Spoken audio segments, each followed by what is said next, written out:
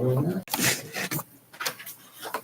you like me to officiate, I'll figure it out in 20 minutes. I have utmost faith in you.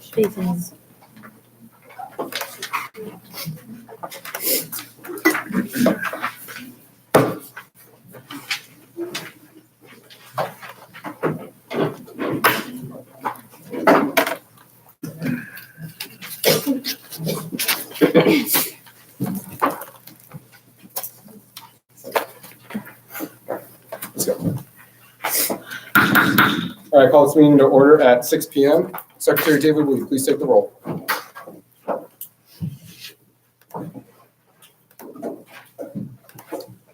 Senator Akmal? Here. Senator Anderson? Here. Senator Brennan? Here. Senator Borgasani? Here. Senator Durnell? Here.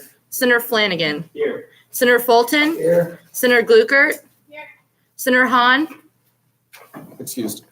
Senator Hurley? Here.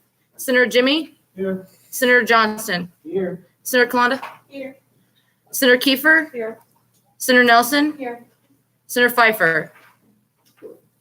Here.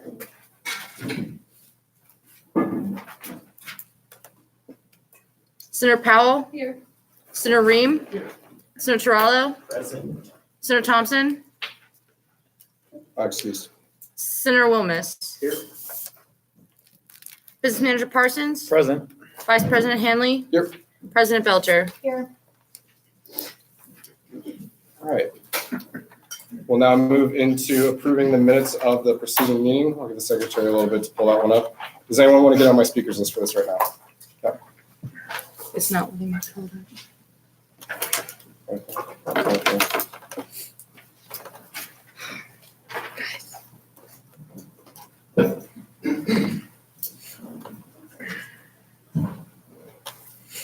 Can you fix this? It's not letting me hold on.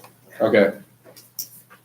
If you know the spot in the minutes that you want to go to amend this, we need them pulled up. Can you pull them up in the email draft form? Okay. Cool. Cool. Senator Bolton. Can you go down to new business, please?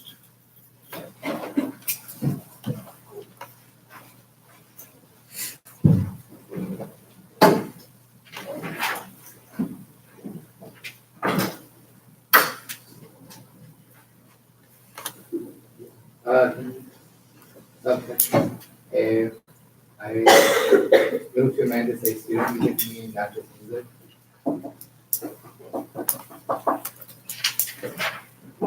Is that how you'd like it to read? Yeah. Okay, so there's been a motion to amend the minutes to put union between music and organizations. Is there a second? Second. Okay, seconded by Senator Turallo. Unanimous. Unanimous consent has been called. Is there any discussion or objection? Discussion or objection? Discussion or objection? It's Oh, do you have a point of information? Senator Fulton says student music union. Oh, student music. Okay. Okay, is that how you'd like it to read? Okay, any discussion or objection? Discussion or objection? All right, seeing none, that amendment is approved. Next on my speakers list, Senator Pfeiffer. Can we scroll to the roll call list?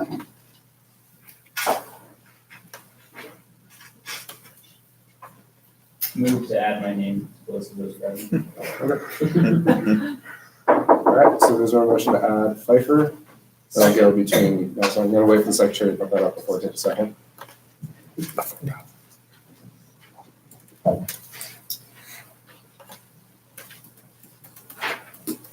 Okay, now I will take a second. Second. Seconded by Senator Turallo.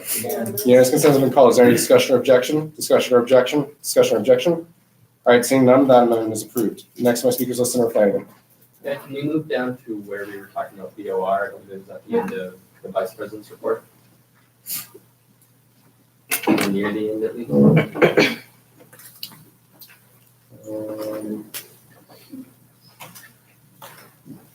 There's an instance where BOR is spelled as, I believe, GOR, which is the one line to that. Do you know what part of my report it's in? I believe when BOR was brought up, when the, So So, When you were talking about bringing, when you were talking about taking senators to BOR. Not sure. up more.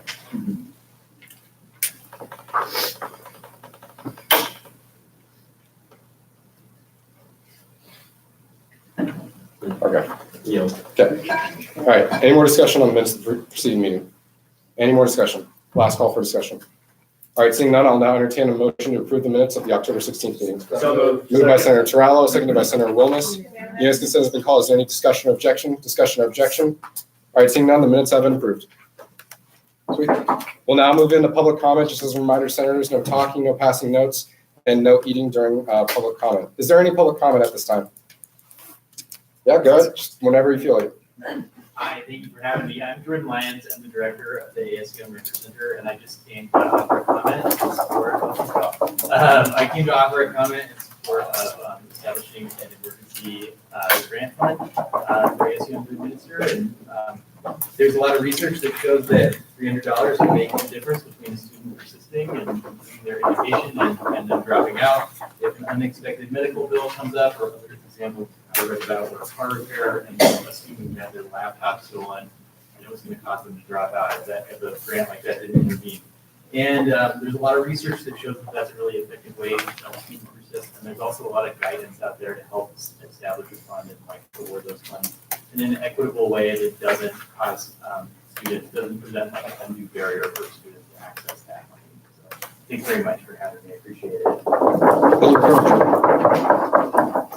And if you are giving public comment, if you could please sign in with your name and email, that would be great. Is there any more public comment? Yes. Hello, dear Senate. Are you getting sick of me yet? Take that as a no. It was so lovely to see you all at West Campus for the brief amount of time that we got to spend in the hallway. And I wanted to say that I was very proud of how you all handled that situation, and that I was also very proud to see that those students were displaced for the whole. It's an elegant solution, and I know it's a little frustrating for all of us, but I was really appreciative of how gracefully you navigated that. So, if you would all turn to the slip request for out-there you'll see, is that a cover letter attached with this? No? Did you all get a chance to read my cover letter? So, for those of you that are not familiar, I'm basically just here to field some questions about this slip request because it is so substantial. And I'm happy to do that now. So I invite you freely to ask me whatever questions you need. I did this before at the West Campus, but I did not have the full attention of the Senate because of obvious logistical issues. Does anyone have any questions? Business Major Persons? Thanks for coming out, Evelyn. So I did want to ask one quick question about the storage of the shoes. Where are you planning on keeping them? So we'll be storing them in the UC in the storage center. Thank you. Any more questions, comments, discussion? Last call. All right, Evelyn, thank you so much. Thanks. And I see some more public comment. Hey y'all. I'm Kat. I'm in the food pantry for. I'm also here to talk about President Belcher's emergency grants resolution in support of it. And I had the same facts that Jordan said. And also that in, let me see, the state of Minnesota, where they have a really impressive statewide emergency grant program that's administered by their OCHI, they have found that 50% of students that drop out due to financial strain drop out because it was an emergency medical expense. And I think especially after Curry's protecting Medicaid, that's just a really important thing to take into mind when you're voting tonight.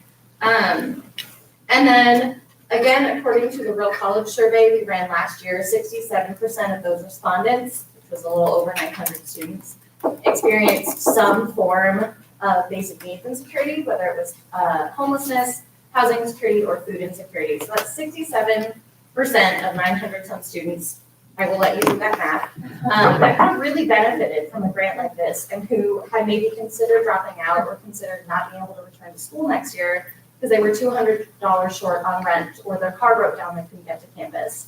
And those are students that sit in class next to you every single day. A number of times in my undergraduate career, I considered dropping out or considered taking a semester off because my car broke or I between jobs or I poured coffee on my laptop. It's happened more times than I would like to admit, but that's $200 that could have saved my academic career. And I was lucky enough to have family to lean on, but not every student is in that position. And then I'd also like to bring to you a couple of pretty cool options for research if you're interested in looking into what this program might look like or what it looks like at other institutions. Again, Minnesota is a really good place to start.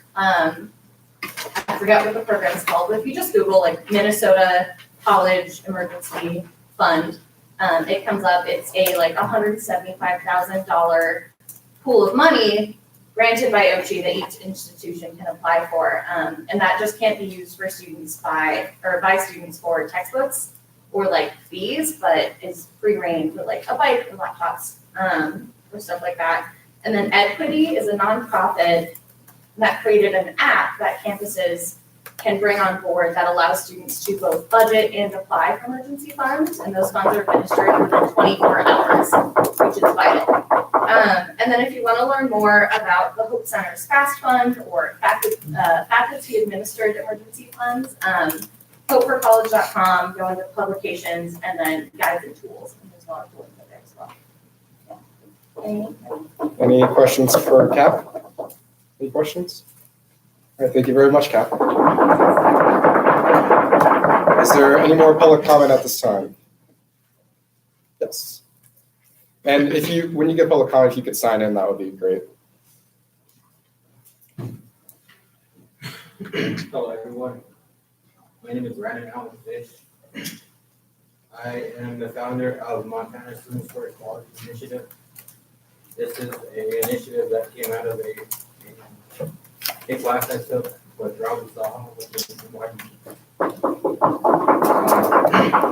I come before you today to submit a testimony on the things that have taken place last year, and I feel this hasn't been resolved.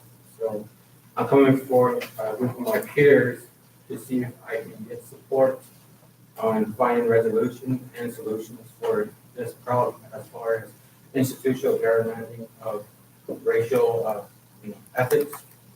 I'll read the story to you as I've been talking to other groups about this. One with my own tribe, the Blackfeet tribe here in northern Montana. I submitted this testimony to them too. On September 22nd, I want to thank all parties involved for entering into this discussion willingly. We are Montana Students for a Change initiative. As the founder of this group, I envision understanding of how a honorable memorialization of a traumatic past brings healing to the present and for future students at the university. I had asked the University of Montana for its involvement and thankfully had agreed to support this discussion. I only ask for you that you keep an open mind when we are presenting our viewpoints and testimony. And understanding we can't change the past, but we can progressively move forward in the present. Our group was debriefed about the restoration efforts at the Bell Diamond Mine Overlook area that we had entered into in Butte, Montana. I had not anticipated about what was going to be said to the group. The interpreter who was guiding this tour relayed historical information regarding this area with Butte's historical district on how the functioning of the still horse system manufactured the ore. During this lecture, a nickname has been mentioned from this specific piece of equipment called a chippy horse. So my understanding about this explanation of a piece of equipment of the mine it was for the main system of bringing equipment and miners in and out of the Bell Diamond Mine Overlook, in which I thought was interesting, being the deepest of all mine shafts vertically descending.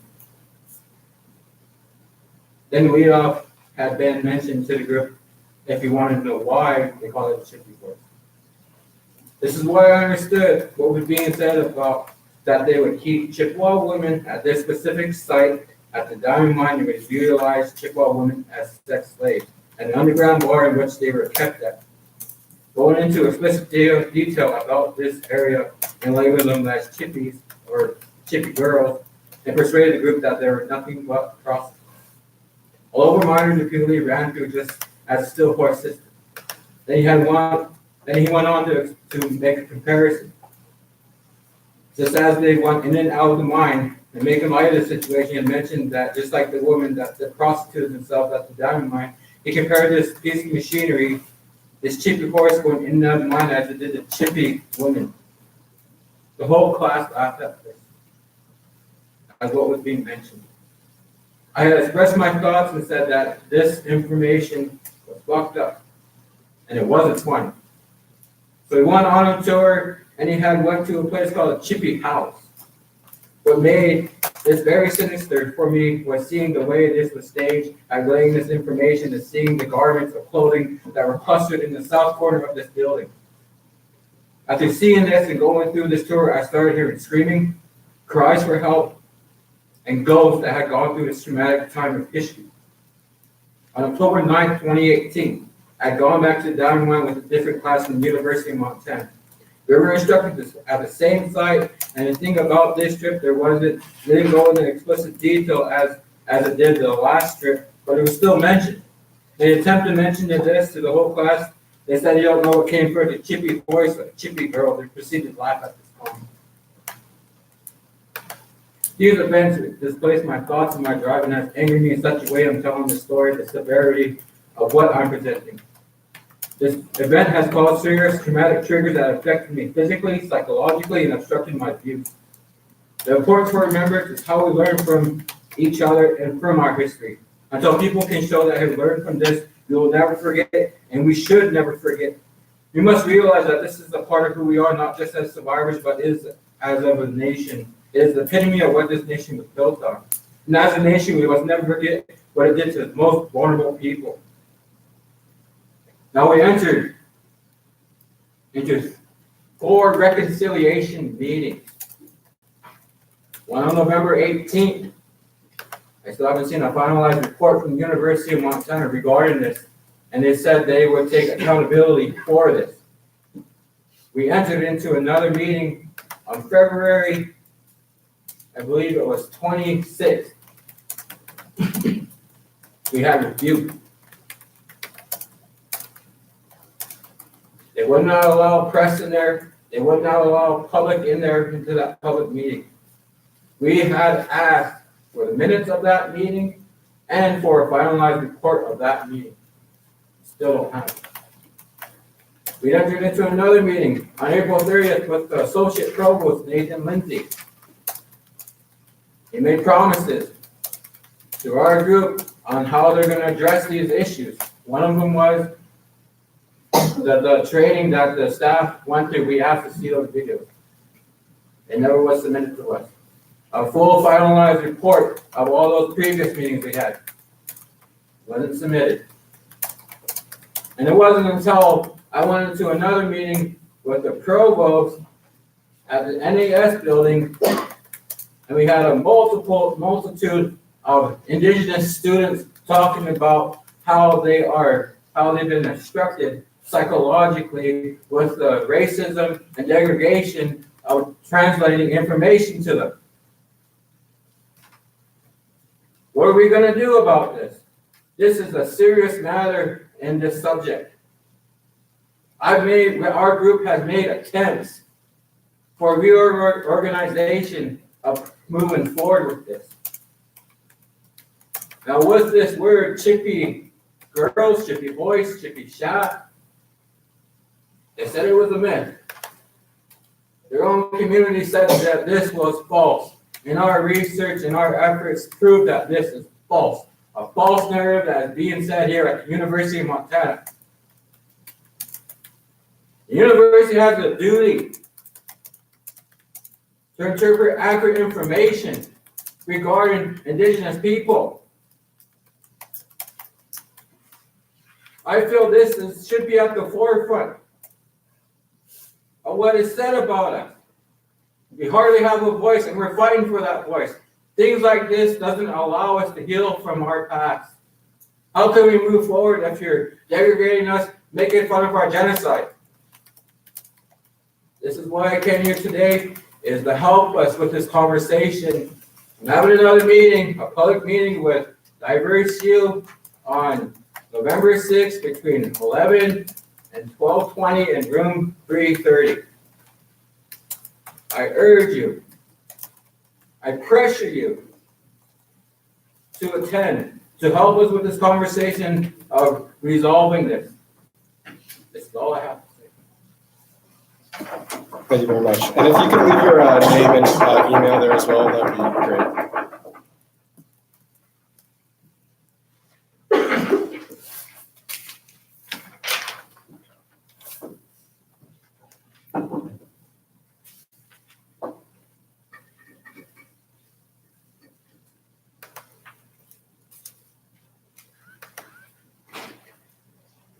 Thank you very much. Is there any more public comment?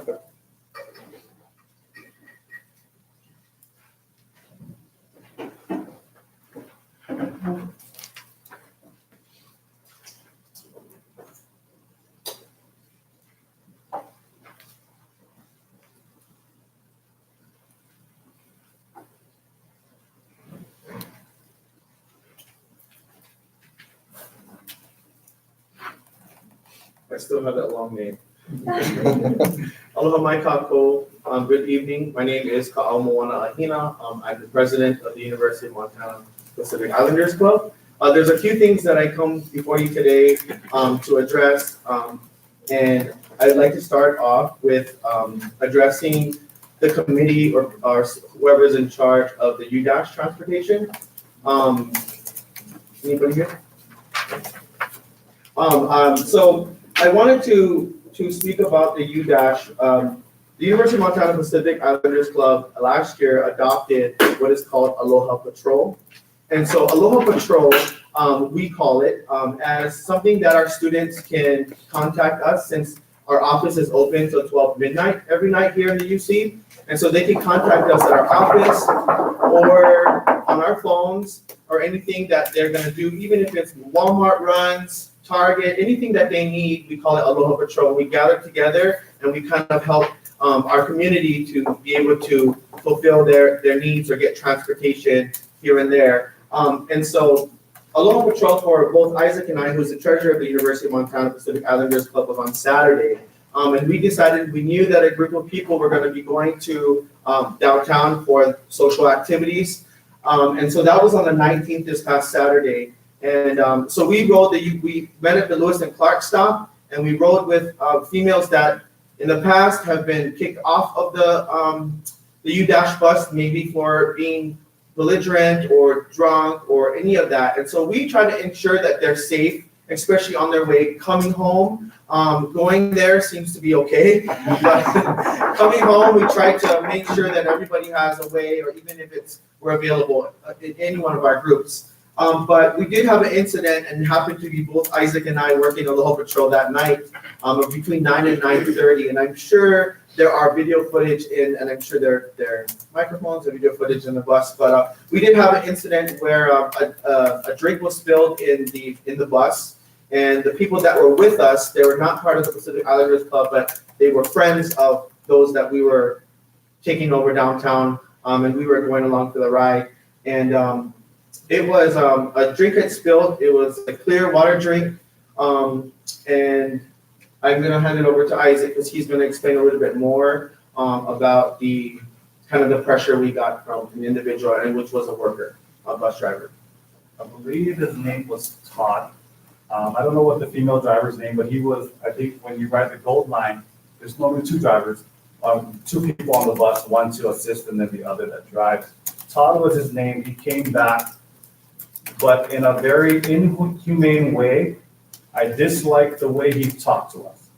And once he said the word shit, that's when it just struck me. And I said, you're not gonna talk to us. Whether we drop the drink or they drop the drink or not, So we're coming to you first to let you know that we'll file the formal complaint with UDash downstairs, and I'll forward the executives in email as well. But I think anybody, no matter whether they're drunk, no matter whether they had alcohol or not, being that this program or UDash is funded by our funds, ASUM, I think you should still treat people in a very humane manner. So when he expressed that to us, I was very upset. He did address the group. He said that this shit happens all the time, so clean it up. One of the gals took off her jacket and used her jacket to wipe the floor of the bus and then put it back on. And that's when it was an automatic instinct that she had, was to clean it up because of that pressure. And that's when both Isaac and I said, well, hold up here. You know what I mean? Speak to us in a respectful manner. There was actually only 5 of us on the bus, so it was really a casual, nice ride until that point. But to see someone take off her jacket and wipe the dirty floor with it and then put it back on, that's when we felt it felt humane to just do that. And then following up with that, on Monday, this past Monday, a female bus driver that was driving at the moment stopped one of the same girls to ask if everything was okay, and that if the Pacific Islanders Club had called in to complain. And she did say no, because we knew we were going to come here. And it was said that the bus driver that was driving said that, well, Todd was his name, had already targeted or pinpointed that there must have been the Pacific Islanders Club that called in to complain and yell on the phone twice. And so we come to you folks just to let you folks know. Her comment was to our vice president of our club that they have Clorox wipes and they have experienced much more worse things than just something really small like that, and that he shouldn't have said anything, or should say, here, we have some of this towels or whatever else, if you guys can help us out and clean it up. But we just want to make sure, this is why we ride the bus, is so that our community is safe, and to see who we feel that people are driving the bus to protect our community and our students, treat students like that. I think that's where we come to you folks, just to let you folks know what is going on in our experience this past weekend. So that was topic 1. Our second topic, you folks will be going over the SB 20. It's a bill that you guys will be discussing today on travel allocations for student groups. And I would like to say for the University of Montana Pacific Islanders Club, and as well as the Utopia group, we find this, as you're talking about tonight, we find this problematic to dismiss the fact that there are groups like us within the travel. We go a long way. We're from further than just domestic. And so when you guys go through that tonight, I want you guys to think about our group and groups that are going beyond the point of the states and over the ocean. And I know it's $75 is part of the travel allocation, and I'm going to hand it over to the treasurer because he also wants to give you folks an idea of our travels to come and in the past. Last year, we took 10 members of the University of Montana Pacific Islanders Club to Hawaii to experience the culture and the different exchanges that we have, language, and we visit some schools and some sightseeing of different sites, a part of the Hawaiian culture, Pacific Islander culture. And we were really fortunate to be able to do that last year. Last year, we fundraised approximately $27,000 to take 10 members of our group to Hawaii. $27,000 is a lot of work. It is a lot of work for just a student group. And we did it. And when we get there, we appreciate it more because we worked so hard for it. So that $75, it really helps. It really helps when we go across the ocean because it's that incentive for students to say, this is your start off point. And this is where we're at because our student government supports us. And even though we have to come up with so much more, at least there's a start. And it's because of you folks allowing that to happen. I'm going to hand it over to him because he's going to give, this year, actually 2020, we have 12 already purchased tickets for our winter tour, which is going to be 2 weeks. We leave on the 15th of December, And so we're super excited because from September till now, the students were able to fundraise this much for their tickets. And so 3 more tickets, we're pushing it to the end of the semester and being able to go. And this time, because there's 15, it's an estimated amount of $55,000. That includes the hotel stays, transportation, gas, activities. They all add up. And the airfares alone, Isaac will explain so that you guys can have a connection to travel, what one individual costs just from Missoula to the islands. But this is also, so when we went in the spring, just literally this past spring break, we only went to one island. This time in December, we're actually going to 3 islands. To Maui first, to the Big Island. For those of you that have been following what's going on in Hawaii with the 30-meter telescope, to make a presence there, as well as to Oahu. And like we said, it's almost double the price of what we paid in the spring, but it's also for 2 weeks. To reiterate, ticket costs, 55,000 divided by what, 15, roughly 3,600, little over that. And like he mentioned, this $75 is very minimal to what these students are working hard to fundraise. For those of you who follow our page, we're at these football games, hustling to sell these bootleg burgers. And we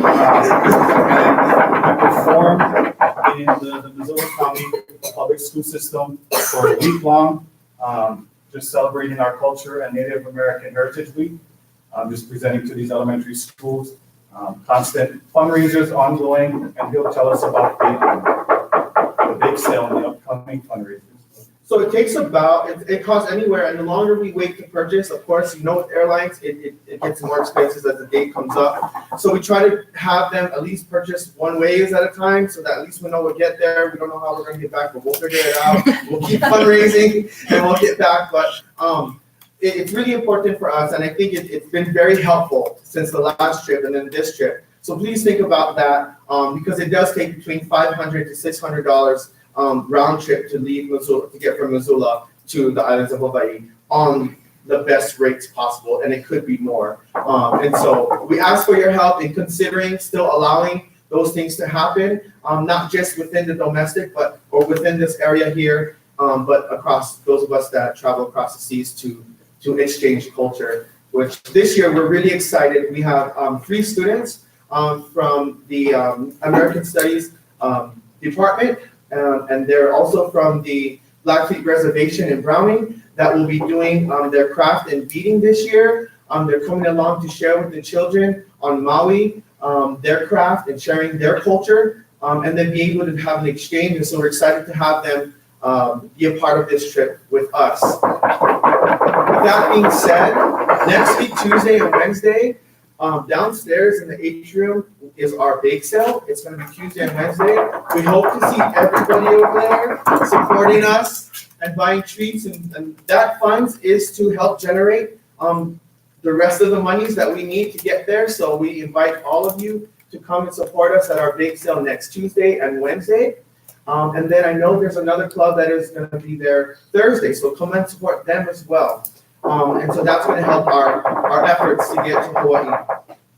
And lastly, I wanted to also invite you folks to participate. The Pacific Islanders Club, Black Student Union, KGBA Radio, Lambda, and WRC, the Women's Resource Center in the Grant Center. We all teamed up last week and we started a food drive for the food pantry.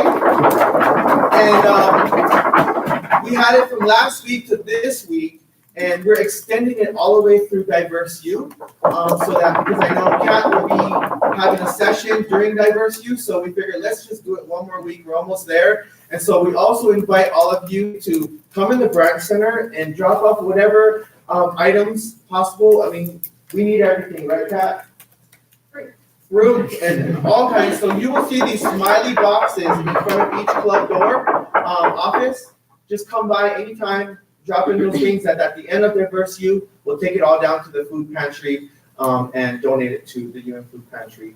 Other than that, thank you for your time and efforts, and please think about us when you vote tonight for the SB 20.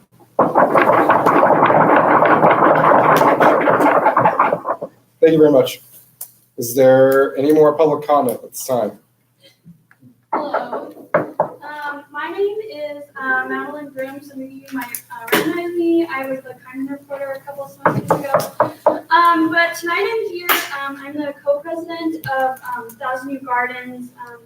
It can be a familiar name on campus, but for those of you who aren't familiar, we focus on local gardening and building gardens in the community. So far this semester, we've had weekly workshops.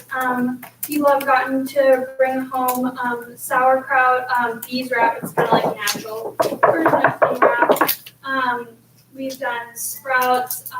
We did apple gleaning and cider pressing, and that's just a couple of the workshops we've done so far.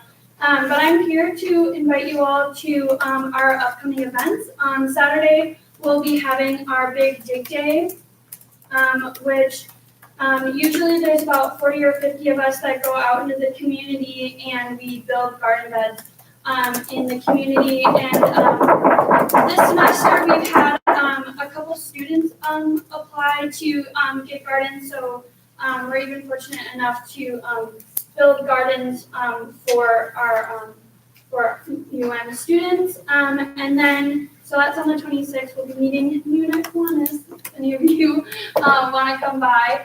And then on November 2nd, we'll be hosting our annual fundraiser at Free Cycles. It happens every year in the fall, and that's how we, along with our ASUM funds that we're so thankful for, we do have a lot more, we have more costs than we ask for in budgeting, and we make that up through a community fundraiser. As we do provide a lot of services to the community, we think that it's only fair that we ask for their support in return. So we'll be having a potluck, music, a lot of fun, some silent auction items. So that's 6 p.m. November 2nd at Free Cycle. So I just wanted to invite you. Are there any questions for Madeline? Any questions? All right, thanks a lot, Madeline. Oh, thanks for doing that. Yeah.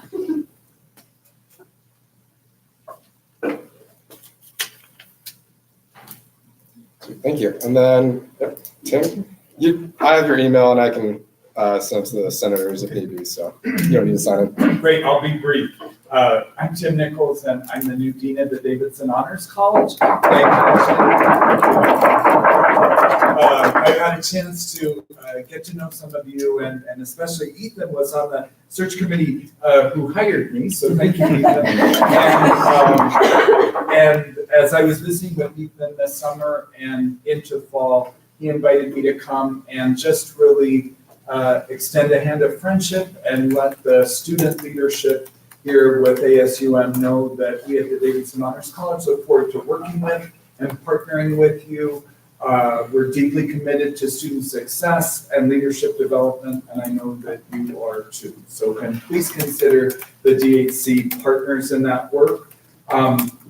Again, just in the interest of time, maybe just a few updates. One, want to make sure that everyone knows that the National Conference on Undergraduate Research is in Montana this spring at Bozeman. As a matter of fact, in March. But the DHC has committed to sponsoring registrations. The provost has committed to contributing to students' transportation back and forth to Bozeman. So it's a great opportunity for students to get involved in the premier undergraduate research meeting in the country, right when it's very close to home. We're working hard on student engagement. I have a new advisory council. We have a new ambassador team. We've been at 8 different communities this fall, promoting the DHC and U of M, and are just coming off a series of advising nights. We are currently, well, actually, we're looking forward to reopening a search for a director of prestigious scholarships and fellowships. That position moved to the DHC this summer before I assumed leadership, and we ran one search which was unsuccessful, and we hope to open that up in a couple of weeks. So that is a bit of an update there. And I think maybe with that, I will let you get to the rest of your agenda. But thanks very much. Would you want to take like a few questions? Sure, I'm happy to take questions. Because I do have one person I want to ask you. So Senator Blooper. Hi. Hi. I just have a question about that conference you're talking about. Yeah.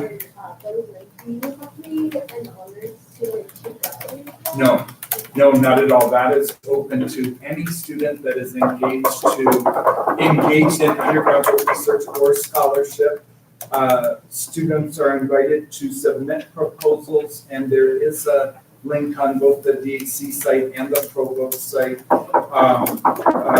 Those are due December 6th, and it is a national meeting, so it is a competitive review process. But again, I think the university is very committed to helping any student who has a proposal accepted to NCUR to help them get there.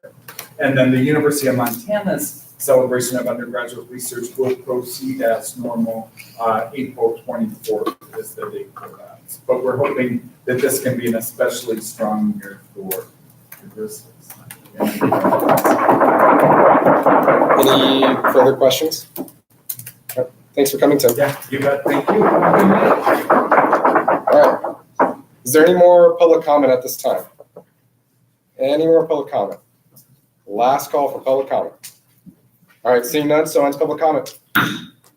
So begins the president's. Oh, sorry. We'll reopen public comment. Go ahead. Sorry, I thought you were getting up. Go ahead. Hi everyone, I'm pretty sure you all know who I am. So just to reiterate, my name is Brian, and I am an education major here at the U. I am actually a former student from Dawson Community College, which is a 2-year institution affiliated with Montana University System.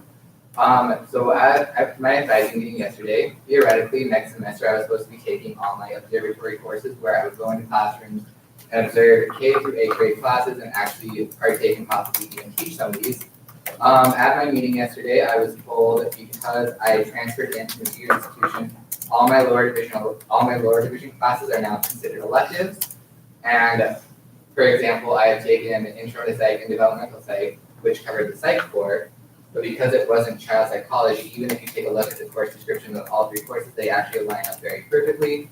I'm in the process of doing a lot of courses, and I was supposed to graduate this fall, not this fall, but next fall after I student taught.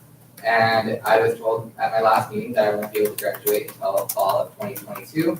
I believe that some transfer students aren't getting the same recognition because I've actually contacted students that I went to school with my 2-year institution who went to West, North, MSU, and MSUD, and they all face the same similar things. I've also contacted students from MCC and Flathead Community College who have also experienced the same thing where we end up having to do 4 years at our 4-year institution, even though we wasted 2 years at a 2-year institution.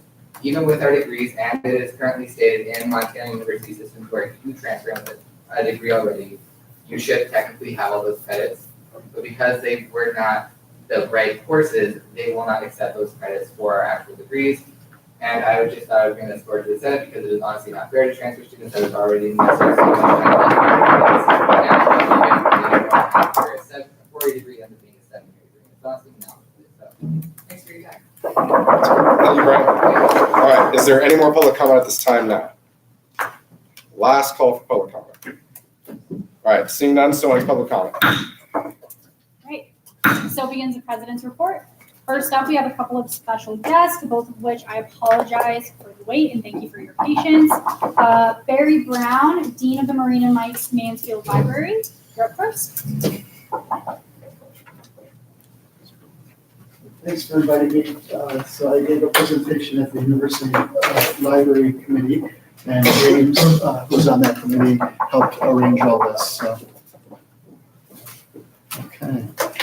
So I've been here 30 years as a science librarian, and it's currently my pleasure to serve as the interim dean.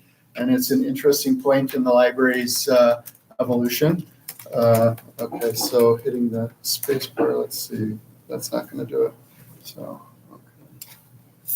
okay. Do I point this way? Yes. I think you just have to click out of that menu. Yeah. And then you might be good. Thanks. Okay. So the library is being challenged to re-envision itself. Last spring, President Bodnar came and talked with the library faculty, and he talked about the potential for a college of information and innovation. No definite things of any sort, just he had seen something like that in Boise, I believe. And then recently this summer, the provost mentioned key discussions this year about the future vision of the library as the lead for the emerging concept of a unit focused on information, innovation, entrepreneurship, and design. So those are some big challenges for us to re-envision the library as. And this is tempered with a recent article that told some of my colleagues that a lot of students really appreciate the traditional library with quiet places to study or collaborate on a group project, place to print research papers, access to books, librarians to help them, etc.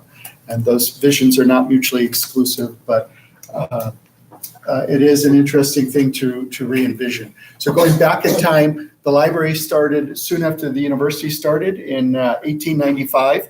And like the university, we were in Willard. And then 4 years later, the first buildings went up on this campus, and the library was housed in the basement of Main Hall. The first librarian was the daughter of the university president. And then within 10 years, so that librarian started out with 187 volumes. By the end of the year, that had increased to almost 1,400, order of magnitude more. In 1908, the library was on the ground floor of what's now the Jeanette Rankin Hall. Campus faculty pressed for additional library holdings, and library purchases were increased accordingly. Those were the days. By early 1920, the library had grown enough that it had a building constructed for it, and that's now the social science building. If you look at it, it looks like a classic kind of Carnegie library. And so after a couple decades, addition was put on that building. And then in the 70s, the current library building was constructed. When it first opened, there were 5 floors, but only 3 of those floors were functional. And so the 4th floor and 5th floor, it took an appropriation from the Commerce Department, and Mike Mansfield helped with that. And so the library was officially named the Marine and Mike Mansfield Library in 1979. Through the 70s, students wanted to assist the library, and the everyday care involved a lot of beer and a lot of music, and contributed a significant amount of money to the library, which was having severe funding difficulties at that time. The Missoula College, of course, was combined with the University of Montana back in the 90s, but the new building went up a couple years ago. There's a beautiful, well-designed library on that ground floor on the right-hand side with those smaller windows. And many of you will probably remember last spring, the challenge was that the university was potentially reimagining the use of that library as a daycare, and we're grateful for the process that occurred and the fact that that well-designed, carefully thought-out space is still there to serve the students at Missoula College. The most recent addition is the Learning Commons, or the Library Commons, that corner area with lots of windows and natural light, and it's helping us fulfill our vision, our current vision, that as the heart of the university's intellectual pursuits, the library will be a leader in services, instruction, collections, and programming, a place where lives are enriched and transformed, and a catalyst for the creation of knowledge. Thinking of the people in the library, in the 30s, one of the librarians came to national attention because of a not being given tenure and being dismissed. And this had to do with the fact that he opposed the Montana Board of Education that wanted to remove offensive material from the libraries in this state. He also tried to start a union back then, and he also opposed the hiring of the president that came here after President Clapp. This caused national attention, and it's quite a story. This story is available in JSTOR if anyone's ever interested in looking at it. Lucille Spear was a librarian for 40 years and was government documents librarian for 30 years. She was very active politically and was one of the delegates at the Montana Constitutional Convention, very active in a lot of causes. Her friends and family created a lecture as part of the presidential lecture series in her name, and then recently an anonymous donor endowed a chair in her name, and Richard Drake is fulfilling that first endowed chair in the humanities. I worked with Irene Evers the first few years I was here. I shared an office with her. She worked until she was 80. She was a beloved forestry librarian, and when she retired and then passed away a few years later, left a large endowment to both the library and to the forestry school. So I've purchased science materials in her name, and the forestry school has given scholarships in her name. I think I could tell you a story about every single person who currently works in the library. Libraries are only as good as the people who work in them. But just to highlight a few, Professor Donna McCrae, our archivist, was awarded a Fellow of the Society of American Archivists, their highest honor. Ben Chupasa was selected for the Association of Research Libraries Diversity Scholars Program. Glenn Kneebone received the George Jennison Presidential Staff Award for Distinguished Accomplishment a few years ago. And Professor Julie Edwards was awarded a Fulbright to teach at the University of Botswana and she just came back from that. Librarians do a lot of research, and I threw the publications and presentations into a word cloud, and this gives you a sense of the scope of their research. We're the largest library in the state physically and with volumes, and we have almost 2 million print volumes. So that first collection of 187 has grown. We provide access to over 40,000 journals and over 220 databases. We have an archives and special collections. We're a regional depository for government documents, and we provide interlibrary loan, and we have a current generation discovery and delivery platform.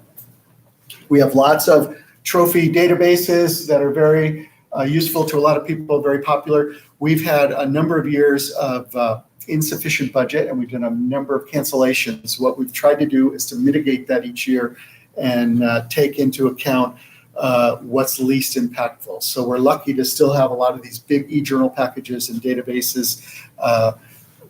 This year was a flat budget, and with subscription resources like e-journal packages and databases, it costs more each year to maintain them. So we're using some of our gift funds, our endowments, to keep them this year.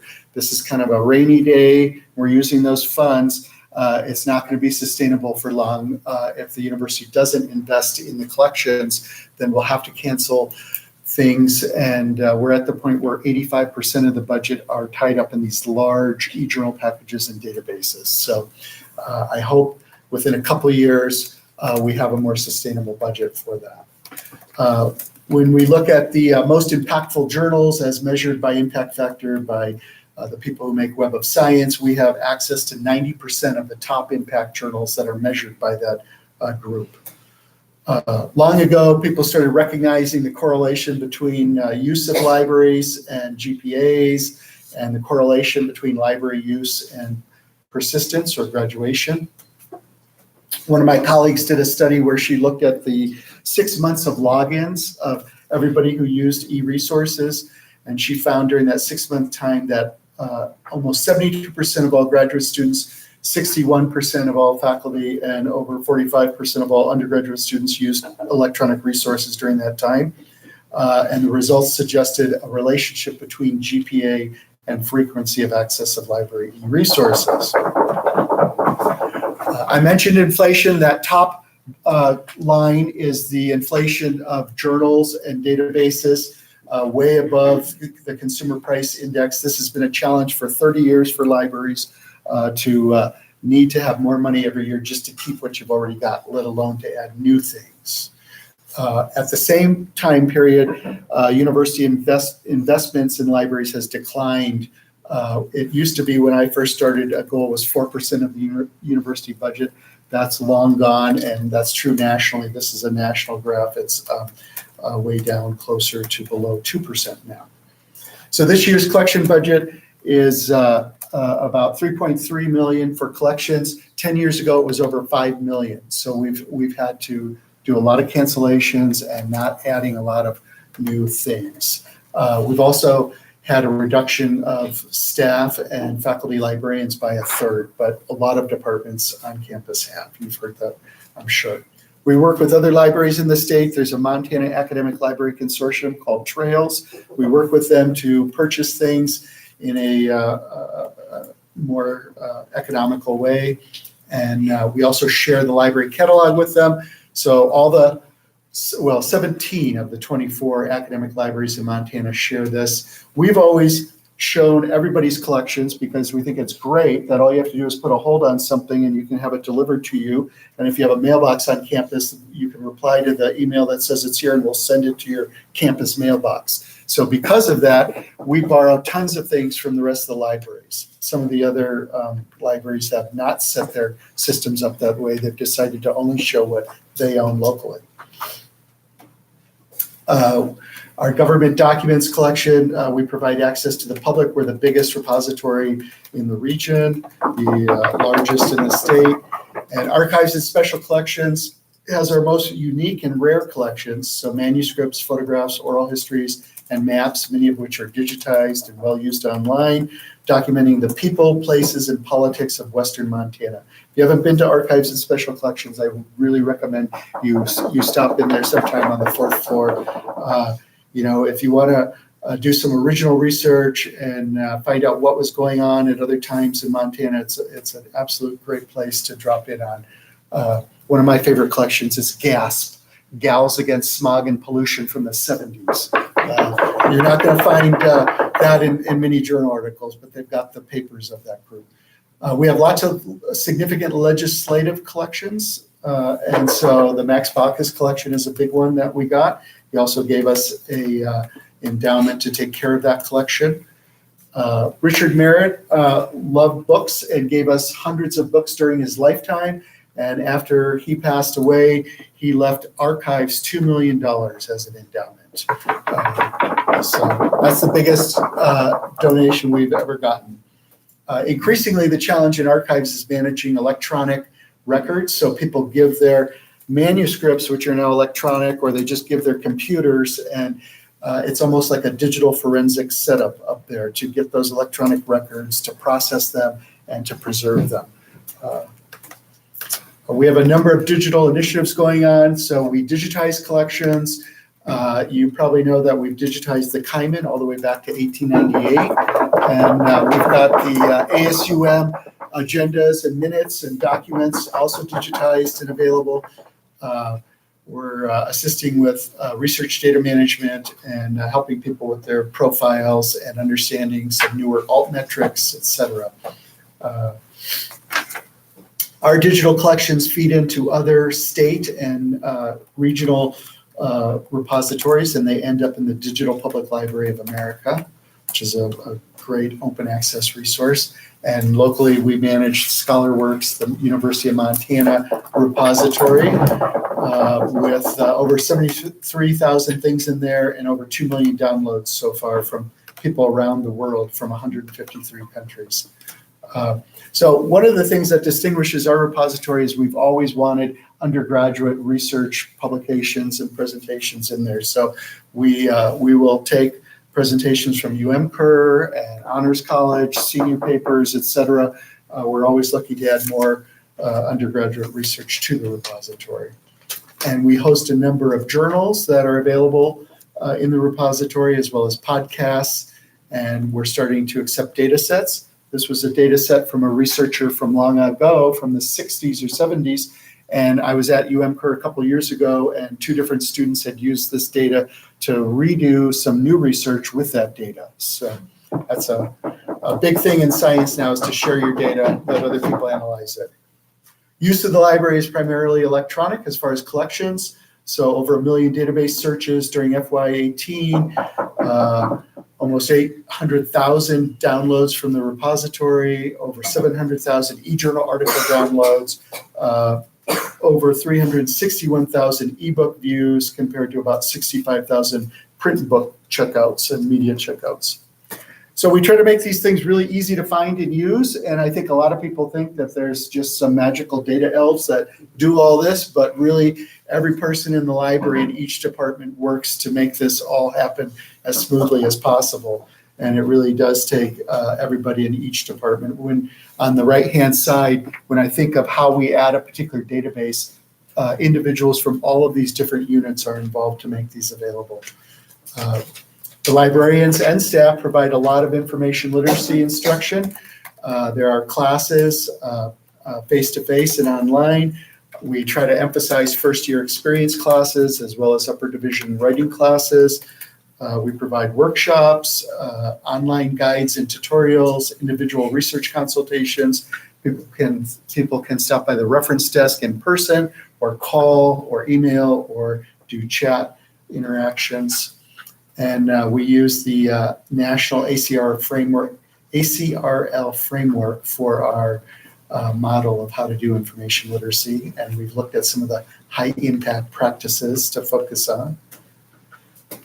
When you think of the information literacies that we hope undergraduates graduate with, nationally, the top competencies are extracting the information needed, ability to learn anything on one's own, evaluating the credibility of content, presenting information effectively, and asking questions until the information is understood better. There's a lot of people in the library with different subject and functional specialties, and so there's a variety of researcher assistants, whether it's identifying what journals are best to publish in or what journals might be kind of predatory publishers, copyright, data management, file management, etc. One of the current projects we're involved with is working with the research office to look at research metrics. So the library system we use, we're a beta tester of a new module to look at measuring the research output of faculty and students at UM. And so that should come live in January, and we'll see how that works. It's very much experimental. We try to be involved in knowledge creation from the very beginning to the end, and so the technology and spaces we provide help facilitate that. We're the largest computer lab on campus, and I just heard stats that our use is 4 times more than the other nearest largest labs. So definitely a lot of people choose to use computers in the library. We have a variety of individual and group study spaces, and we're open longer hours each semester than any other library in Montana, including our neighbor down the road in Bozeman. And we have all kinds of equipment. If you haven't used Paw Print, the copy centers, stop by sometime.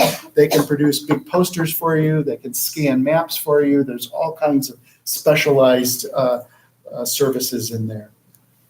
And on level 1, the very lowest floor in the library, there are studios for creating videos, for doing post-video editing, for using light boards if you want to write equations or diagram sentences. It's very easy to upload to YouTube and other platforms from there. We've got some virtual reality studios, and we're now collaborating with Media Arts on an esports training facility. And I heard that over 80 people signed up at Welcome Feast to try out for esports, and one of the furniture vendors who was helping us with some furniture down there mentioned that his daughter works for a petroleum exploration company, and she hires new graduates, undergraduates, freshly graduated, who are very good at esports for $100,000 plus jobs in petroleum exploration. And of course, the academic components of esports are coding, game design, physical therapy, analysis of different consoles, etc. We try to focus on accessibility of our spaces, technology, collections, and services. That's been ongoing for at least 10, 15 years. Libraries have changed a lot, and so often they're looked at as being in the center of campus with some prime real estate, and they were originally designed to store books, but they can be transformed into beautiful study and collaboration spaces. And so we've done a bit of that, and I think we're being challenged to think about doing that some more. You all have grown up with Google, and that has changed the information landscape. There are still people who will tell you that libraries are not needed. It's usually people who haven't been in one recently, and we also believe in those data elves that make everything available on the internet. The challenge for academic libraries is that traditional statistics and data are no longer sufficient. We have to really define return on investment and be much more accountable and demonstrate what value do we provide our primary community. So we have to talk about student outcomes, student learning, value of using consortia to get collections, the uniqueness of some of our collections, curating the collective good with reusable assets, et cetera. We have some national groups in the US and the UK who are helping academic libraries with this. And there's a plethora of peer-reviewed articles recently that talk about this correlation between library use and student retention and graduation success. And you can measure it in a variety of ways. Library expenses per student FTE, ratio of library staff or librarians to student FTE, library use, library instruction. But I think a lot of compelling information is in some of the stories of our users. I met Alex Clark at a conference, and he told me he's a UM alum, and he thinks he raised his GPA. He was struggling by a full point by starting to come into the library regularly and use it. And that really turned him around, and he got a great job when he graduated.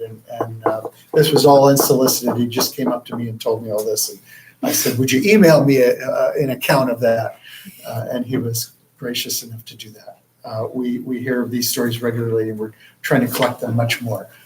We've had to think recently about student recruitment. It's not something we used to think that much about, but we do host a lot of high school classes in the library for information literacy instruction. We participate in lots of different campus events involved with the recruitment. We give talking points about the library for campus tours, et cetera. Oh, and we extended borrowing privileges to local students 15 years or older. So the top reason students often leave, besides financial difficulties, is not fitting in, not finding community, feeling isolated or disconnected. Key contributing factor to student success is the presence of relationships, and students are more likely to persist when connected to other students, faculty, or staff. And academic librarians can build relationships with students through library employment, repeat consultations, and instruction. This was a board in the UC last spring, what motivates you, and it just showed me the diversity, of course, of students at UM, and the library has long tried to accommodate that diversity by focusing on the holistic needs of students, their intellectual, emotional, social, ethical, physical identity, and intercultural needs, and with a lot of different services ranging from therapy dogs to refreshments during finals to coloring books throughout the year, et cetera. We have a lot of exhibits and events. We have a very strong diversity committee in the library. We're one of 2 areas that has a diversity plan. I think it's the law school and the library. And so we do try to provide a lot of different kinds of events and exhibits. We uphold the ALA right to privacy and open inquiry. Since I became interim dean, our old strategic plan finished, and instead of creating a new one, I thought it would be more strategic for a new permanent dean to be involved with that. So we have priorities that we're working on through at least June of 2020. You've probably heard about the Open Educational Resource initiative that we're collaborating with the provost on, trying to provide more day one access to course materials free of charge.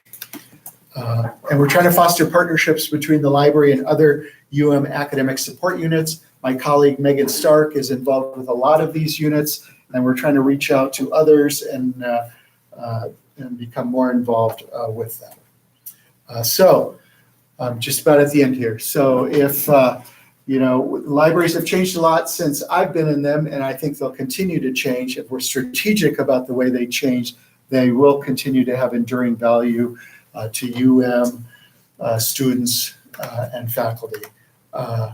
And so I'm going to give you a handout that will ask for your feedback, because we are going to have a visioning process within the library, and then potentially have those conversations with the provost and president and be open to new partners. It's an interesting time in the library's development. Do any of you have questions or comments? Yes, I have one senator Yeah. on my speakers list with a question. Senator Flanagan. Thank you so much for coming, Yeah. even better the second time. My first question is if there's anything you'd like to see from ASUM do to support the library, specifically, or especially in terms of like your budget.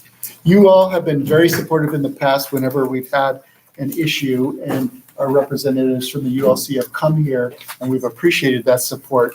Right now, I think it's great that you're just aware that we are in a interesting time of having a re-envisioning. So I'm giving you a handout where you could provide some feedback to me, which will help inform some of the internal discussion. But for right now, I'd say you'll hear more probably in spring.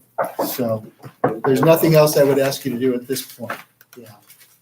And then the other thing I was wondering is if you could talk a bit on how the Marriott endowment is handled within the library. Yeah, so the Merit Endowment is the biggest endowment we've ever gotten, 2 million, and we're extremely grateful for that. But the way endowments work is that you only use up to 4% of them, and that's if they're doing well and they're not underwater or anything. So that particular endowment, while it sounds huge, and it is 2 million, that means up to 80,000 a year, and it's specific to archives and special collections. So it's primarily being used right now for enhanced staffing of that area and some special projects that they're working on. Yeah. We have some other endowments, like I mentioned, Irene Evers, that's continuing to fund collections. We used to save those up occasionally and buy one-time only electronic resources. That hasn't happened for a while. We've had to use those just to sustain things. But yeah, I look forward to those being used for special things. Awesome. Thank you. Do we have Yeah. any more questions? Great. Thank you Thanks. so much for coming. Alright, and then up next we have Carol. So if you all, we'll take a break after my report. If you all want to fill that out during the break or whatever, or whenever you have a chance, you can just fill it out, give it to me, or put it in my mailbox like tomorrow or Friday, and I'll go over to the dean's suite in the library and drop them off whenever I have like a stack or so. Senator Flanagan. I believe they say to just email you what you fill out then. Vice President Hanley. You can do that too. It gives me less work to do, so I appreciate that. All right, Carol Evanger, thank you. She is for having me tonight. I brought some materials that I didn't bring enough, I'm sorry, so I apologize for that. I'm working on the Become an Alum project, and the Montana Department of Labor and Industry partnered with the University of Montana last fall. And we are contacting students who have left school to help build Montana's workforce. We're contacting them by phone, email, and postcard, and then we also have a survey online if they want to fill that out. What we're trying to do is figure out why students are leaving and how we can help them come back. So I'm a resource here on the campus, and Tyson Cruz is my coworker over at Missoula College. Finances, as we know, is a big piece of that, and we do have Workforce Innovation and Opportunity Act funding programs that can help with tuition fees for eligible students. And the Governor Bullock is also a very strong proponent of the program, and he has given us his Workforce Innovation and Opportunity Act funding, discretionary money, to help fill the gaps for those students who don't meet any of the other funding requirements. So I'm over in Wilmington Center in Office 287 right now. I'm going to be moving at some point somewhere else in Wilmington. I do have a few cards. I didn't want to waste cards, so I just put a sticker on the back with my university contact information. The 728-7060 number is also a good phone number for me. That goes to job service, but my phone is forwarded here, so I'll filter those calls. We're also here as an advocate if a student is having problems. For instance, I had a student who unfortunately filled out his readmission application as an out-of-state student, so I was able to help him walk through that process. So, even if somebody just needs to come in and chat and vent, we're here for that as well. So, does anybody have any questions? I know I kind of fire those through a lot of them. Does anyone have any questions or comments? So we're looking for Montana students who have left school, please refer them to our program. Great, thank you so much for coming. All right, next up in my report, I will entertain a brief discussion about the survey. I don't have any updates for you, except that Paul Lasser's office is still compiling all of the data. But if anyone has any questions or comments about the document that I sent out with all of the qualitative responses, now would be a good time to bring those up. Any questions or comments about the qualitative responses to the survey? All right, looks good. Next up, we have some committee reports. So today, the University Assessment and Accreditation Committee met, and we had a very productive meeting. We went over a ton of different metrics that the data office produced, and I want to give a big shout out to them, specifically Don Russell for that. That's amazing. And we took those metrics and talked about how they fit in with the new priorities for action and the whole core themes. I don't know how many of you know this, but before we had PFAs, we had cores, and so now we need to realign our metrics from cores to PFAs and see how they fit with each other. And then we also need to take a look at how metrics are being found and evaluated through different academic years, through a change in personnel, and identify some inconsistencies there. So what we've done is split into 5 subgroups per PFA. If you're interested in working with me on putting students at the center of success for everything we do, please reach out to me. That could be a fun project for anyone who's interested in data or student success. Any questions about UAAC? Great. My next committee report is for the Search for the UM online marketing coordinator. We interviewed 4 people and identified 1 finalist who I don't think I'm allowed to share who is, but they will be coming to campus on October 29th. And then Fall Commencement Committee has met twice this year.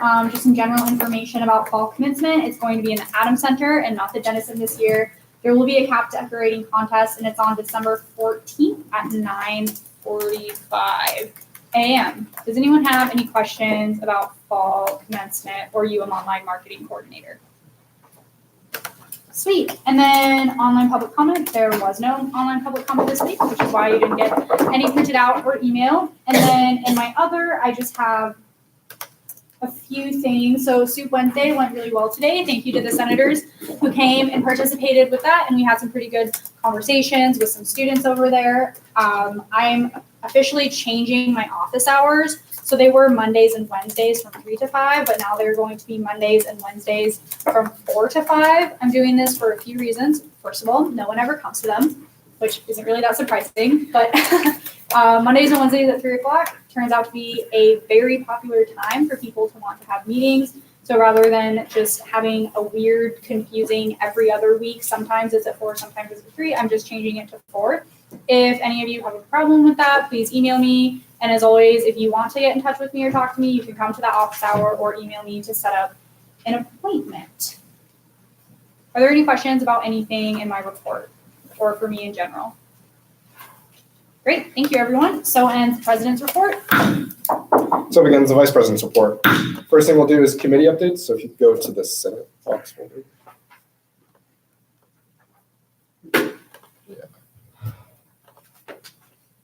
We'll pull this up. Does anyone want to get on my speakers list right now? Okay,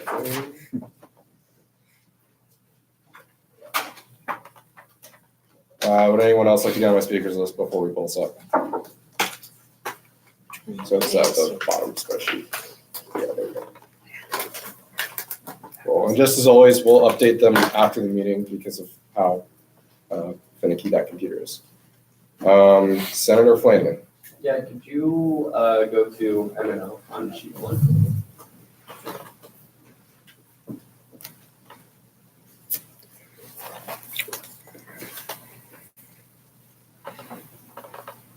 It's going to be down.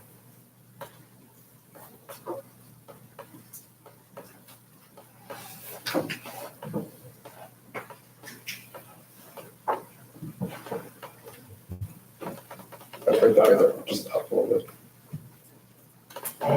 Okay.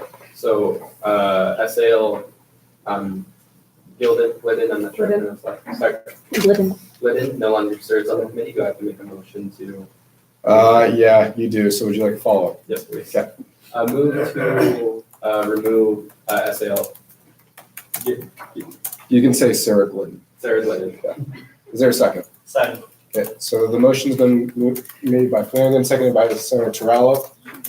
Unanimous consent has been called. Is there any discussion, objection, discussion, objection, discussion, objection? All right, seeing none, the motion is passed and Sarah Glidden is not on marketing and outreach anymore. Is there anybody else that wants to get on my speakers just for committee updates? Oh, actually, can you scroll through some of the changes too? Thanks. Yeah. There's just a few for university committees and there's very few for ASUM committees. Should be pretty straightforward. As always, the ones that are highlighted in yellow for university committees are the changes, and the ones that are highlighted in white are the changes for ASUM committees. Or anyone else have to go to any committee? Any discussion? Last call for discussion. All right, seeing none, I'll now entertain a motion to approve committee assignments. Moved by Senator Johnson, seconded by Senator Wilmes, and unanimous consent has been called. Is there any discussion or objection? Discussion or objection? Seeing none, committee assignments have been approved. Johnson and Wilmes. Cool. So this now leads me to Board of Regents, which is my next item. So Board of Regents is Cat Grizz, and that is Wednesday, November 20th to the 22nd, and then Cat Grizz is on the 23rd. Just want to put it out there again that that's coming up. If you want to go, you need to let me know by November 2nd whether you're going, so I can make accommodations for you to come to stay in the hotel, meeting accommodations for food. Yeah, and I'm going to yield to President Belcher to explain a little bit more of the logistics. So President Blossom at ASMSU got in contact with us this week about tickets.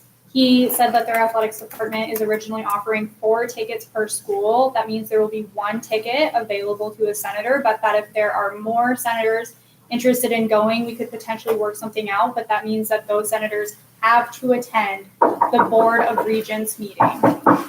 So if that is something that you are seriously considering going to and going to the football game, please email me about that sometime this week or next week. Also, mask meets on Wednesday. So if you did go, it would be a commitment from Wednesday evening to Saturday afternoon at the rates. Senator Blucher. So if you go to the board on, or, BOR, is the hotel covered for you Saturday night? No. So it's only covered Wednesday and Thursday night. Okay. We're gonna get the rental until Saturday for sure. So you won't have to pay for like transportation more than likely, but you'll have to pay for like, or find another place to stay for Friday night. Any more questions about BOR or those logistics? Cool. Oh, sorry, Sarah Flanagan. What's your preferred method of contact for that? Just email? Yeah, email. Cool. Any more questions? Sweet. So next are office hours. So I sent an email about this, or a Facebook message, or a couple emails about this, but just to reiterate, one thing, you have to email me if you're at your office hour, or if I'm in my office, you can come talk to me so I can mark you present. We're doing this because of the kind of gaps in the receptionist schedule. It's not kind of efficient for them to mark off. So it's easier if you just email me or talk to me in my office. That way I can just go on my computer and mark you present right away. And it's the easiest for me to keep track of.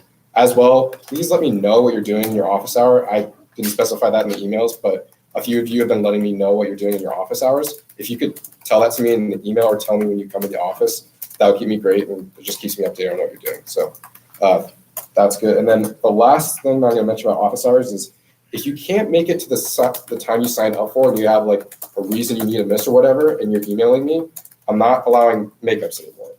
The specific office hour time that you signed up for is the office hour time that you have. So either I'll give you an unexcused or an excused absence for missing your office hour. If you want to make up your office hour session with doing something else, you're more than welcome to, and I highly encourage that. But the office hour time that you signed up for is the one that I'm counting you on coming to. And if you can't come to that, regardless whether you have a legitimate excuse or not, I'm still going to give an excused absence or non-excused absence. So that's just to make sure that you're there for your office hour time. And if you have a legitimate conflict, I'll probably mark it as excused. So any questions about that?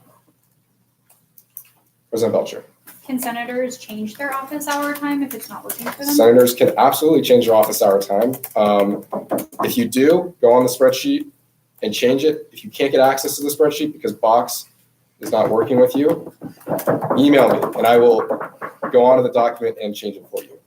Also, if you do change your office hour, please send me an email about it just so that I'm aware, because as I outlined in my email, I'm going to be trying to like set you up to go to events or do class reps once there's replies to me about those specific things. So let me know if you do change your office hours so that I can be accommodating for what you do during your office hour. Cool. Any more questions?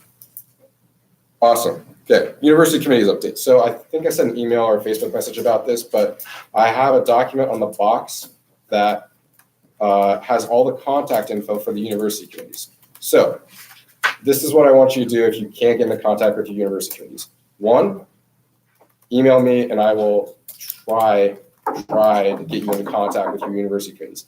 2, if you want to take matters into your own hand because you really like Vice President Hanley and you don't want him to do extra work, you can check that document and email the people that are listed next to the committees.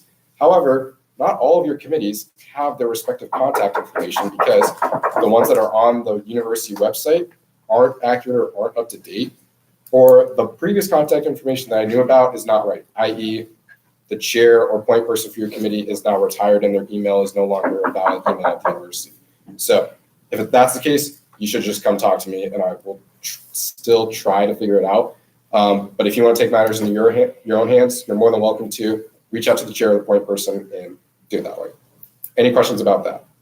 Also, I will be working on assembling that document and completing it a little bit more thoroughly, along with not just the university committees that are on the website, but also task force, ad hoc committees, and subcommittees that students also sit on as well. So like the subcommittee for the budget committee, that will be going on there soon as well. Any questions about that? Cool. Next, I'll go to committee reports. So I have a few. So the first, as you heard in public comment from Tim, the director of the prestigious scholarship and fellowship search is rebooting again. And if you want to be on it, I would highly encourage you to send me an email saying that your interest, that you want to be on it. Search committees are a great way to meet people in positions that you have an interest about. And it's a great way to form connections, not just with the person that could potentially be hired, but also with the people in the search committee itself. There's about 4 people from the Honors College that are on it, plus me currently, and then Tim kind of comes every so often, but he's the person that makes the hire. I would highly encourage you, if you're interested, emailing me and doing a search committee, because if you don't, I'll serve on it, and that'll be my 3rd search committee for the semester I'm currently on. So please email me if you're interested. Any questions about that search? Cool. And then the second thing I had, we just finished shortlisting for the search for the executive director of the Mansfield Center. We are interviewing 4 candidates, I think, in 2 weeks. And I'll be giving you an update after we've interviewed them. And the interview should take relatively quick because we didn't have that many people apply for the job. So any questions about the Mansfield Center search? Awesome. Now I'll go into my other, and I have a few things. So for the first thing, the president's office reached out to me yesterday and offered us the president's box for a basketball game. This is a cool opportunity because you can go watch a basketball game, even if you don't like basketball. And I don't really know much about basketball, but it's a great way to hang out with everyone at ASUM in a more relaxed and comfortable way. And it's just really great time. It's on November 19th, so it's the day before we leave for Board of Regents in Bozeman. Yeah, the game's at 6:45. If you're interested, let me know by November 5th if you're coming and if you are bringing a guest plus their name. I have to get all of that stuff over to the president's office as soon as possible because they kind of like to be updated on that really quick. So please send me that info. I'm going to be sending that Excel spreadsheet over to them before the Senate meeting on November 6th. Any questions about that? Cool. Next thing, I just want to remind you about how to contact me. So the only way that I'm going to respond to you is if you email me on my vice president email or if you call me on my office or my cell phone. Any other thing, if you text me, you Snapchat me, you Facebook message me, Or if you find me on LinkedIn and you send me a request to meet to talk about ASUM related business, I will not respond to you. So the LinkedIn one hasn't happened yet, but I just wanted to be funny. But please just keep your ASUM communications to that. I will not be responding to you on either forms of communication. I just want to make sure that my ASUM stuff is separated with my personal life. So, President Belcher. The same goes for me. When I get messages about things related to ASUM on Facebook or Snapchat, I pretend that I didn't read them. This is Manager Parsons. I exclusively answer DMs through Instagram, so go ahead. Cool. All right, so next, just one reminder about the office behavior from the retreat. Please, if you're gonna like interact with senators, go to like the Student Group Resource Center in like the lounge area or the conference table area. Just helps us, like if people are interviewing for a job or they have like meetings with certain people in the office, it helps to make the reception area clear and so that they can have a place to like prep for their meeting or whatnot. Also, please, if you're gonna like talk to the receptionist about like reception stuff, that's fine. But if you just wanna like talk to the receptionist to hang out at the desk, please like do that somewhere else besides the reception desk, because when people walk in, they kind of need to get help from the reception desk. I know I'm guilty of it, so I'm like really trying to stop doing it. But if you all could please stop doing it, as well as me stopping to do it, that would be really good. Any questions about that? Cool. And then this is my last other. I know my others are always long, but if you are a committee chair, you should have received an email from me about doing committee check-in. I know I've already done a few. If you can respond to that email with the exception of Senator Johnston, everyone else got an email about that. I've already done a few with Senator Johnston this semester, but everyone else should have gotten an email. Please reply to me with a time that you can meet, whether it's during my office hours or not. So I just want to make sure to check in on committees as well. I'm going to be sending out an email by the end of the week or next week to do senator check-ins mid-semester. And I'm also doing this during committee check-ins. So if you've already had an email or a meeting with me about committee check-ins, you don't have to worry about doing another meeting. But be on the lookout for an email from me to do like a mid-semester check-in. I just kind of want to see how everyone's doing on Senate. If there's anything that I can improve, any of the execs can improve, or any frustrations that you're having with like stuff for university committees or whatnot, I'll just do it then. I'm scheduling 30-minute blocks for committee check-ins, but if you don't have that much for a senator check-in or a committee check-in, let me know and I'll schedule like a 15-minute meeting with you. So any questions about that? Cool. So since it's the end of my report and it's been quite a while, I think I'm going to entertain a motion for a 10-minute recess. So moved. Moved by Senator Fulton. Second. Seconded by Senator Johnston. Unanimous consent has been called. Is there any discussion or objection? Discussion or objection? All right, the motion for recess is passed. We'll be back at 7:42. It is currently what time? 7:32. You got 10 minutes. Oh, yeah.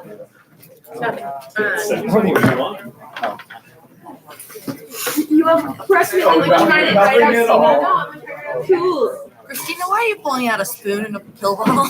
Well, I am. Oh, I was looking for this. Heck yeah. They're my baby pills. Sorry. It's not. It's just baby aspirin.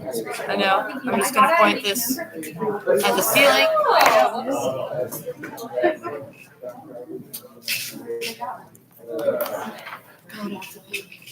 Okay. Oh, I have no water.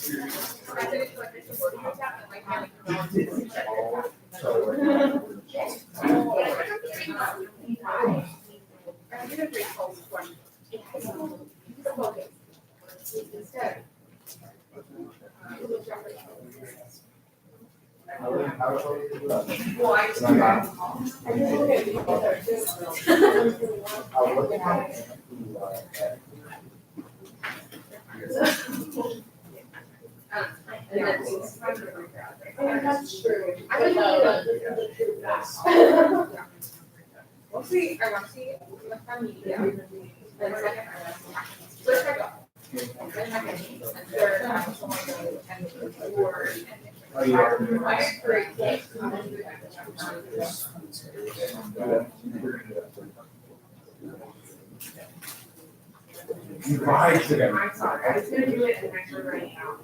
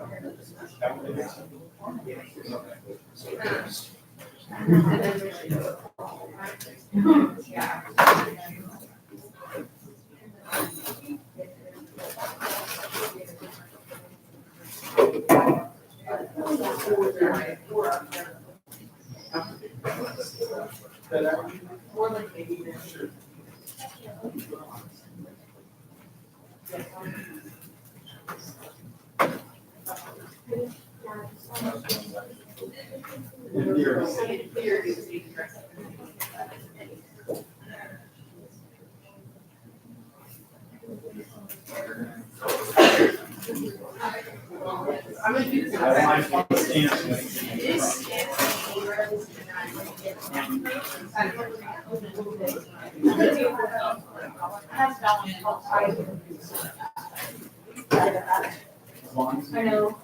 Anyone knows where I'm trying to separate? My hair looks like I'm ready to go to Old Navy. I go to bed by 10 p.m.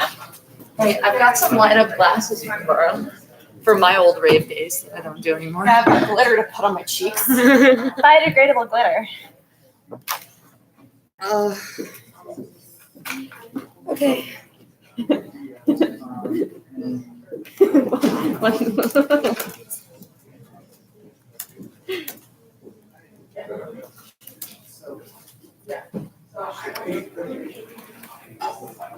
Want to see what my inspiration was?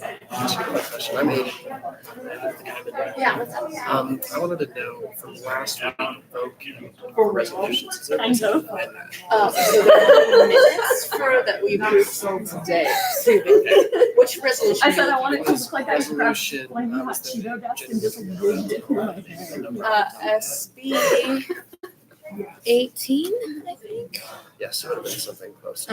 Okay, so SB 18 was the gender neutral protocol. So I have them right here. Okay, that'd be awesome. Thank you. Okay, so that was 16 yes, 2 no, and 2 abstentions. Thank you. How is the library fulfilling this? Oh, honey, come on. Library works from hard to fulfill student happiness. Oh. Tell me more. Also, can I just say, the word cloud shaped as the cross? Yeah, I know, I was like, what is this? I was like, my lord. It was like, did this one like Kyle? I don't understand. I was just like, I need a. When I saw like what students need in final week, number one, dogs. Yeah. Yeah. I do need dogs. That's so funny. He's like, that's just not what you see. What the number one is? So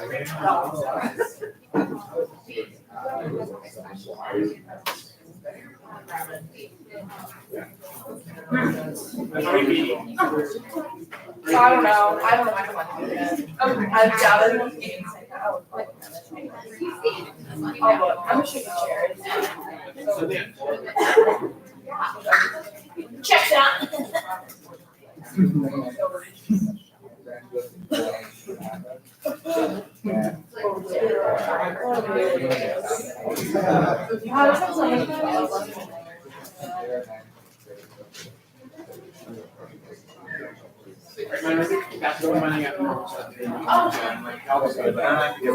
It looks like, yeah, we can do it Sunday at 4:30 or 6. I will send it tomorrow.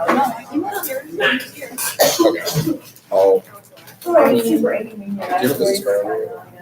Can people not meet? I'll just send it. Why not? Send it. Why not? You can have it.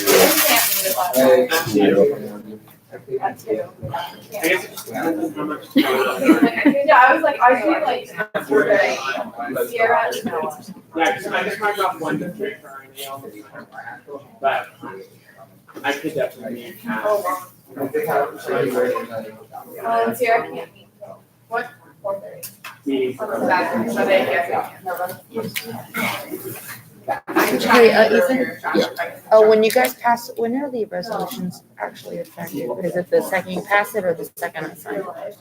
Oh. That's what he's about to ask you right now.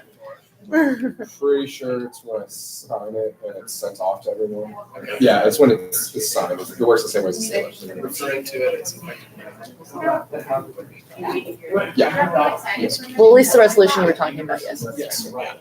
And usually the changes are, like, if there are changes to governing documents in the past, they usually implemented before the people sign it because it's just easier to like copy and paste and then take the signatures gets a while, but it's effectively in effect when it passes, but legally, it's in effect.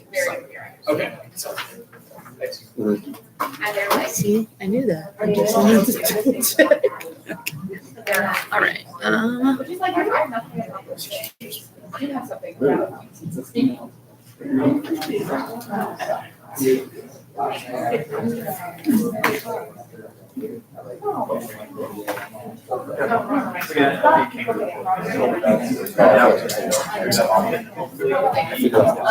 You say type top to top. Yeah, I went back. Right now.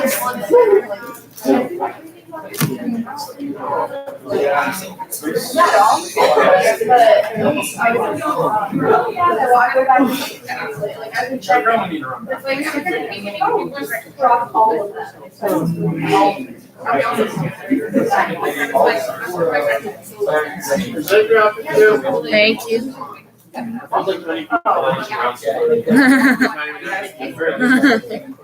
I'm so hungry.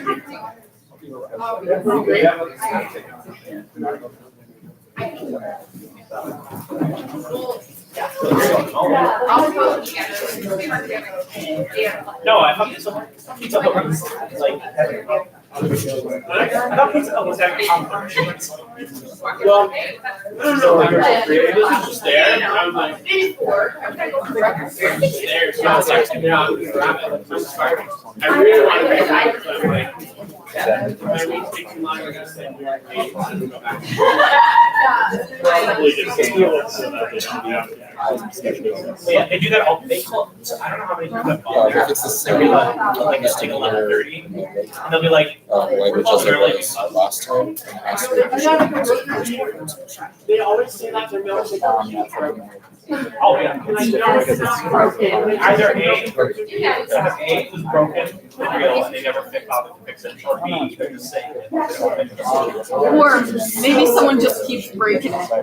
Or maybe, or the standards at Burger King have fallen so low that now we Yeah, so Burger King has the best chicken nuggets though. So, like, why are we talking about their milkshake? No, Burger King pales in comparison. I do like the chicken nuggets. You said worse? Yes, No. No, you're taking it. I dare you to name one worse standard quality. McDonald's. Wait, you were at Mill and then Burger King All right, and everyone take your seats. I'm from here. I just want to make sure that it's different, so. yeah, she just wants to.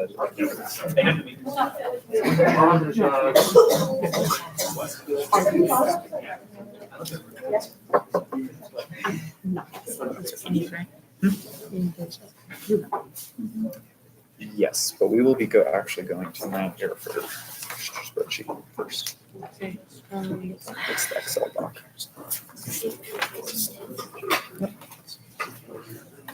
If anything will let me load on this computer, this would be. Okay. All right. I call this meeting back to order at 7:43 p.m. Are there any more questions for me about my report? Any more questions? Last call. All right, seeing none, so on to Vice President's report. So begins business manager's report. All right, so last week I suspended all of our financial requests to preserve some time for us. So if you look at the accounts, nothing should have really changed this week, except that there is also a request coming out of STIP from the hockey club. So that in addition will be seen tonight as well. So my first line item is the Denison Theater event funds. At our BNF meeting last Friday, we decided that, or the board decided that they would task me with creating a new form for groups to request funding to the Denison Theater. Right now, I have 2 groups who've expressed interest in reserving the Denison Theater for some event funds. So hopefully we can get this financial request form done in a timely manner so that those groups can utilize it this semester and next semester. Is there any questions on the Denison Theater event funds? All right, seeing none, I'll move into my next line of business. So this is the airfare costs and reimbursements. So I'm just going to say this at the offset. This is a purely informational line item. I'm not necessarily taking a stance on the airfare resolution we'll be seeing later today. A few centers approached me about providing us with the historical data of airfare. However, airfare was permitted for the first time last semester. There was a group who had requested funding for a flight, and they received approximately $400 for their flight. That caused a lot of controversy on Senate and trying to find out how to fund airfare in an equitable manner, which led to a resolution at which a cap was established at $75 per person, which is currently in fiscal policy. So here is the data for fall 2019. And if you look at the first line, it shows all of the groups that did request airfare. Every group that requested airfare did receive it in the full amount of $75 per person. So if you look at the total cost, that was the total cost of the airfare for each group. And then you can see the allocated line of which the board gave it to them. And again, that's the cap that is established. So as you can see from a few of them, you can see the total amount of total transportation cost funded. So this is just the airfare portion, which you can see $75 makes up those portions for each of those requests. I guess just for some information, the IFSA was traveling to Chile, so that's why their costs are quite exorbitant. Lambda Alpha was traveling to Denver, Linguistics Club was traveling to Fresno, and PIC and Utopia, as they said when they came in, were traveling to Hawaii. So when you look at that, you can see that for all of the requests, less than 25% was funded for the total airfare cost. That is because $75, I guess, I mean, the average cost of a flight in America is close to $350 to $400. So that just kind of shows where that is at. And that's just where we funded them this past year. We did fund them at the cap for every group that requested it. So then below, this is the vehicle transportation allocation. And here you can see how much money per person was allocated. This again was based on the 15 cents per mile cap. However, the reason why it has such great variance or why it differs is because of the distance traveled. And basically with that as well, that just shows each time a group traveled, say 15 people traveled for Chi Alpha on a trip, based on their distance, they would get a certain amount of portion, 15 cents per mile. And then I divided by the amount of people that were traveling. So that would be the $972 per person. It's just a calculation of how much their transportation costs were and how much it was allocated by the board. So as you can see, the percentage of cost covered for vehicle transportation was 100% for most groups. There are a few outliers. Some of them used commercial, so they were given daily rates and not necessarily didn't apply to the vehicle travel 15 cents per mile because commercial rates are established through a different process. And here, as you can see, the board, at least in its decisions this past fall, was to fund this vehicle transportation in the full amount. And the average for that was about $21.31 per person. That does include the outlier of the $94.44, that figure per person for, I believe it was the Wildlife Society. So if you scroll down further, this is just kind of a rough calculation of how the costs differ based on distances. So these are very rough averages, as you can see. The average domestic plane ticket price in America is $379. This is just an average. This is based on domestic airfare travel. So it'd be, again, anywhere from New York to Alaska to Florida. This is just a rough estimate. The average flight distance for domestic travel is about 700 miles. And then you can see, so I did approximately $162.42 for 250 to 300 miles of travel. I did that proportionally just to kind of show how much, for a benchmark of how much this would compare to vehicle travel costs. So here you can see I looked up the average mile per gallons for vehicles. It's 22 miles per gallon. Average gallon size is 12 gallons. So that equals out about 265 miles. I have the 250 figure for the average price of gas in America and then the average price in Montana, so it's a little bit steeper. The rate at which we get 15 cents per mile actually gives group a little bit of wiggle room right now because it was established during the time of high oil prices during the Bush years. So groups actually make out pretty well in reimbursement for that. So basically, all of what I had done is just kind of just to show a framework of how much it costs for 250 to 300 miles of vehicle travel compared to airfare travel. And that's where you can get $30 to $35 for about that 250 miles vehicle travel.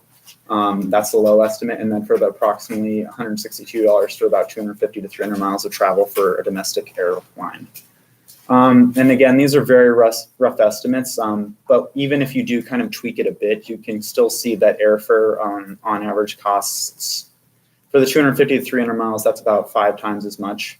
And then when we look at what we allocated groups, the $21 per person average as compared to the $75 per person average shows that if you were to travel using airfare, it's about 3 times as costly. Again, this wasn't to, I'm not trying to sway the Senate anyway. Just a few senators approached me about these figures. So I just wanted to show what we allocated this year for travel. Senator Johnston. Yeah, that vehicle travel, that's not per person, correct? That is vehicle. Sorry, which one? The approximately the 30 to 35 for people, 300, that's for actual vehicle, not per person. Mm-hmm. Yes, that would be how much it would actually just be for the actual mode of transportation. Thank you. Yep. Senator Tarallo? Yeah, the average domestic plane ticket price, the $379, is that round trip or one way? Round trip. Okay. Senator Jimmy? Is there information on like the timing of when you book these flights? Because I know that varies. Yeah, so the average that they had based on that 379 figure was about the 45 days out or whenever it's the cheapest, because most Americans try to be cost effective. So it was based on that average. However, it did vary up to 2 weeks before the ticket price and 6 months out. Yeah. Senator Flanagan. Yeah, could you scroll to the top? Forgive me so much if this was already said, I apologize for being late, but that 9,000 number for Philippine Utopia, I was just wondering how that was calculated. I was looking over their travel requests, I didn't really see anything on that. Yep, so I approximated that based on what the Hawaii travel flights are currently. They have not actually bought all of their tickets yet, so I looked at what the average rate of a ticket was. I went on the high end of $600 round trip, or sorry, that was about the low end. It can go up to $800, so I decided to do $600 per trip per person, so that's where I came with that $9,000 approximation. Yeah. For oh, mine looks like it was a number. Which There one was are you one referring that to? was originally like $5,000 for 5 people. Yep, so that is the IFSA. They did incorporate the total cost of their airfare. And again, their travel was for December 14th, so this was, whatever their estimates would have been given to us like September 12th, so about 3 months out. Senator Tarallo? Yeah, going back to could you scroll back down to the average airfare?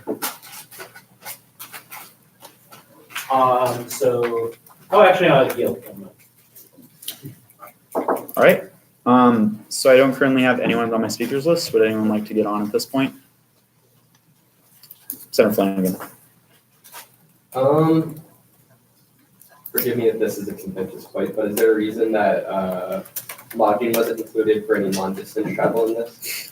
So I had thought about including lodging in this as well. I wanted to look solely at transportation costs. When you look at the 100% total transportation cost funded for the vehicle travel, since it was proportionally lower than the airfare travel, most of those groups actually got their lodging funded. However, the $75 cap for airfare made it so there was only about 5 or 6 people going. They were already kind of close to $100 per person, which was somewhat of the arbitrary measure that the board decided to allocate groups based on per person percentages. So the groups that had vehicle travel typically had more of their cost of their total travel covered because most of it was more local, whereas the travel incorporating airfare was already close to the cap that the board had, and it covered less than 25% of their travel costs and then a little bit of lodging for some of them. But I didn't think to include lodging, so I thought it's already very complicated, and I apologize in advance. But I had thought to leave that out because I thought it would have further complicated it.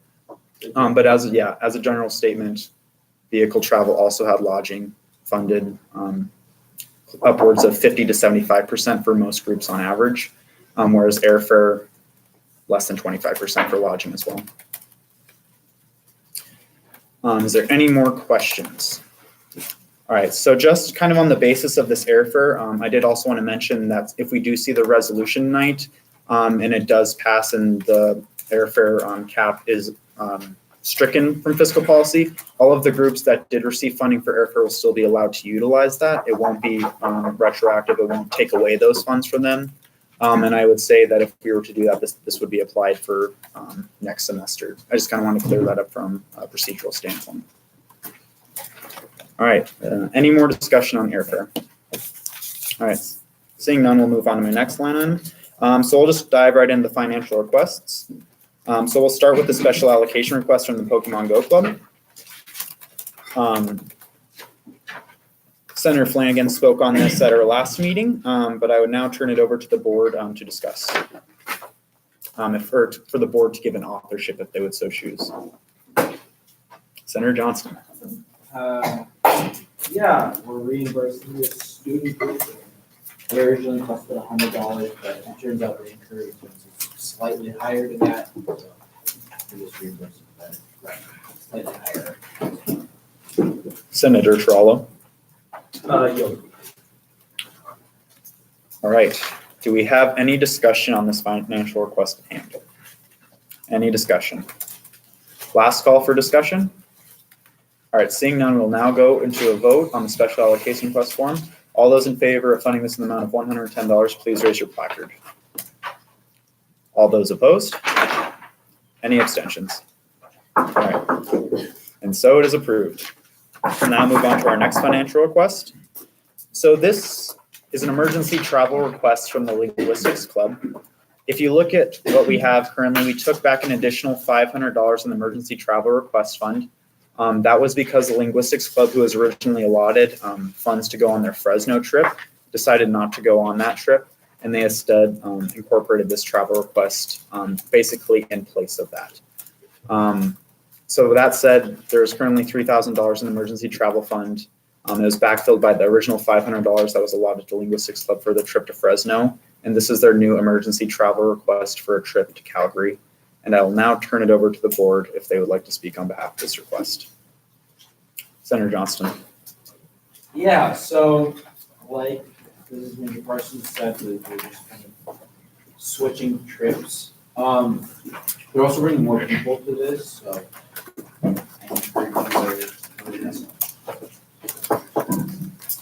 All right. I will now open up discussion on this travel request form. Senator Wilness. Am I doing my math right, or should that be, if it was at $20 a night, should that be $240? Or so if you have more people, how many more people? So yeah, lodging is $20 per person per night. Looking at that calculation, you are correct. The cap is established at $240. Is there any more discussion? Vice President Hanley. Move to decrease the lodging line item from by $40. There's been a motion to decrease the lodging line item in the amount of $40 by Vice President Hanley. Second. Seconded by Senator Turallo.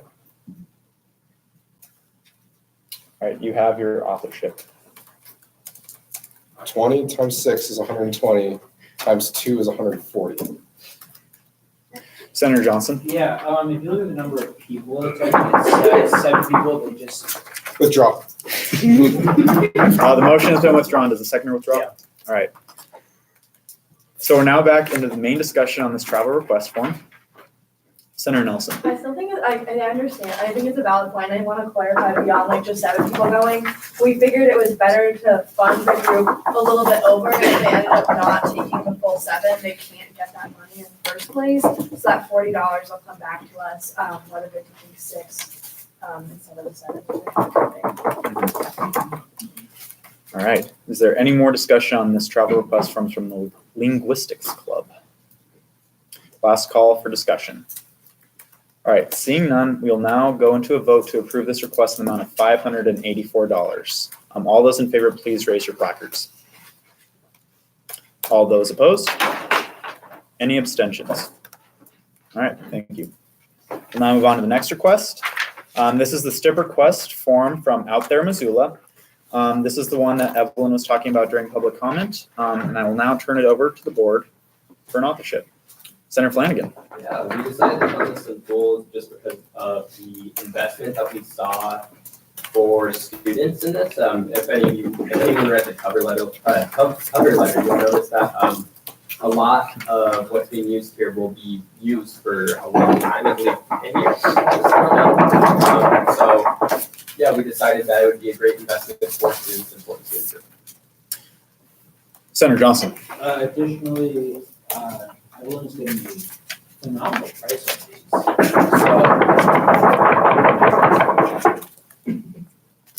All right, I will now open up main discussion on this STIP request form for out there, Missoula. Do I have any discussion? Senator Tiralo. Could the board just clarify what the difference is between the two shoes that are listed?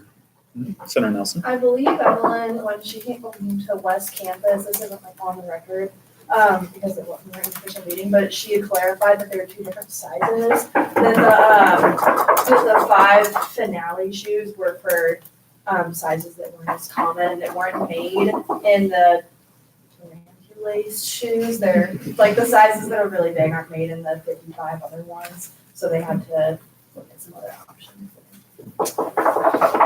Senator Flanagan. Yeah, and you'll notice that's still from the same vendor, so they're still getting that great reduced price on it.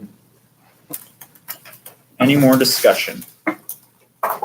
So I'm also just going to clarify, typically with STIP request forms, we would ask that they would have 3 quotes for the same item. However, because they were getting such a reduced cost of 60% for the shoes, I didn't require Evelyn put any other quotes up there because it's a lot cheaper.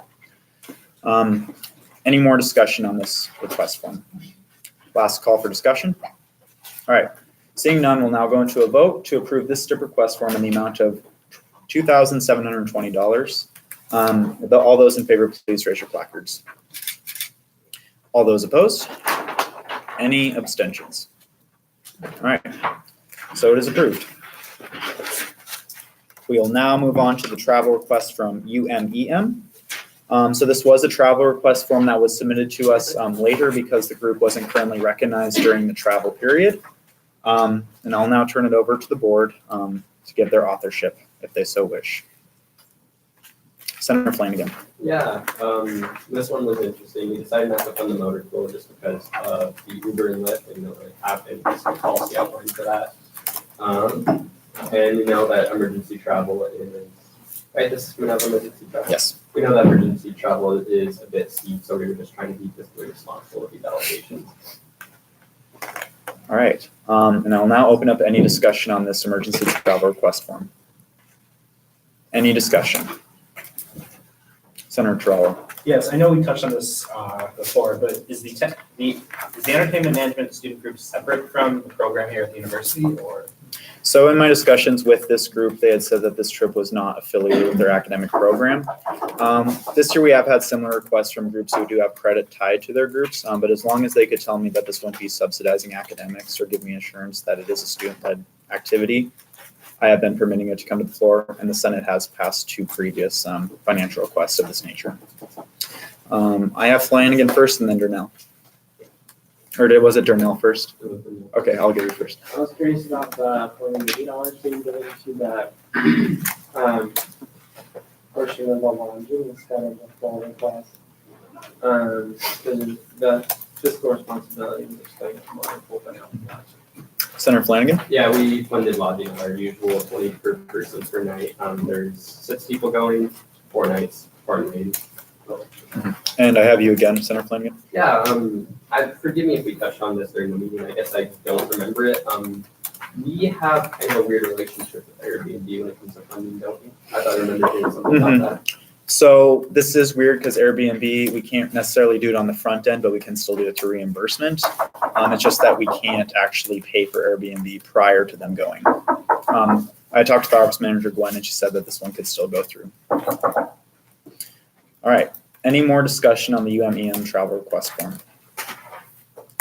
Last call for discussion. All right, seeing none, we'll now go into a vote to approve this financial request form in the amount of $480. All those in favor, please raise your placards. All those opposed? Any abstentions? All right, so it is approved. All right, and we'll now move into our last financial request for the night from Hockey Club to purchase helmets. I will now turn it over to a member of the board if they would like to give an authorship. Senator Johnston. Yeah, so this student group is reorganizing and they needed new helmets as it is vital to the vital function of the sport. So these are, I guess, pretty good helmets that are supposed to last, I believe it was 6 to 10 years. I don't remember the numbers, so yeah, it's good. Everything you said great. All right, I will now open up discussion on this STIP request form. Is there any discussion? Senator Wilmes. They really put in just 3 quotes that are the exact same price. Yeah, so when the president came and talked with us, that was what he signified, yes. Senator Flanagan. Yeah, and I wanted, with these exact helmets that they were requesting, these are the helmets that they need in order to participate. So it's not only that they're doing it as a need for safety, but it's also the only way that they can participate in the different tournaments that they're going to. Vice President Hanley. If you're concerned about the variability in pricing of helmets for hockey gear, there's no variance whatsoever. So it's very similar across no matter what, unless you're buying it from a garage sale. So this is pretty standard. All right, and just a point of clarification for myself, within their cover letter, they did say these helmets would last approximately 6.5 years. So is there any more discussion on the STIP request form for the hockey club? Last call for discussion. All right, seeing none, we'll now I'll now entertain a motion to approve this STIP request form in the amount of $2,400. All those in favor, please raise your placard. Any opposed? And any abstentions? All right, so it is approved. All right, so heading back into my, all right, so we'll now head into my committee reports. So BNF will be meeting this week. We do have a few line item change request forms, and I'll also be submitting the Denison Theater Fund's financial request form to the board as well. So if anyone has interest in that or how that will be allocated in the future, I welcome you to come to that. So I also kind of want to touch on the UBC subcommittee. The University Budget Committee recently created a new subcommittee to look over the academic affairs budgets on campus. They're trying to apply a single model of budgeting to all of them to try and make it more equitable for programs. As of right now, we're trying to prioritize student-led initiatives or things of that nature. We're still establishing the framework, but I hope to give you more updates in the future. But if anyone does have any feedback or if they feel that specific programs aren't getting the funds they need to operate on, please field those to me and I'll make sure that they are made aware to the respective budget committees on campus. All right. My other committee is Pub Board. We'll be meeting next week. We're waiting to establish a time. We're waiting on faculty members who are notoriously slow in responding to when to meet. So I'll be sending that out here soon as well. And I believe that is all I have for committee reports. So now I will move into birthdays. So I know last week it was kind of weird with our meetings. I didn't get to everybody's birthdays. But tonight we will be celebrating Senator Brennan's birthday. It was last week, October 16th. She said her favorite snack was email me and I'll decide. So I didn't email her and I decided, no, I didn't email you. Oh. And I decided that you would be getting cookies. That's cool. Okay. And then we also had a separate birthday last week, Senator Kalande, on October 17th. And she requested velvet cupcakes. So we have both of those available right now. So I'll now entertain a motion to go into recess for 5 minutes. Second. Moved by Senator Fulton, seconded by Senator Crawley. Unanimous consent was called. Any discussion or objection? Seeing none, we're now in recess. For how long? 5 minutes. That's what I'm saying, you just gotta make it quick and dry.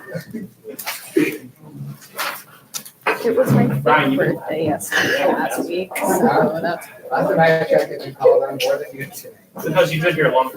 What? Oh. Oh, you mean just tonight? Yes. Oh. That's so sad. No. In general, yes, but tonight. I don't know.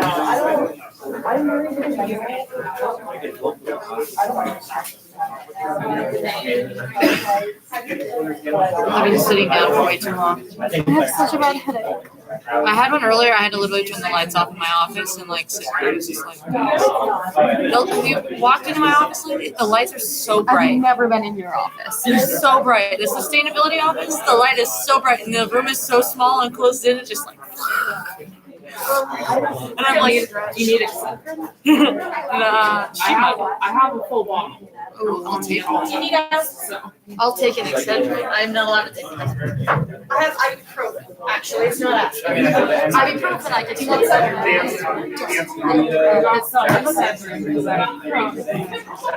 Yeah, whatever works, man. I also got some. I'll take the one not in. But I also got some On Guard and some multivitamins.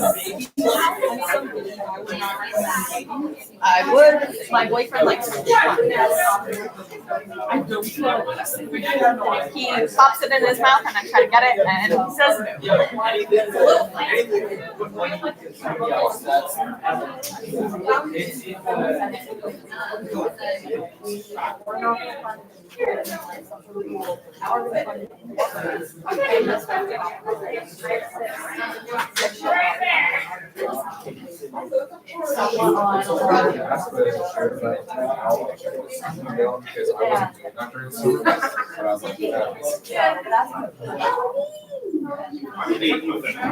What's up? Yeah. It's my fault. What?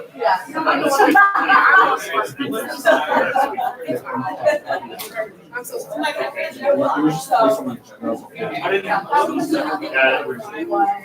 Yeah, because I TikToked him and said, hey, yeah, you're gonna catch a flight in a couple hours.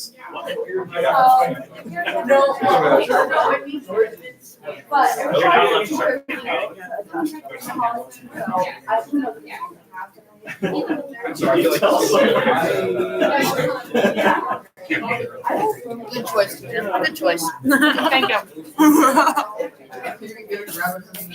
Say what? Remember that time we were walking to my apartment and that guy tried to follow me home? That's exactly the way to eat it. Sorry, that was Yeah. weird for me to interject the fact, but. I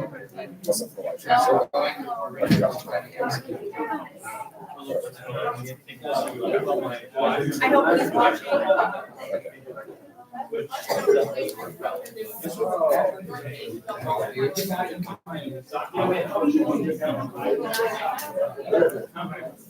I was really hoping to.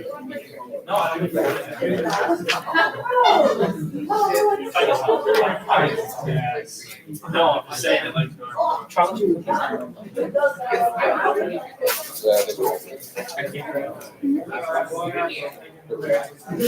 Yeah. Is that already what you're talking Oh. It was like one of my friends, my homeless person. Yeah, one time someone tried to follow me home. Yeah, are you saying for the grant? Yeah. Out there in the grant. Moved to Henry Census. Yeah, I did. Oh, I saw some way. You know, it's bad enough for one bill is a big property. I'm pretty sure like at least. I'm sorry, I was. We're gonna look for their state around 24. Yeah. Okay. He that I thought at the beginning of the meeting was. Yeah, you got like 4 that are gonna. We got a mic stand right there. Yeah. Did you send me that map about prestigious scholarship? Oh, it was the other. Okay, I was wondering which of the two it was. So. Yeah, no, look at me. Okay. Okay. I've got like 2 notes in there.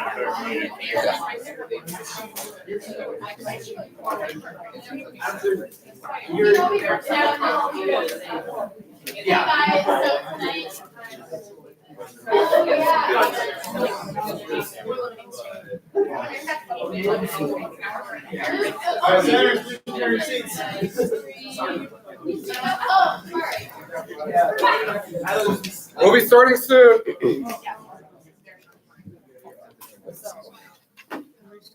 I think anything. Might talk about RC. I'll wait till we talk about RC. All right, please return to your seats.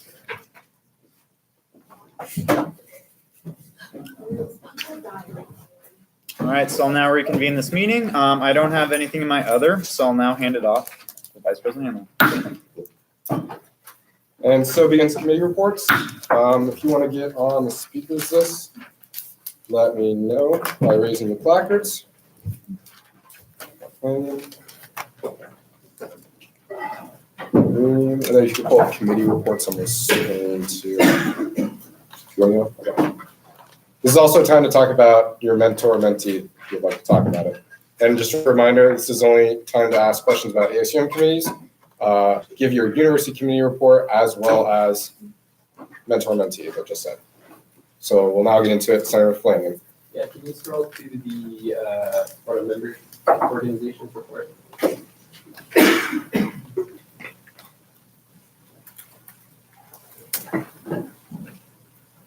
It's there already. I think I have the list. I forgot to add the list. Okay, yield. Senator Reed. Student computer committee met, working on figuring out cost contents and what.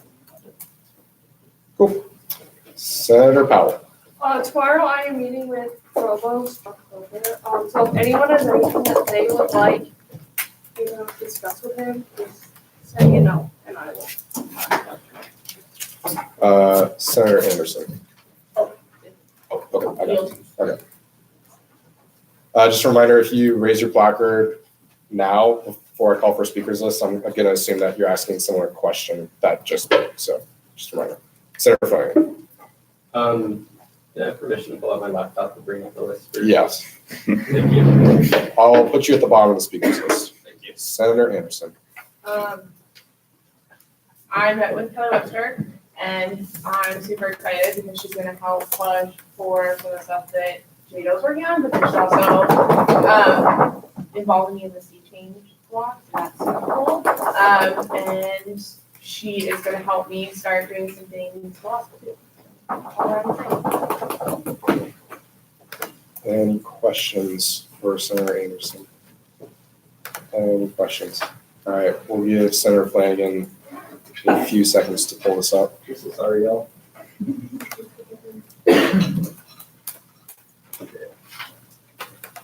Ooh. Okay. Never mind, I don't have it yet. Do you want to go for that? Okay, Senator Nelson. So I'm meeting with my mentee, President Blodner, next Tuesday at 9:15 a.m. I doubt we'll get to like any substantive talking because he likes to do introductory meetings the first meeting of the semester. But if you have anything you'd like me to talk to him about, I can try to fit it in. I also have like an 11-point agenda that I already sent him that I'd like to talk about, but again, I don't know what we'll get to. But if you have things you'd like me to talk to him about, just like send me an email and I can try to fit it in. I might already be on the list. Senator Johnson. Yeah, so I'm meeting with, athletic director Haslam tomorrow. We will surely be discussing all those athletics. So if anybody has any input on how the student experience should be changed in any way, shape, or form, please send me a note or any other form of communication. Any questions for Senator Johnson? Any questions? Senator Flanagan, are you ready? Okay, let's take a 2-minute break. We're back. Senator Johnson? Yeah, so I looked at your idea. So.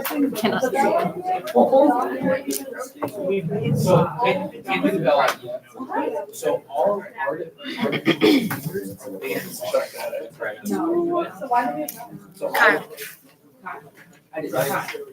Can you repeat the person's name? And I need you to speak up, please. Haslam? Okay, thanks.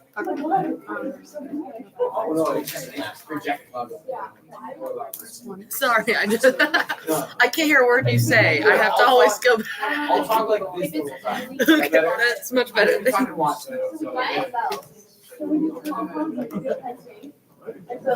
Okay, thank you, appreciate it.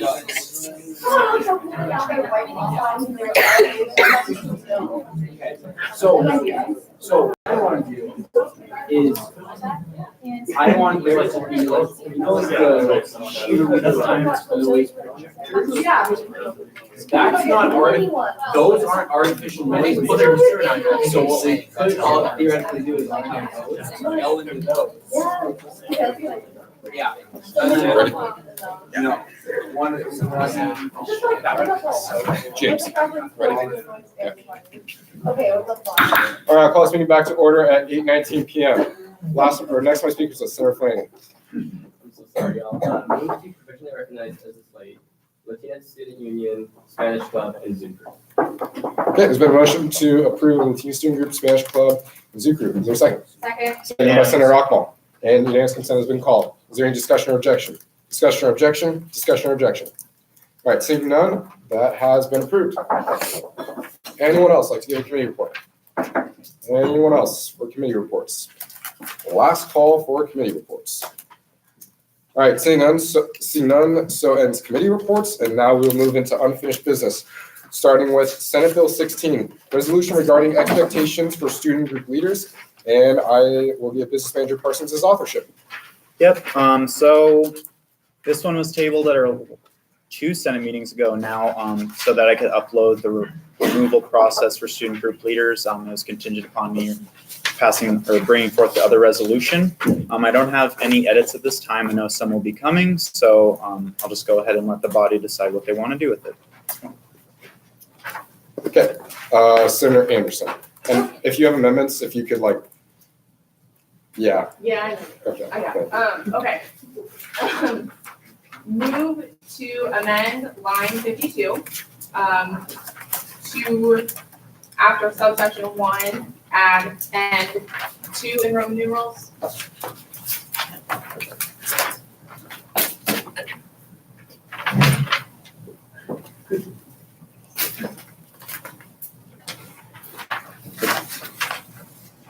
Which right here? Which line are you referring to? So line 52, 1, and then after the Roman numeral 1, add and then Roman numeral 2. What, like, and, like, A and B, sorry. Yep, and then, okay, and then the rest of your amendment? If you could, yeah, okay, just go ahead. Yeah, sorry. Okay. Yeah, so that's just the one for now. Oh, We're just gonna do these ones. Okay, is there a second? Second. Okay, Discussion. yes, because I was gonna call you. Also, if you just raise your placard, I put you on the main speakers list and not the amendment speakers list, so if you want to get on the amendment speakers list, currently have Johnson, Hurley, and Terrello, you have to raise your placard again to get on the amendment speakers list. So Senator Anderson, your authorship. Yeah, so I'm proposing a series of amendments to the resolution. I am opting to do it piece by piece to give the body the chance to examine each amendment piece by piece. So this is just the first part. There is a second part coming, I promise. I just am trying to get full and fit. President Culture. I would prefer to know what the next amendment is before I vote to amend another subsection without knowing what it's for. And Senator Anderson, if you want to amend your amendment, and you can call it a friendly amendment, I'll put you on the speakers list right now to add that later. But that wouldn't be against the intent of this amendment. Okay. Senator Johnson. Okay. Senator Nelson. I also would like to see the entire amendment. I don't feel comfortable voting on this piece by piece, not knowing what's gonna come up next. Although I certainly understand the intent of doing it piece by piece. And from the sounds of it, it's gonna be a pretty big amendment, so I don't feel comfortable approving one part, not knowing exactly what's gonna come forward. Furthermore, amendments can be made all at once. And we can have a broader discussion about what broader. Senator Anderson. So move to amend the amendment to include online. So online 55, spacing down offices of organizations, make that subsection 2. So it would be before the quotations.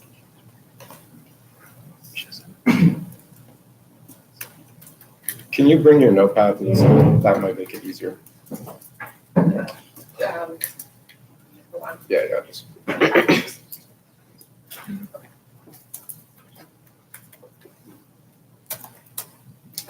Can I just adjust it?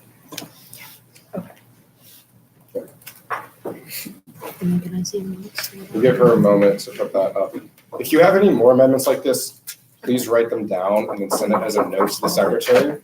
Like, if you have an amendment on Senate Bill 22, it's probably good to start writing it down right now. Or Senate Bill whatever. Also, I forgot to mention this before while we're waiting for that. If you talk about, like, I'm gonna say previous sentiments or whatnot, I'm going to rule it dilatory. Because if you look, we got 7. This is on the agenda right now, and a lot of them are very contentious. And if I hear the phrase repeated sentiments, I'm going to rule it dilatory. If you have a problem with that, you can appeal my decision.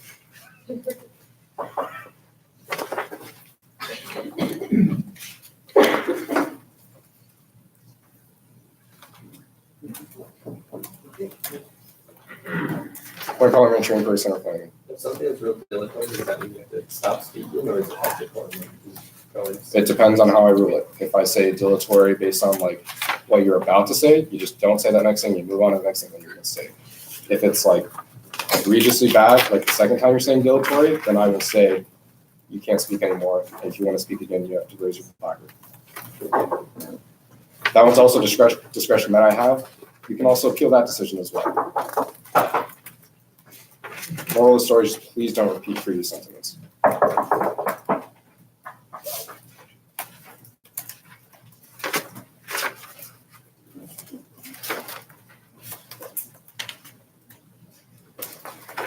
And also just for, before I recognize you, this is being track changed. You just can't see it. You can see the changes on the left bar on the line number, so it is being track changed.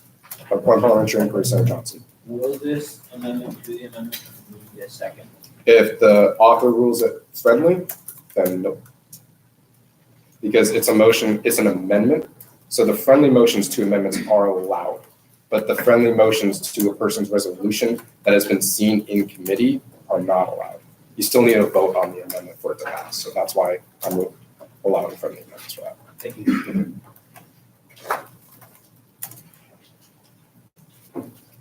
And if anyone would like to get on the amendment speakers list to talk about this amendment before it's even typed up, you can raise your placard now and I will put you on the speakers list. Okay. Senator Anderson will still have her authorship. She still needs to make this motion. So, yes. Okay. If you want to make this a friendly motion, say I move to make this friendly amendment and then state the I move to make this friendly amendment.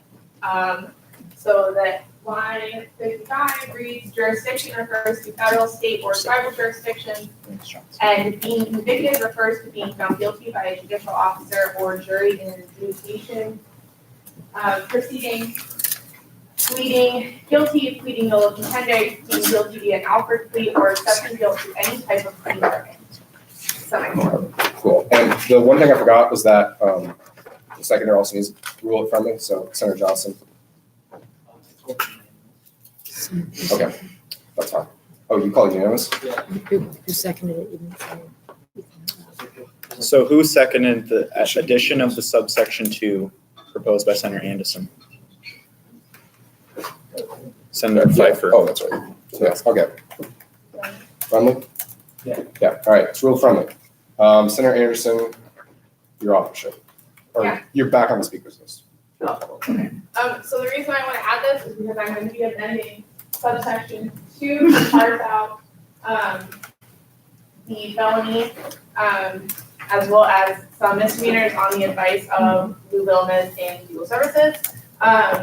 So this is sending in those definitions so that when students read it, they understand what jurisdiction refers to and they understand what being convicted refers to, since there are many ways to be found guilty. And I know there's some legalese in there, but unfortunately I can't change that. So if anyone has any questions about any of those, please ask me. Senator Nelson. I appreciate these terms like being defined, however, our bylaws have a section of definitions known as Article 6 that I think it might fit better under. I understand that it's pertinent to subsection 2 specifically, but I would prefer to see them in the definition section where we can put other definitions. Janelle. I don't know if this is maybe the student, but I would like to have no contender and alpha speed defined. Point of information, Senator Anderson. So null contender is the Latin term for no contest. It's considered a guilty plea in a court of law, but you're not accepting, you're not willing to go to trial. Basically, you understand that the evidence against you could get you convicted in a court of law, so you're just gonna plead guilty to avoid those charges. An Alford plea is when you plead guilty, but you contest that you are innocent. They are very rare, but they still happen, and so to cover the basis, they still need it. I felt like it still needs to be added in there. Senator Johnson. Yeah, I also don't think that this is where this amendment should, the amendment to this should live. I think that this should be somewhere else. Senator Nelson said it's Senator Anderson. So while I understand we have a definition section, I don't expect every student group here to go through all of our articles and our governing documents. There's a number of senators who maybe don't have the time to do all that too, so I want them to be aware of what they are, what the language means in the resolution and in the bylaws right then and there. I have no problem also writing a separate resolution to put them in addition to these ones, but I feel like given the legal jargon and that students are anywhere between 18 and 30 some odd years old, that I would like them to just have the information available as quickly as possible in this location. Senator Ockel. I would like to state that not every definition that is in our bylaws is in the definition section. For example, in our elections bylaws, there's an entire first section for definitions. And I think that this is a similarly appropriate scenario in that both elections bylaws and vocal bylaws are most likely to be read by people who aren't on Senate. If someone isn't on Senate and needs something from our bylaws, these are the two sections that they're likely to go to. And while I do appreciate the gesture of potentially putting this in Article 6, and I think that would also be helpful just to have as another measure, there are, like I said, definitions in these bylaws that are not in Article 6. And for something such as this, I think it is as appropriate to have it in the section where it is being used as it's appropriate to have Article 6. Senator Terrell. Would you offer you a question? Yeah, I'm yielding to all questions. Thank you. As long as we're defining terms, do you not think it important to define Alford plea or nil contender? So I could put the normal ones, but again, I could define them as well. I don't think that defining no contest is necessarily necessary. That's a pretty common legal term, but I could define Alfred resolution. Yeah. Kind of a follow-up question. You said, as you said, that's very normal standard. What was your quote? Pretty standard. No contest plea is a pretty common legal term. Yeah, I mean, we could argue that for a number of Is there a question there, Terrell? I'm leading up to it. Yeah, please get to it quickly. I mean, just saying, should we, it's not up for us to decide what is a common term, so should we define them all?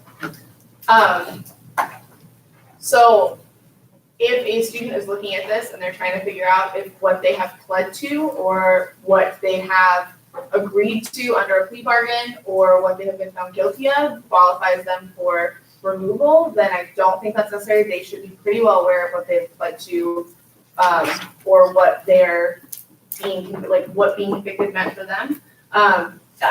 In this is after they've been found guilty is how we're doing this, so they should already understand how that applies. Senator Brunel.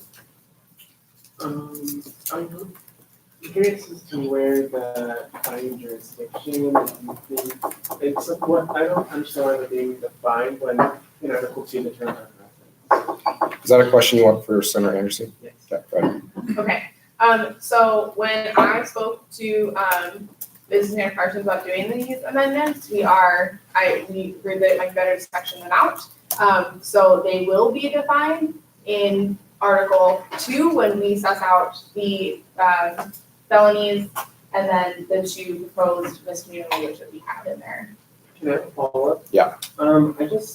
It's confusing to me that we're sectioning out so many of these, because I feel like if we were to pass this amendment, then there's some sort of obligation afterwards to pass further amendments just to go forward with this. And I just think that takes away from everyone's like actual individual thought process when we go through this. So I won't vote on this unless we see it broader. Senator Willis. Sorry, there's something in my throat. Anyways, so I would rather see all of these definitions be put as a separate resolution, simply because if there's enough terms that need to be defined, they can always be added in. We have the rest of the year to sort out this, make different resolutions, put them in to the language where it makes most sense, and further organize our bylaws. But at the moment, I don't feel comfortable just doing one little sentence at a time, making amendments to one resolution. Senator Flanagan. Question for the author. When you referred to legal advice that Lou gave you when you were writing these amendments, could you elaborate on exactly what that advice was, like exactly what you said? Yeah, so I brought my concerns about leaving open different types of misdemeanors and different types of jurisdictional issues. He and I, in addition to Senator Parsons in the meeting as well, but we discussed how to fix those issues and those loopholes that I have. So I'll give one example. A misdemeanor in the state of Montana, like a partner family member assault, may be considered a different, something else in a different jurisdiction. A lot of tribal courts, because they can only detain or incarcerate people for up to a year for most things, would be technically considered misdemeanors in some jurisdictions. So this is trying to make it so there's no loopholes. So if you are convicted of a misdemeanor in one jurisdiction, that it would still apply in ours. Because there's 50 different codes and statutes, and there's the federal, and then the tribal courts all have their own as well. So there's just a lot. President Belcher. May I have a follow-up? Yeah, you have a follow-up.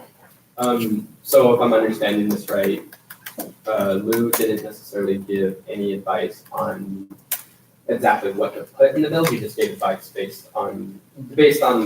advice on language you have with your concerns. Does that make sense? So he gave me advice on what language to use in order to close the gaps the bill presented as it is currently standing. So yes and no. I mean, he didn't tell me exactly what to write, but when we brainstormed together, he helped tell me whether or not that would work, or whether or not that was too broad or too narrow, or yeah. Yes and no. So. Thank you. President Belcher. If Senator Anderson wanted to show the rest of the amendment, which it seems like my vibe from the senators is that they would like to see it before voting on anything previous, should she make more friendly amendments or withdraw it and repropose? Withdraw and repropose. That would go beyond the confines of the amendment. I got you on there. Also, withdrawing is an interruptible motion. Senator John. So Senator Pfeiffer wish to withdraw? Yeah. Okay, don't erase that. Yeah. I'm gonna take down my main speakers list. So right now it reads Johnson, Hurley, Tarallo, Anderson, and Fulton. Senator Johnson. Move for a 5-minute recess. Okay, there's been a motion for a 5-minute recess, seconded by Senator Anderson. Unanimous consent has been called and discussion was called by President Belcher. Senator Johnson, your authorship. So if we take 5 minutes, I can type out the entirety of the amendment that I'm going to propose to save both myself and the secretary time, and that way everyone can see it if they need to, so that when I propose it, when I'm on the speaker's list, easier for everybody, you know, to do this. President Belcher. I don't think we need to take another break. Sarah Flanagan. Can you read the speakers list?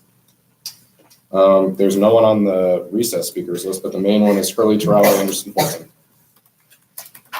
Anyone else? Any further discussion? All right, seeing none, we'll now vote on whether to take a 5-minute recess. All those in favor, please raise your placards.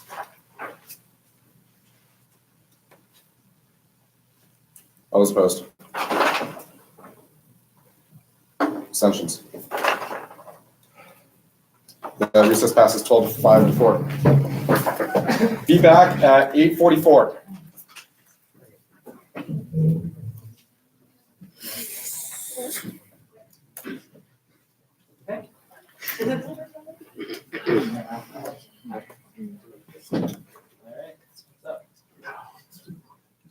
Oh, yeah, no.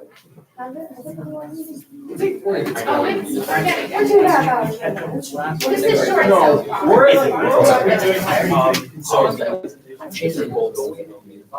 Oh, yeah. For bylaws, what's the 3 hour change back in? We're 3 hours. Change the number. Yeah. But we can't. Yeah, we're at 9 o'clock right now. My guess, my past guess is Just have to make sure we're motion to change it to say to bold. That's really. Okay. Yeah. We can't do that with constitutionally. But never mind. I'll talk to you. Yeah. I'll stand there. Constitution. You say Constitution 3 times in the mirror, so it looks like here. Actually, that is. How do you get it to leave? Oh, I want to do that. I didn't do that when I lived. You just see our Yeah, I just say. I'm not gonna. I said ASUM Constitution. It's the same sentence. Not even like, and it's really sprinted around. ASUM Constitution. You know how slightly bylaw change? Somebody say constitutional referendum. Say bylaw 3 times, so we have both appear in the mirror. They're both like. How do I get both of you to leave the mirror? Until you finish your resolution and pass it through. Move for both of them to leave my mirror. How about I just break the Robert's mirror? rules don't apply to the mirror. How about in That's the street. That's the street, baby. Those are street rules. How about Robert's invasion rules of do not apply when you're something serious.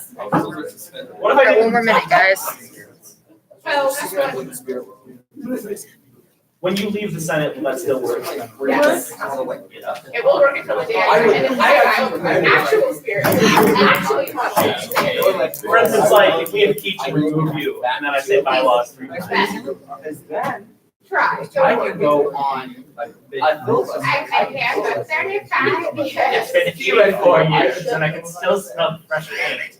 I'm just kind of stats. Yeah, I'm like, But the problem is that, Senator Rockwell, not that we're planning on it, but I can help your desire. oh, yeah. No, I can give you but the thing is, like, I mean, dude, like, yeah, you're. Oh, should I go get a Red Bull? Can't drink caffeine anymore. Like, well, that's Oh, I have exhausted. Just give my evaluation. Oh, you want to? Oh, actually, it's not discussion. I think that should really sense that. He's like, my daughter has here. Hear me out here. Let's just pull. Republican organize. Everyone's like, They might say.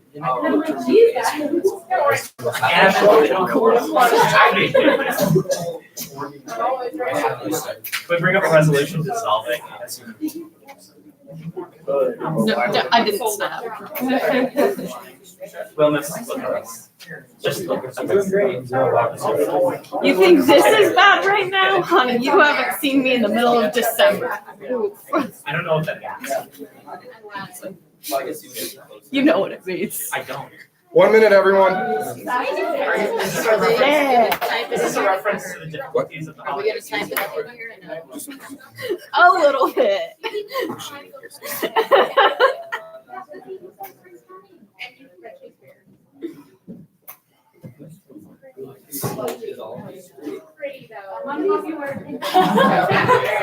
think it's a popular issue. Listen to Derek's podcast. Oh, wait. Yeah, you and Derek. Yeah, because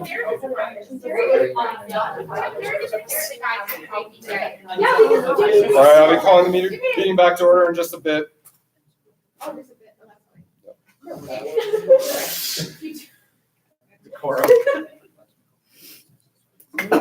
dare you.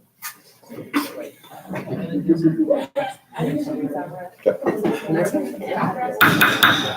right, I'll call this meeting back to order at 8:44 p.m. Let's try not to take more breaks. We have 6 more resolutions after this. Okay, next on my speakers list, I've got Senator Hurley. Move to amend line. Sorry. Move to amend line 62. Student group leaders will be removed, to change it to student group leaders may be removed. Okay, so there's an amendment to change from will to may. It's been seconded by Senator Nelson, and unanimous consent has been called. Is there any discussion or objection? Discussion or objection? Okay, discussion called by Senator Johnson. Senator Hurley, your authorship. So I just wanted to change it to may because if we say will, it doesn't open it up to any procedure. It just says, hey, the student group leader gets removed. Senator Johnson. Yep. Is there any more discussion on this amendment? Any more discussion? Last call for discussion. All right, seeing none, we'll now take a placard vote on this amendment to change will to may in line 62. All those in favor, please raise your placards. All those opposed? Abstentions? Seeing none, the amendment is adopted. Next on my speakers list, I have Senator Torello. Move to amend line 61, to remove the comma, after organizations and in between organizations and. Okay, so there's been a motion to remove the comma in line 61 between organization and. Is there a second? Is there a second? Is there a second? Second. Okay, it's been seconded by Senator Pfeiffer. Senator Torello, your authorship. I don't believe that's grammatically correct, I have a comment there. Would anyone else like to speak on this amendment? President Belcher. I think maybe the comma should be moved after organizations, not just removed. That's where, Okay, would anyone else like to get on my speakers list? Senator Torello. that's where it was. Or President Belcher. Okay, would anyone else like to get on my speakers list for this amendment? Anyone else would like to get on the speakers list for this amendment? Last call. All right, seeing none, all those in favor of removing the comma in line 61, please signify by raising your placards. All those opposed? Abstentions? Okay, amendment fails. No, Senator Fulton. Yeah, so during our little recess, I actually sent a picture of the resolution and texted my lawyer. And I also texted the probation officer of all of Denver, Colorado. These are all my family members, by the way. And what they have told me is we should honestly be including all of this because when it comes to when stuff actually does hit the fan, the fact that it's already in there will actually protect us versus like when us just like kind of, man, here's what we have. It's honestly going to be best way to keep stuff in there instead of trying to remove things. Senator Durnell. I'm wondering if we can zoom the document in one. Would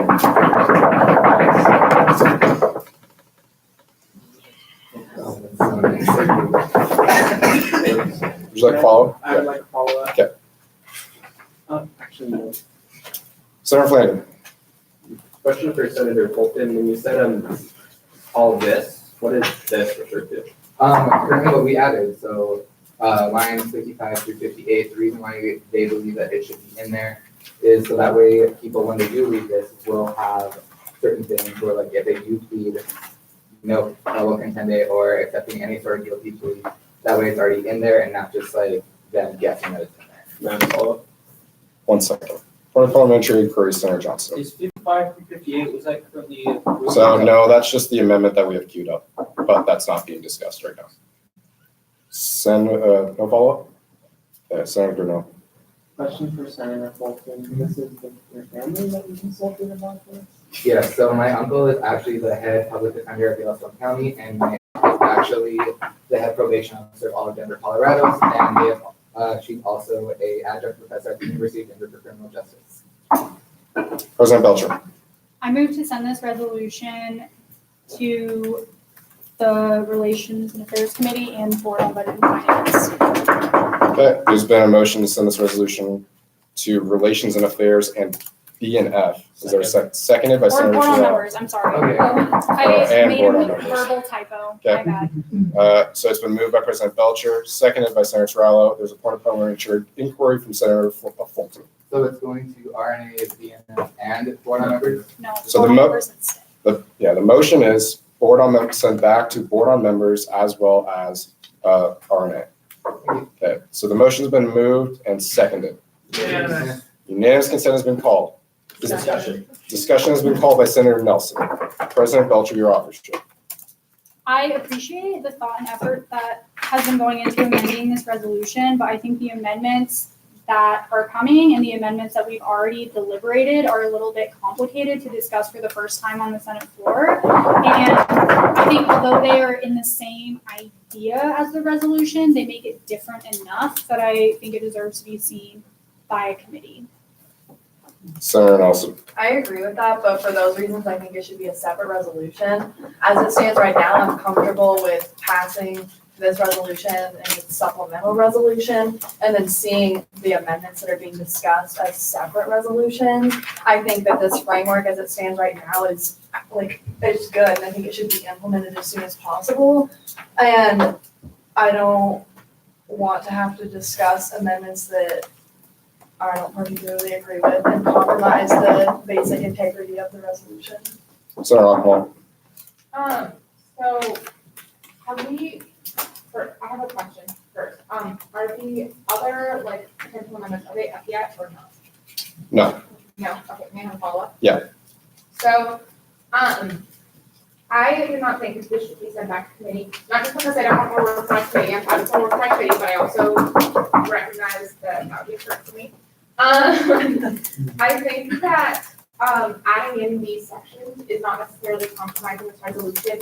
When we first saw this resolution, one of the biggest concerns was with the whole, do we add misdemeanors, do we not add misdemeanors, if we add misdemeanors, what do we add, how do we make sure those work correctly, which is why we then waited for the second, process resolution to come forward, which is also here tonight, which you've all had an opportunity to look at.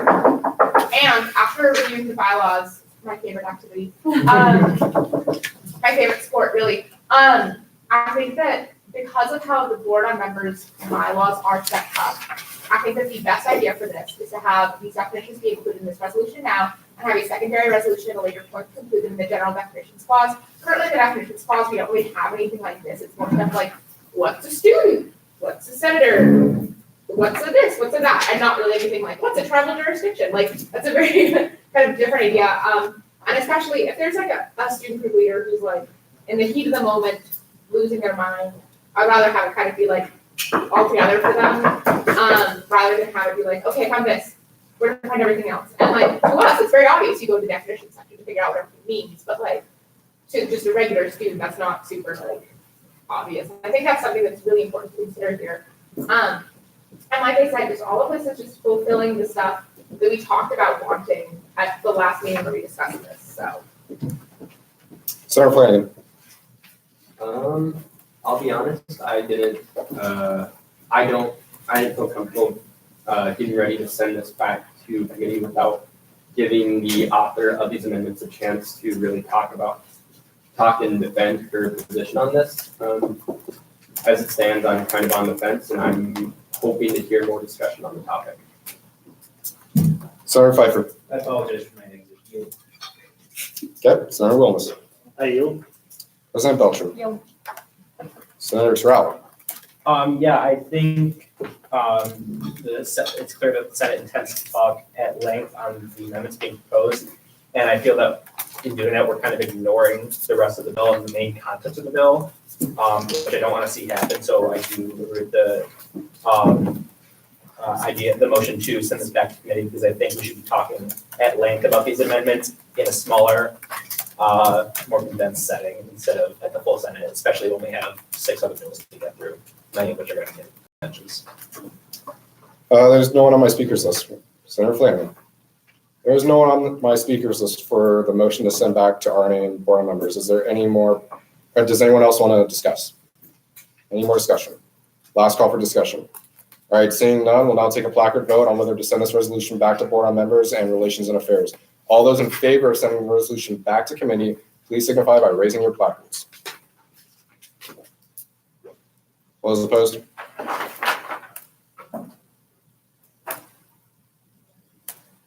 Okay, I'm going to do this all over again. All those in favor of sending the resolution back to committee, please raise your placards and raise them high.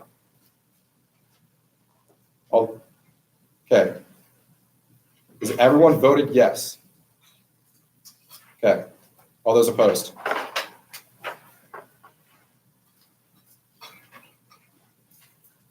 Has everyone voted no if they wanted to vote no?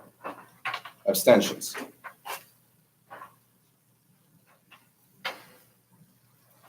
Okay. Votes tied 7-7.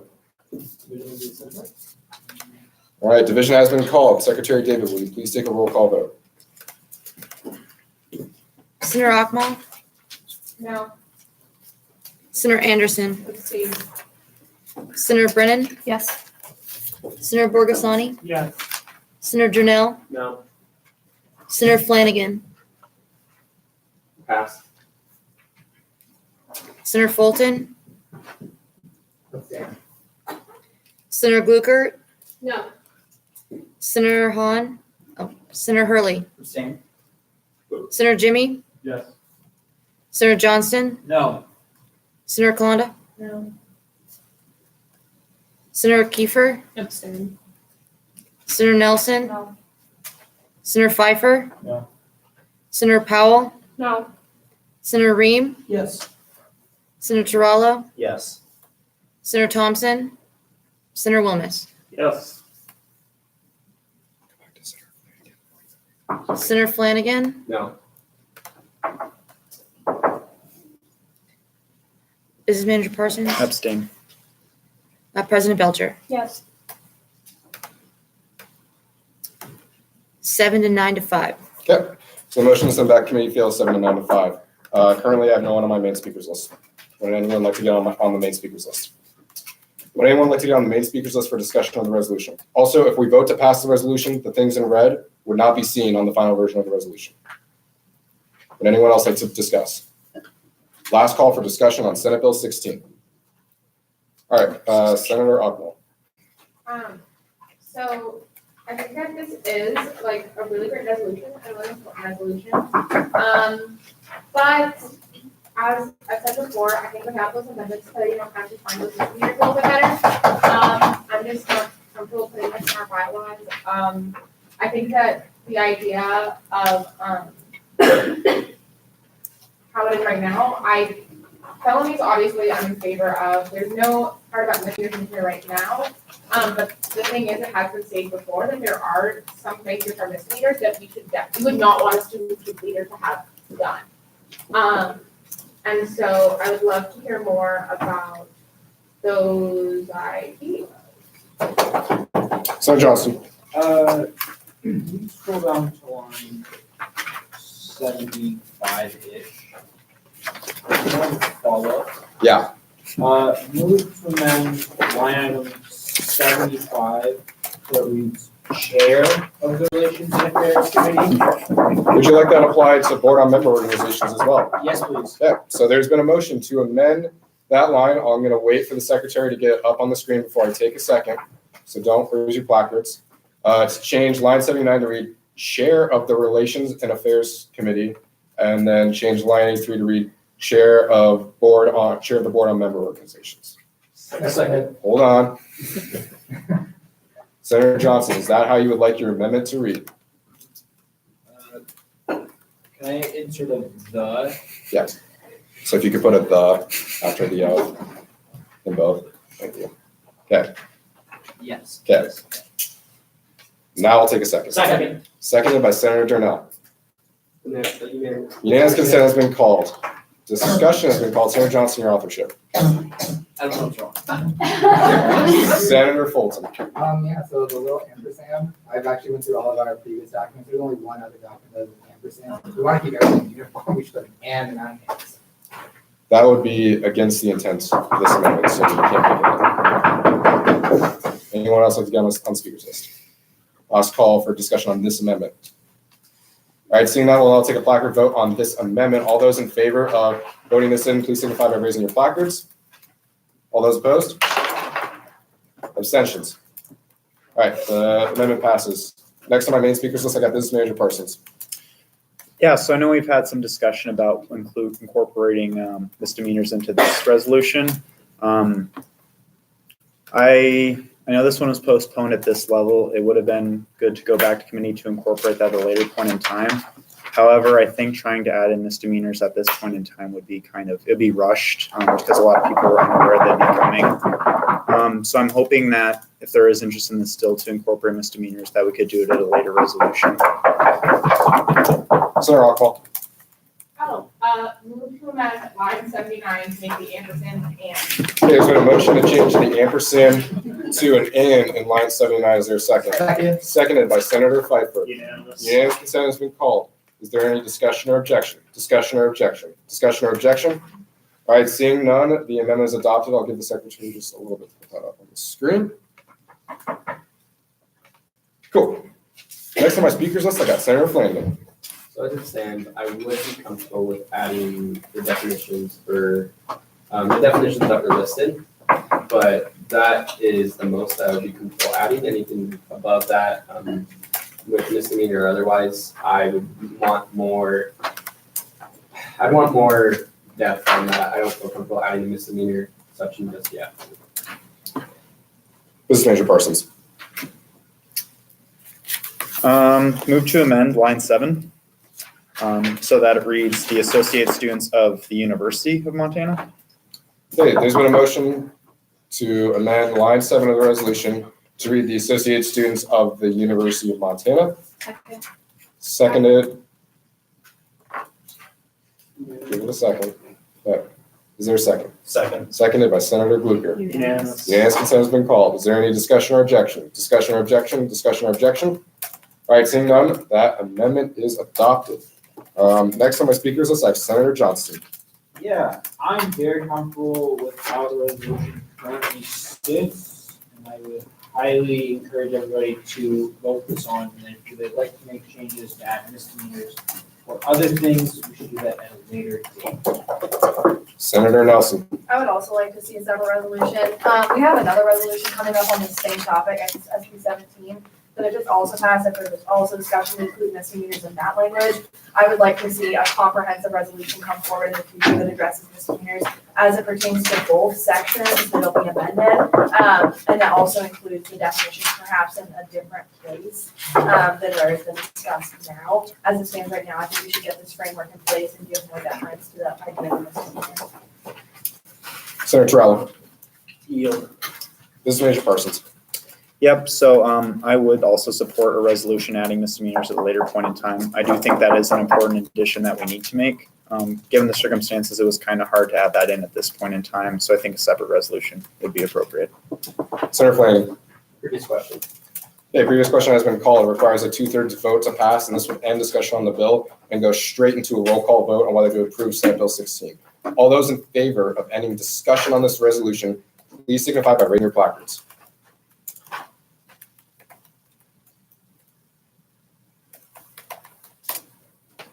All those opposed? Abstentions. Okay, the previous question passes 19-0 to 2. We will now proceed into a roll call vote on Senate Bill 16, a resolution regarding expectations for student group leaders. Secretary Taylor, will you please seek the roll call vote?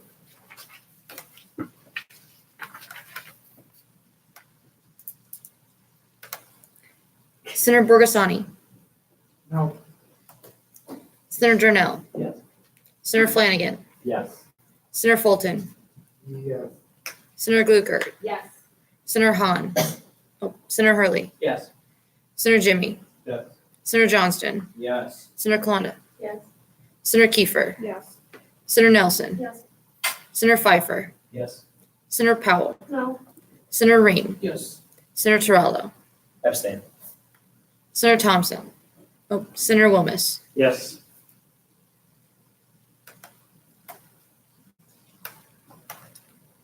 Senator Akmal, Yep. Senator Anderson, Abstain. Senator Brennan, Yes. Business Manager Parsons, Abstain. President Belcher, Yes. 16 to 2 to 3. Resolution passed 16-2-3.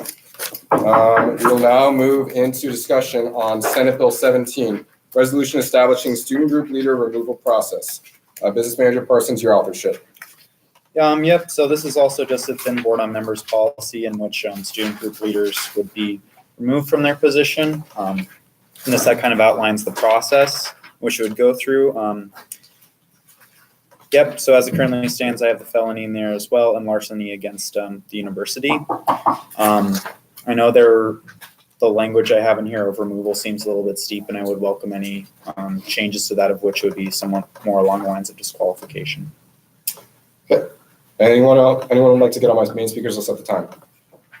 There's currently no one on the speakers list.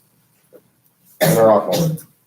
I have a question for the speaker. Mhm. So on line 4142, you mentioned an opportunity to advocate. Do you have any idea what that would look like, or if it would be like a process for advocation, or be similar to maybe like a future process with like them to set up them again, or like what are your, do you have any thoughts on that? Yeah, sorry, which line were you saying? 41 and 42, it says director facility leader will be given the opportunity to advocate for a reversal of their termination. I'm just asking like what you were thinking about that advocation meeting. You said 4142? I'm so sorry. Yeah, it's in section A. Right there. It's highlighted on the screen.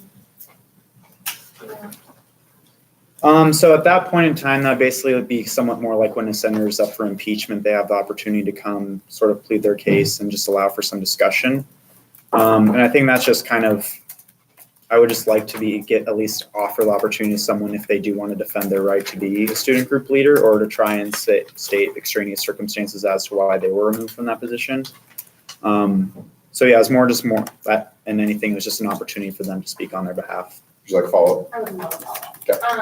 So then I have a second question. With that, would you, because I think you're having to be in there, like advocate is a little bit vague, and so maybe like facing a certain section of the report, and because the way that it stands, I'm not sure where this would happen in the meeting, if it would end up happening during like public comment, or if that would happen during the business manager's report, or even during like the president's and vice president's report, or during a separate section. So if an amendment were to be made in that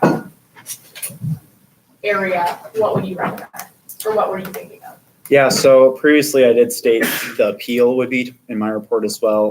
This opportunity to advocate on their behalf would also be within my report. I know it's not explicitly stated, but that's what I had intended. Senator Terrell. I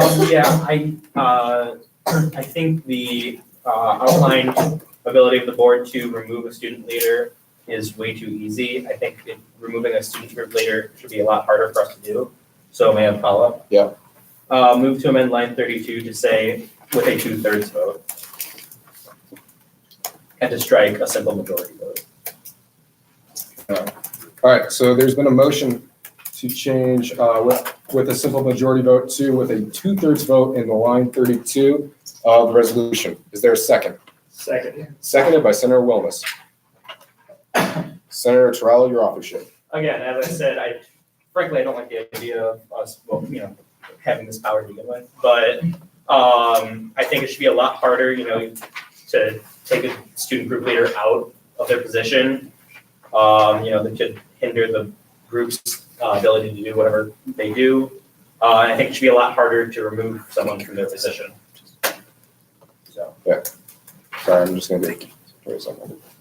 Okay. So, point of clarification, Senator Akmal. How many people are on board members? So currently it has 2 senators and 2 students at large. The committee Appropriations is 2 senators and 3 students at large, with the president and vice president sitting as ex officios. Thank you. Senator Johnson. Yeah, I'm very comfortable with a simple majority. I understand the sentiment of making it a 2/3 majority, but I think a simple majority is sufficient. Senator Gluckert. I guess I agree that that simple majority is enough. Because I think that we're not the ones necessarily removing this person from their position. They were in this position because they committed a felony. So, yeah. Senator Gluckert. Oh, sorry, Senator Nelson. I think the simple majority, during the board on member vote is appropriate because the Senate has the opportunity to, overturn that as a 2/3 vote, which I think is consistent with how other impeachment threshold votes that we have, so. Senator Rockmall. Yeah, if we made a 2/3 vote, it'd be a 2/3 vote on a committee of 4 to 5 people. So say about that. Just as a clarification too, this is the first time in like 3 years that the board has had students at large. Yeah, I just think that it should be harder since there is a growing sentiment to throw misdemeanors in there at a certain time. And also I understand that the group is small, at the moment, but it's not impossible for the size of the board to grow, in the future. So I just want to have a safeguard, against that. Senator Flanagan. I don't think that this amendment would necessarily be making the process harder, and I frankly view it as redundant. Senator Nelson. As it stands right now, the vote only applies to felonies, and if misdemeanors were to come up, I would hope that the process would be different. Senator Rockmall. Yeah, in the bylaws, right now, it's 3 SALs and 2 senators, and for most of the board's existence, as I have experienced it, it has been 2 senators, in which case you can't reduce your vote because they're people. Fulton. Yep. Senator Johnson. Where am I on in terms of the speakers list? In the main? Just in this one. Next time. You're on it right now. Where am I? Can I follow up? Yeah. Would you like a point of parliamentary inquiry? Yeah. I don't think this needs to be discussed. I think a simple majority is fine. The next person, please call. Ask for where we are in the speaker.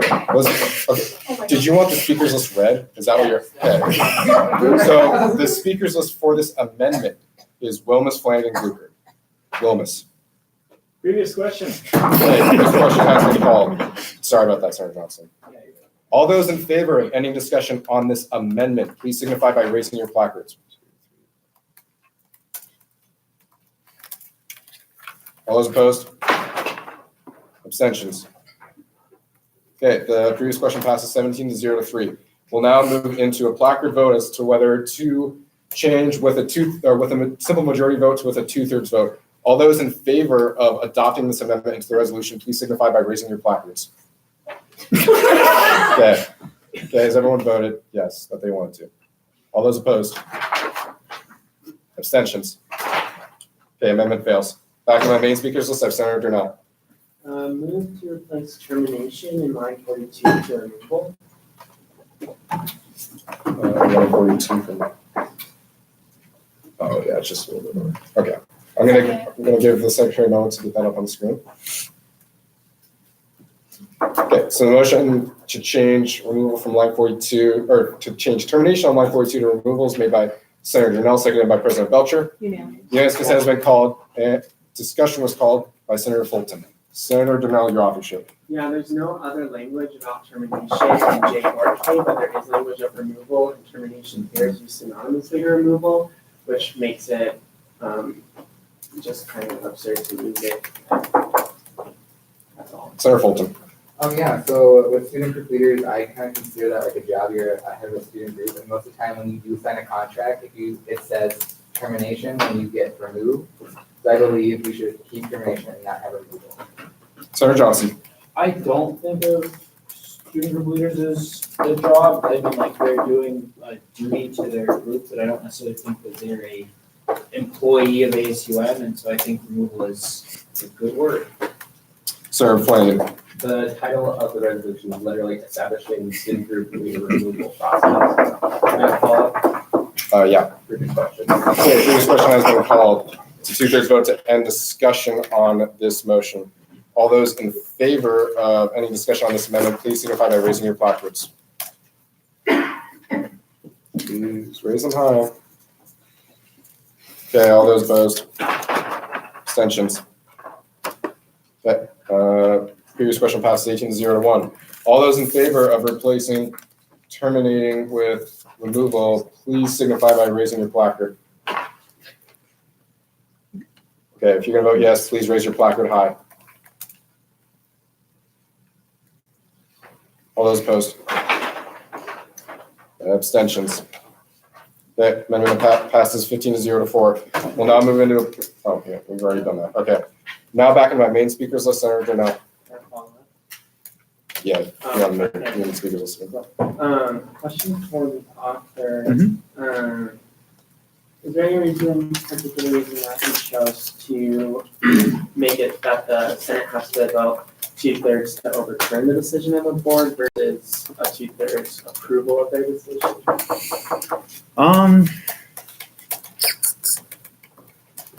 I had made it so that the committee would be the primary body in which they would do the investigation into whether or not this person did commit a felony or larceny against the university. And I had hoped that maybe the Senate would need more votes to overturn it. I'm not necessarily in favor of one or the other, so if there is a motion change to simple majority, I wouldn't have any qualms with it. Senator Rockwell. Yeah, I move to add Lou Villamez, ASUM legal director to the second line.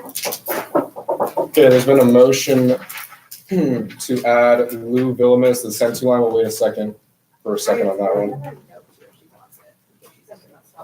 Yeah, you can send, yes, please. Yeah, please pass that up. We'll give it a second to get on the screen before we take a second.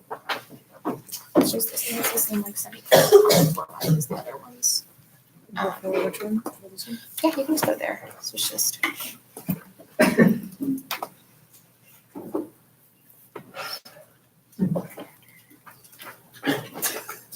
Decorum.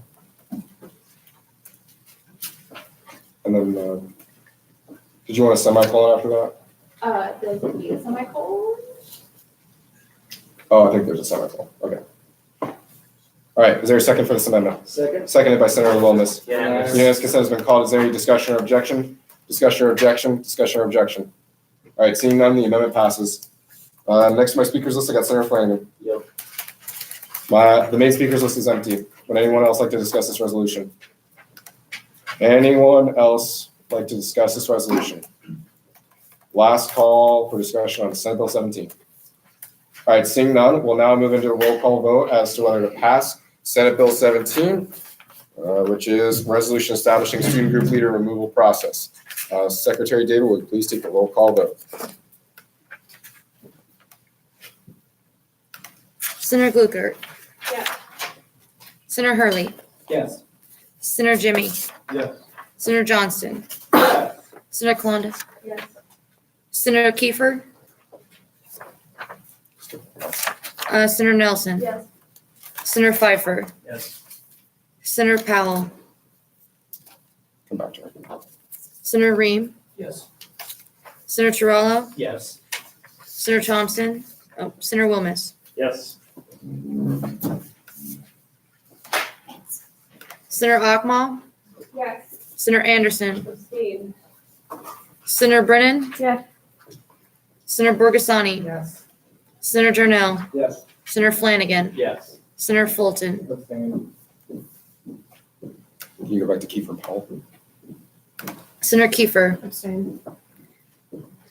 Senator Powell. Abstain. Business Manager Parsons. Abstain. President Belcher. Yes. 16-0 to 5. All right, resolution passes 16-0 to 5. We'll now move into discussion on Senate Bill 20, resolution regarding student group travel requests for funding airfare. I'll start speakers if any of you want to get on it, but Senator, look at your office show. Hi, everyone. So a lot of people that were on Senate last year saw a similar resolution. One of the reasons I decided to write this resolution this year was because I do not feel that ASUM funds student groups fairly because of this airfare. As we all know, airfare is super expensive, and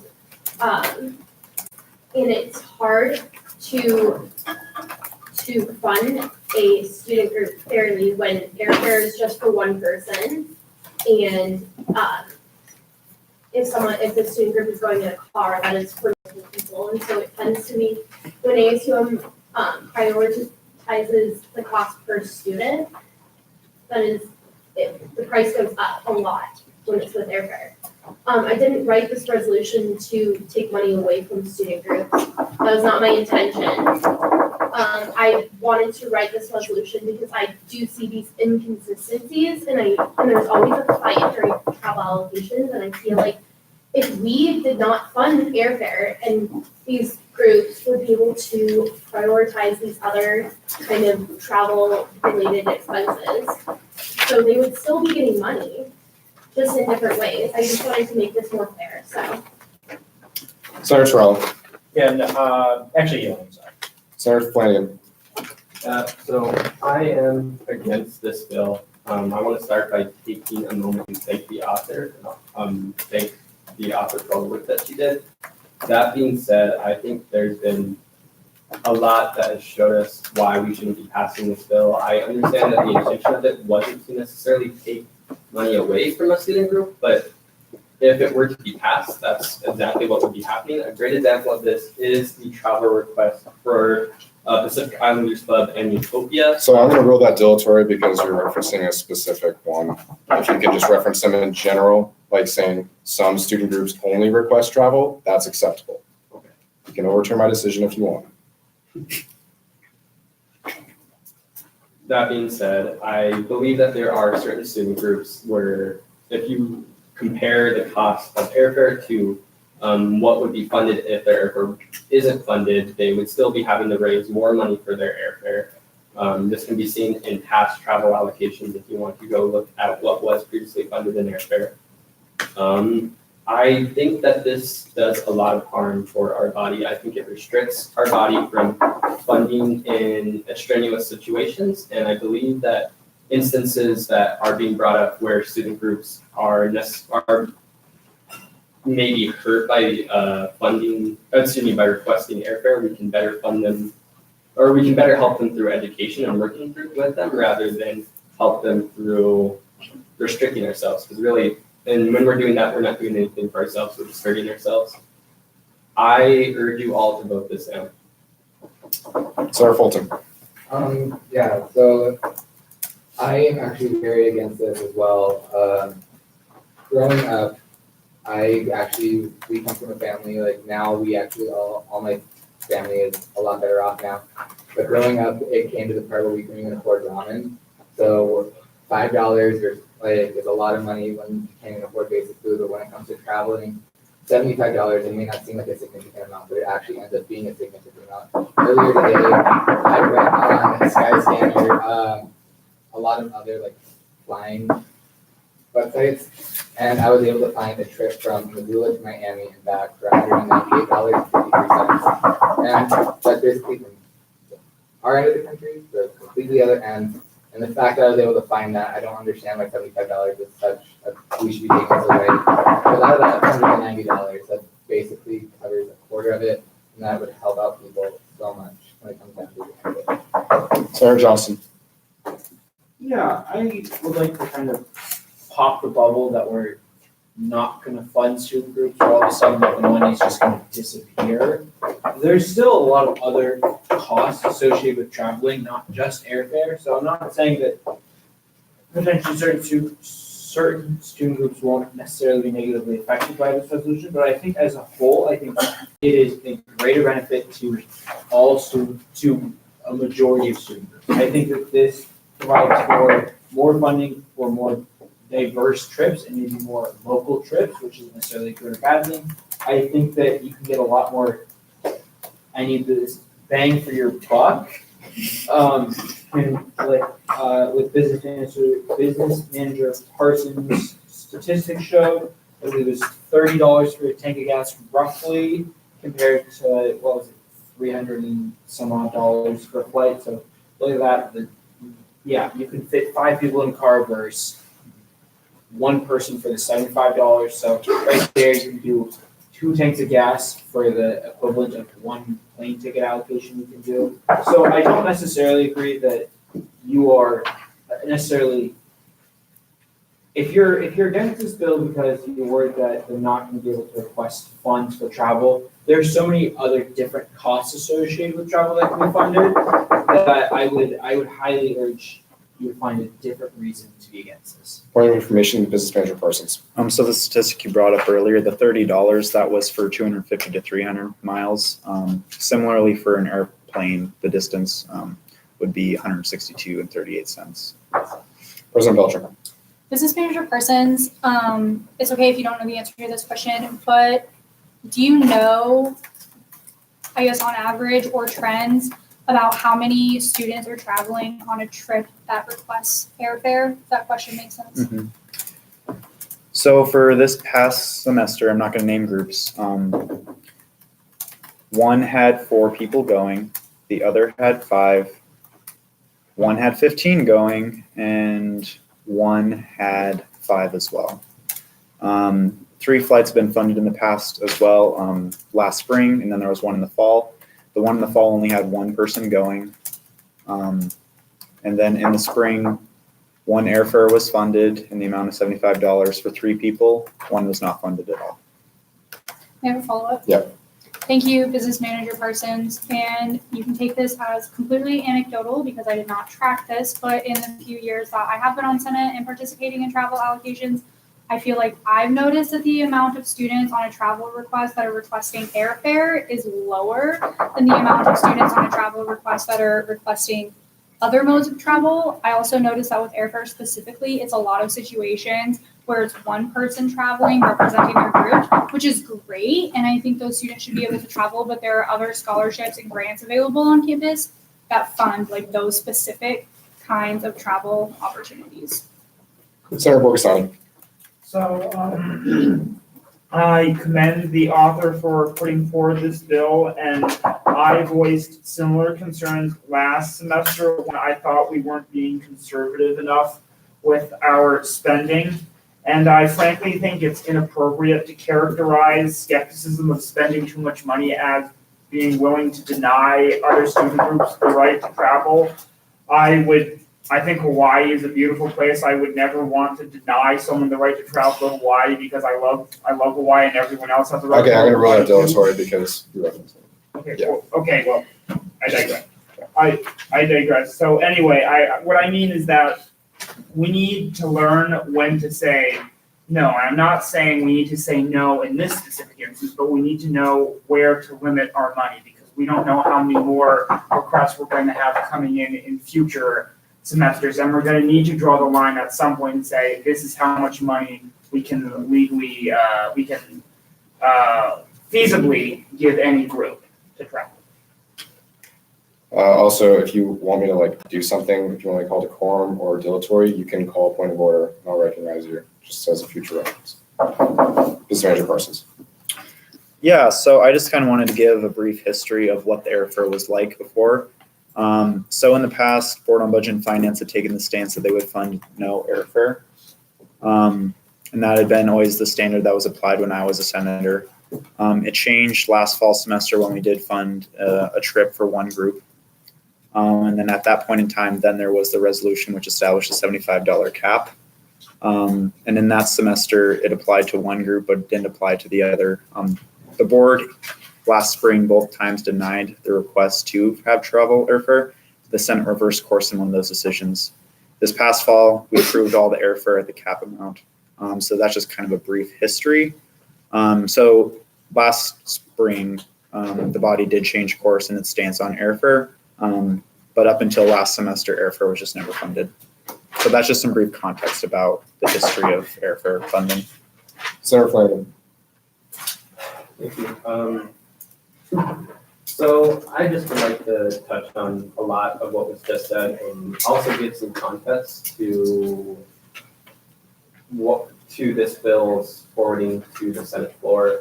Originally, when this bill was first seen and forwarded on Budget and Finance, I proposed to, well, at first I proposed to kill it, and I was persuaded to not do so and to forward it to the Senate. But I did so with the impression that I would be able to forward it with a do not pass recommendation. And as it stood, and I double checked this, as it stood, if I would have been able to do that, the majority of the board would have been in favor of forwarding this with a do not pass recommendation. And that being said, I think we can take a very critical look at how this bill affects student groups. One of the biggest arguments that I hear in terms of this, of SB 20 is that you will get more bang for your buck, but there are multiple situations where that's just not true. One was just brought up with a trip to Miami, and I actually have a whole thing written up here on how a trip to Miami would actually turn out to be more expensive if you drove rather than flew. Another circumstance would be a trip to Phoenix. I found multiple sources showing how airfare would be much cheaper. And I believe, and there's a lot of people that talk about costs associated with travel and how if airfare isn't funded, then other forms of travel can be more funded, and the student group will end up, the argument is that we'll kind of end up evening out, but this really isn't true. It's rather, we're going to be seeing much more funding that has to go to lodging. Lodging is going to be something that we see having to go up if people are driving these extremely long distances that frankly should be flown. If a student group's going to Bozeman, yeah, they should drive. I agree. If a student group's going to somewhere over 18 hours, they should definitely be flying because one, it's not safe to drive that long of a distance, especially if it's only one person going. And two, that's all, every sort of, the longer that this distance gets, the more that you're going to have to fund for lodging because you're going to have to get a place to stay so that you aren't driving long hours and frankly endangering yourself. And I believe this is a great oversight of those that are in favor of this bill to sort of forget that we have to take something like that into account. I don't think we should be restricting ourselves by doing this. I don't like the idea of restricting ourselves. I understand the circumstances that have been brought up, and I do think there are situations where airfare shouldn't be funded, but I also think there are situations where airfare should be funded, and we, as a student body, are restricting ourselves if we don't allow ourselves to fund those extraneous circumstances. May I have a follow-up? Yeah. Move to overturn the decision of the chair in the dilatory. I don't know how to word that. Okay, you can just say move to overturn the decision of the chair to rule naming specific groups dilatory. Yeah. Okay. Second. Okay, so there's been a motion to overturn the decision of the chair to reference specific student groups. Senator Flanagan, your authorship. Yeah, I have exact statistics I think would prove very relevant to the body, especially on a student group that actually came here to public comment tonight. And I believe that it is these kind of student groups that we should be talking about and keeping into consideration when it comes to this bill, because it's going to be these student groups exactly that are being affected. Okay, so here's my framing. There's no discussion on this, by the way. Here's my framing for why I'm doing this, and it's from a past precedent. It's because when you name something in specific, there is one, a feeling of targeting that certain people can feel as a result of this. And the second thing is that it's just not productive to the conversation. You can reference specific examples without referencing specific names if we know for a fact, or if I know for a fact that it's not, you're specifically referencing something that everyone knows and everyone knows is a problem. If you want to reference specific numbers of what groups request without saying their name, I'll allow that. Senator Fulton. Yeah, so I actually believe we should be bringing in exact groups and exact numbers because that way we know who we're talking about and not just kind of like overgeneralizing. Because we could be talking about past instances where most of us weren't on this past body and where airfare just started. I believe if we are able to know the exact groups, the exact amount that is being funded, it will be able to help us in our conversation and actually enter debate a lot more than we should do as a student group. And one last thing, just for me, is that if you want to reference specific numbers, that's fine, because not everyone's going to remember the numbers. And you're probably not going to know the specific reference to a student group. Just don't make it very attacked towards a student group if you do that. Yeah. All right, all those in favor of overturning the decision of the chair and not ruling this dilatory or vote, please signify by raising your placards. All those opposed? Abstentions? Okay, the decision of the chair is not overturned. Next on my speakers list, I got Senator Torello. Yeah, I really don't think we should be funding airfare in the first place. Student groups are more than capable of doing fundraising or finding other ways to pay for airfare or other means of transportation. When a high school band at my school went to LA, we did a huge amount of fundraising and we were able to pull it off and made travel cheap. Did the same thing when we went to New Orleans, and I might add this was from Chicago, so it's not like it was a short trip. We were able to fundraise it for it, and it wasn't a huge problem. ASUM does need to learn restraint on spending money. We're not a loan organization. We need to learn when to say no. And I think airfare is one of those instances. We need to learn to save money. Senator Anderson. Yeah, so I'm super against this bill. I was super against it last year when it got proposed. I think that limiting student groups to the distance in which they can drive is impeding their ability to grow, impeding the experiences the students have.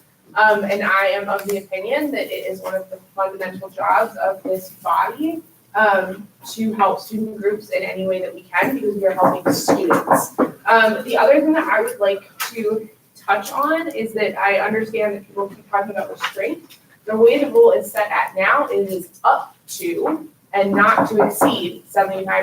That does not mean that the Board on Budget and Finance has to fund $75 for each flight. It does not mean that they have to fund, the max each time. It means they have discretion, which is why that language was put in there. So everyone, like the arguments that we are spending money like this and it's making it unfair, I think that if you look at the other costs that are associated when they drive, like the lodging that we pay for, sometimes registration fees, that it kind of equals out, because in my experience, when we have funded airfare, we haven't funded those other items as often because we're giving them more money. I think that getting them there should be the number one important thing that we do. And I think that we're creating a safety issue by making them drive. I've driven from Atlanta to here, it's 37 hours, it's the worst thing on the planet. And I had to spend more money than if I just flew. I think we should keep that in mind, that we are affecting students, and this is a major thing, and that we shouldn't be doing this because it's impeding their ability to thrive. Senator Pfeiffer. Hold on 1 second. Point of parliamentary inquiry, Senator Ockmall. Would you please read the speakers list? I got Powell, Johnson, Wilmus, Ockmall, Nelson, Flanagan, Fulton, Borgasani, Glucker. Senator Pfeiffer.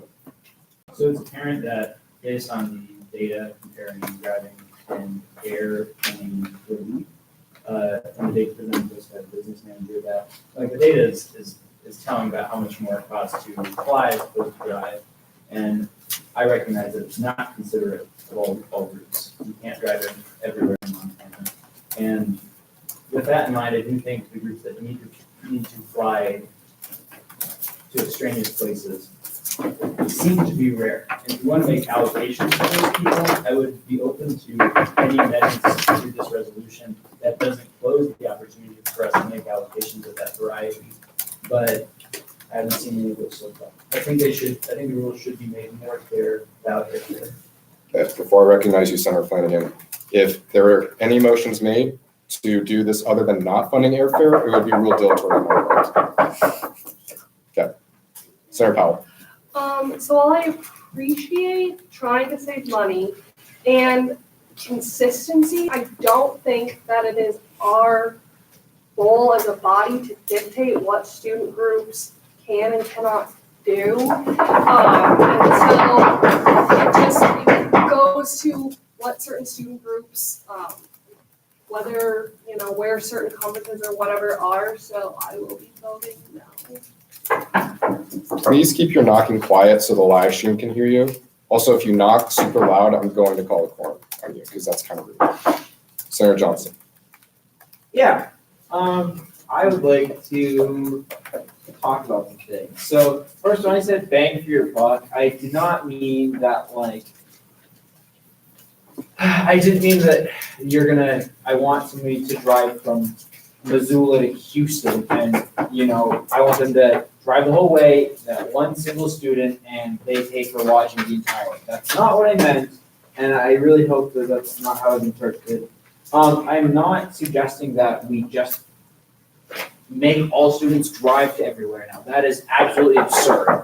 What I'm saying is that we just remove airfare and we fund other things like registration, hotel. There's other things that we can fund besides just the airfare. Because frankly, as it stands, $75 is a lot to give per student in any situation. So to do it to where if they request airfare, lodging, registration, and the body feels really generous to give airfare and lodging, that's $95 for one student for one night just to get there. Another thing, like I touched on previously, the safety is, I'm not suggesting students drive everywhere, that's, yeah.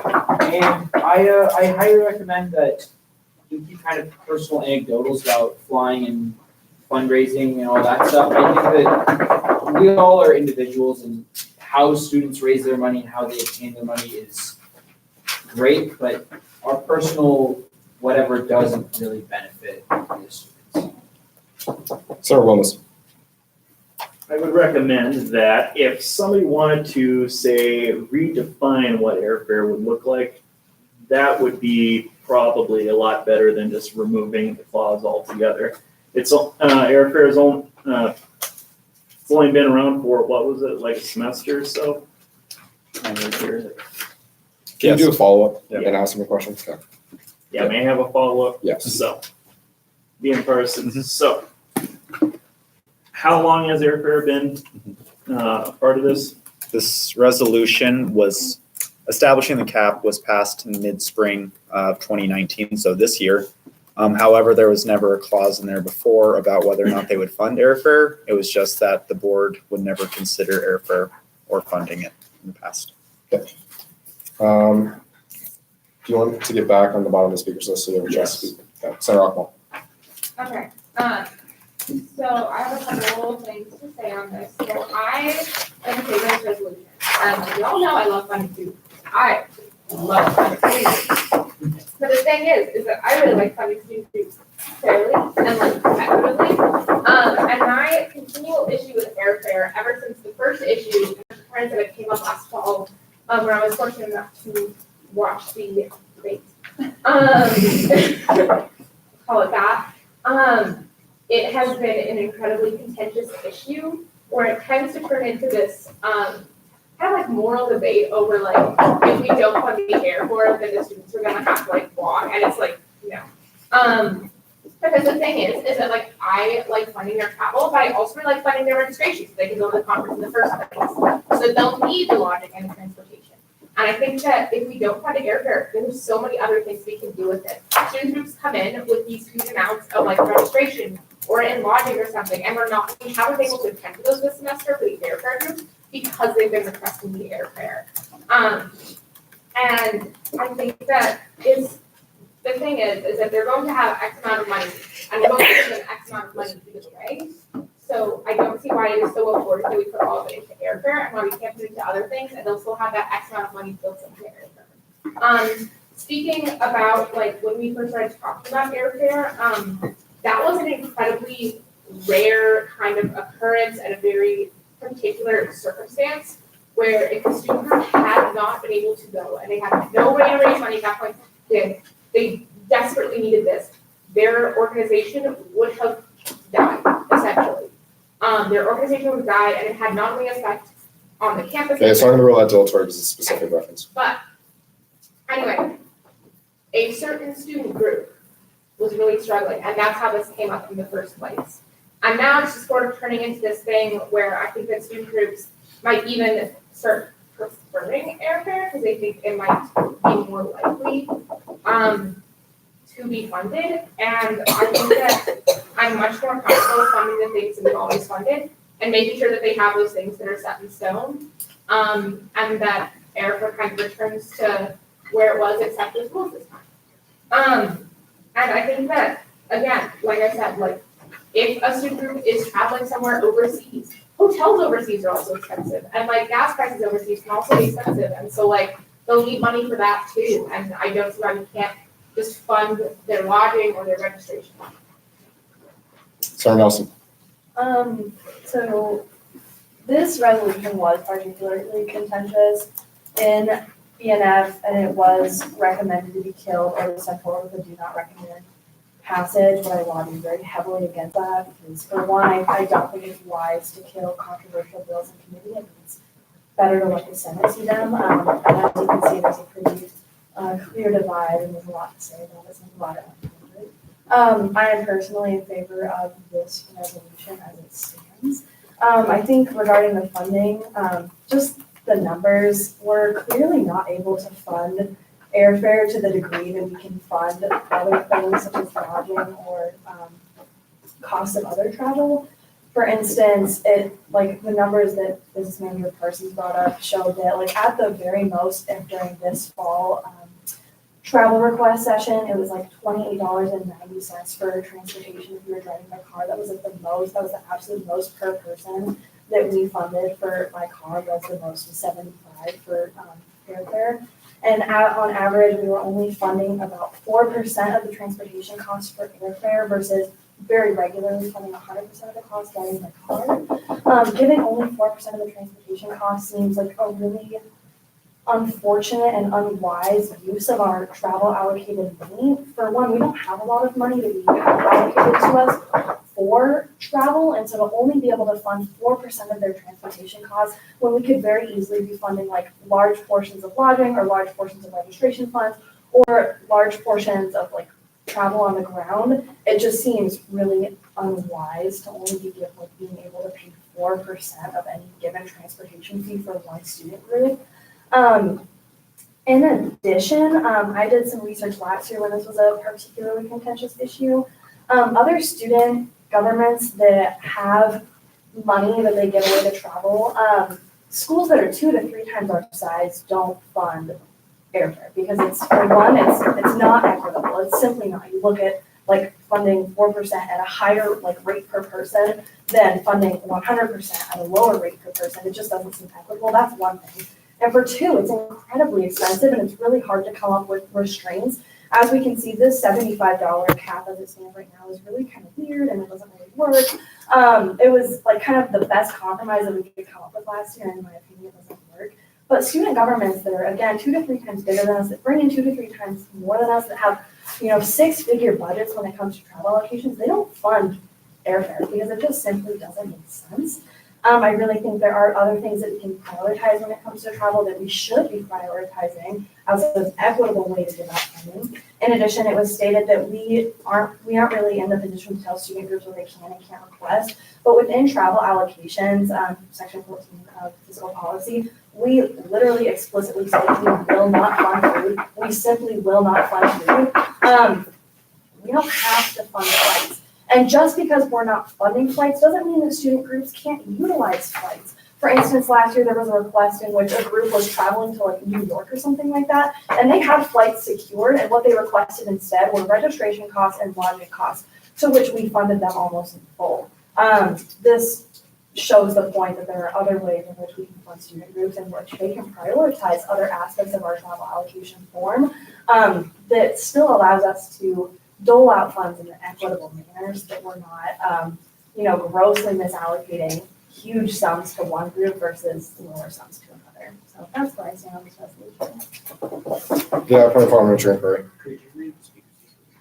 Flanagan, Fulton, Borgeson, Uker, Johnson, Wilmus, Terrell. Flanagan. Thank you.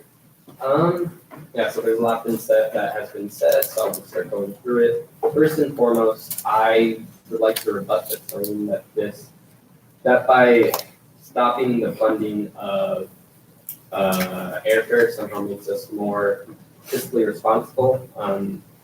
Rather, I see it as us either spending more money in places that could be better sort of dispersed. I think a great sort of solution to a lot of what we're hearing tonight would be to rather and this is something I heard from others before this meeting, would be to rather have priorities instead of restricting ourselves in this manner. I think having student groups actually give us priorities of what they want funded and what they don't want funded would give us a much better mechanism to weigh what we should be funding as a board and as Senate. That being said, I think there's a lot of circumstances where a student group might not even be requesting lodging or registration fees, and they could just be requesting commercial in the form of, they could just be requesting airfare. And I think that there's a lot of extraneous circumstances that we would bar ourselves from having any sort of intervention from. I don't think a student group always has the capability to fundraise. And that's definitely something we should be taking into account, especially because we shouldn't be discriminating on a student group's ability to fundraise. Moreover, I think that in my personal opinion, it's almost discriminatory to not take into consideration the fact that certain student groups do need to go overseas for their purpose of their student group. And certain student groups, when they do this, they aren't even requesting registration fees. And in completely unfunding their commercial and completely funding their lodging, we still have a lot of, it forces the student group to raise much more for their commercial. It forces the student group to fundraise much more for their airfare. So this is where we see a great circumstance of us hurting ourselves and restricting ourselves by passing this bill. I don't think we should pass this bill for the exact reason that it will hurt student groups. I think that we can do a much better job of what is being asked of the body if we actually work with student groups to find the best option for them, and we actually put forth priorities or otherwise. I urge you all to vote no. Sir Fulton. So going back to previous sentiments, when it comes to traveling, I actually drove from Long Island to Missoula, and that's a 44-hour drive. I did that all by myself. It took me, it was so much money just in gas and lodging and food and just in overall expenses, where it would have been so much cheaper if I would have flown. When it comes down to it, flights aren't that expensive. It comes down to people actually researching it. Because I can honestly find flights on the other end of the country. I could honestly go to Dublin for less than $1,000 if I research properly. I have had friends who live in other countries, from Australia, from New Zealand, from China, from anywhere in England, from Brussels. They have all come to America and under $1,000. So that may sound like a lot of money. That $75, it's still money going towards our trip out for other student groups. It honestly comes down to the student group actually doing their research when it comes to funding. When they come with these big amounts, they should actually be doing their homework and being able to find these flights. Because at the end of the day, flying is actually not very expensive if you do your research. Okay, so I'm going to enact recency. And basically what that is if you've spoken once, you get lowered down to people that haven't spoken. If you've spoken twice, you get lowered down to people that have spoken once or 0 times. This is a way for everyone to get their voice in on the discussion without certain people speaking 5 or 6 times on the resolution. If you're unhappy, overturn my decision. Senator Kiefer. Previous question. Okay, previous question has been called. It's a 2/3 vote to end discussion on this resolution. All those in favor of ending discussion on this resolution, please signify by raising your placard. All those opposed? Abstentions? Okay, previous question fails 9 to 10 to 0. Back to my main speakers list, and since it's recency, Senator Wilmes. Rather than simply killing airfare, what I think would be better is to create perhaps a separate request for airfare on its own. And maybe in the future, you could expand that to include, say, bus service or even train service. In the future, of course. So for right now, since we're just talking about aircraft, what I was thinking would be to have a request system put in place that falls outside of normal travel allocations. And it would be a little bit more discretionary for the board, and it could be taken separately so that you don't have to, say, just fund airfare. then think about, oh no, now we don't have any way to pay for anything else on this allocation. It would provide better discussion to figure out what would be better, whether it be vehicles or going through and just getting plane tickets, or if it would be better just to fund other things that would come up during the trip. Jordan. Yeah, so in the last 2 weeks, I've been the opportunity to kind of move over this. And usually I see a resolution and I assume I kind of know where I'm engaged. Thank you. What side I'm leaning to, but for this one, it definitely wasn't the case. And after discussion tonight, I decided to support this resolution, and I'd like to personally thank everyone who came here with research and posted stuff and gave very logical solutions as to why this would work. As opposed to like the personal stories that did not aid in my decision whatsoever. Next, Senator Glucker. I just want to make it clear that the intention of this resolution wasn't to cut airfare so students can drive places. That is not the intention. This is to cut airfare so students can be funded in different ways. That means registration, lodging, other things. I'm not telling, or this, by passing this, Senate ASUM is not telling these students to drive 13 hours somewhere. They can absolutely fly. Because I also want to bring up the fact that these student groups that are requesting airfare might not be asking for lodging and registration fees because they are focused on airfare. And by putting that we are not going to be funding flights, they can prioritize that they want lodging and registration funded, which would be funded in almost probably the same amount. Also, flights are expensive. The average, as you can see on the resolution, is $352. That's half my rent. That's very expensive. And just because someone found a flight for like $100 somewhere doesn't mean anything. Flights, that so much goes into flights. Like you can find flights so much cheaper by booking them out a couple days before. Like we shouldn't be expecting students to do that and expecting them to find these cheap flights because flights are not cheap. Okay, next, for recency, Senator Pfeiffer. Can you read this? Yeah, let me try to get in order real quick. I got Borisani, Torello, Johnson, Flanagan. Yeah. So, reason likely exists for student groups, any student group, to want to travel nationally or internationally. There are usually conventions of variety that any student group can get involved in, and they require them to fly. If the rule as it goes persists, we may see a rise in student groups on campus wanting to travel by air, which is fine. But if this fails, and the amount of student groups traveling by air grows, the Senate will likely see this issue again, reflected in the budget. Borisani. So I disagree with the notion that by being more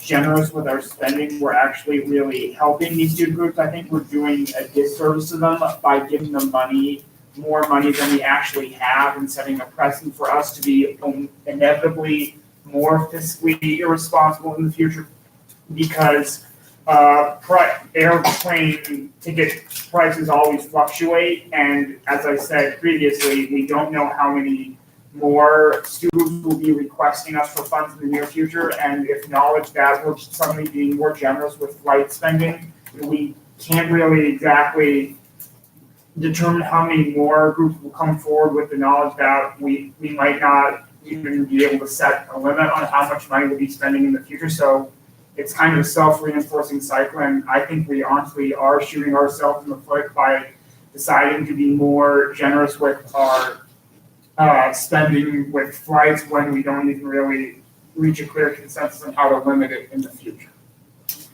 All right, I'm going to count my speakers list now. Currently reads Terrell, Johnson, Flanagan. Would anyone else like to get on the speakers list? I will not put you on the speakers list a second time if you're already on it. And also, recency is still inactive.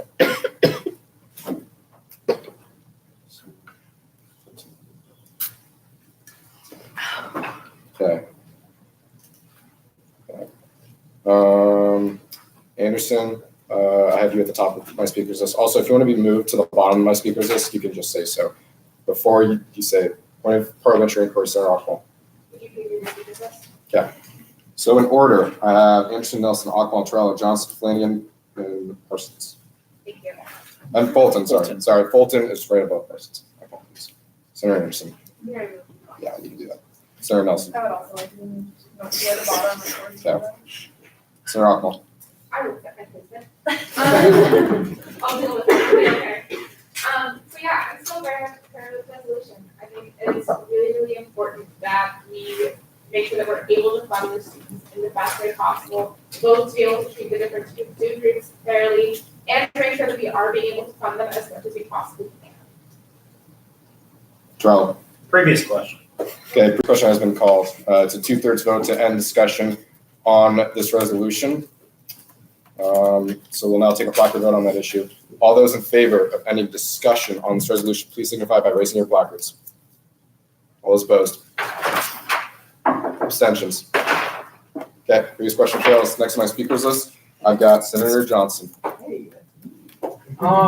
Yeah, I think everybody's pretty set in stone on how they're gonna vote. I really have been trying to swing votes and push people in a direction and be clear. I do urge you to vote with your financial brain, not with your emotional brain. I think that hopefully I've been able to convince you, but I don't know at this point, if that you will get more, like I said, bang for your buck. As far as spending per student compared to other funding, registration, lodging, et cetera, so on and so forth, compared to just funding airfare. So I beg you and I urge you to vote yes. Flanagan. Yeah, if we're gonna be thinking with our financial brains, I urge everybody to consider the financial impact that we're going to be on the student groups.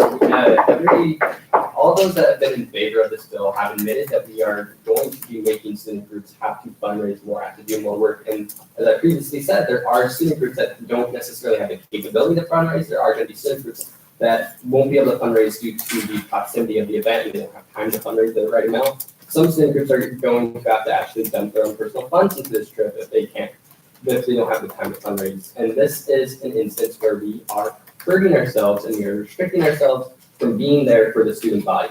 We should not be restricting ourselves from being able to help the student body during strenuous circumstances. If we want to have more bang for our buck, we should be laying out priorities for student groups and see what they want funded. If they want travel, if they want airfare funded, they can strictly state we would prefer that the majority of this allocation go in airfare. If they want registration or lodging, which again, student groups don't always request. There might be a student group that's literally just requesting airfare because that's all they need. They can say that they want otherwise. And I would urge the body to consider the fact that we will not be able to, if this resolution were to pass, we would not be able to help student groups during the strenuous circumstances, and we would be barring ourselves from having any ability to do so. And I would urge these student groups to think both emotionally and financially and how that's problematic for student groups and for the body. Please vote no on this. Fulton. So the previous senators that we should be using are. Okay, dilatory. I believe what should be done with this resolution is we should be turning it down. Because at the end of the day, we're all people. We've all experienced what it's like to be tight on cash. And we've all experienced what it's like to not have that extra $75 to do what we need to get done. We're all people. We shouldn't be thinking we should be thinking mostly with our heart and not our mind in the situation. Because how would you want to be if you were in this situation? Parsons. We move to that bottom of the speakers list. Anderson. Okay. So I've heard a lot of discussion about how we would be able to fund them in different areas and how it would be more equitable. But if a student group is coming to us and asking for airfare, and we tell them no, and they don't want us to fund any other part because maybe they've got, they can stay with family wherever they're traveling to, or they can cover their costs in different ways, that is something we need to consider. I have not heard one argument that says that by funding airfare, or not funding airfare,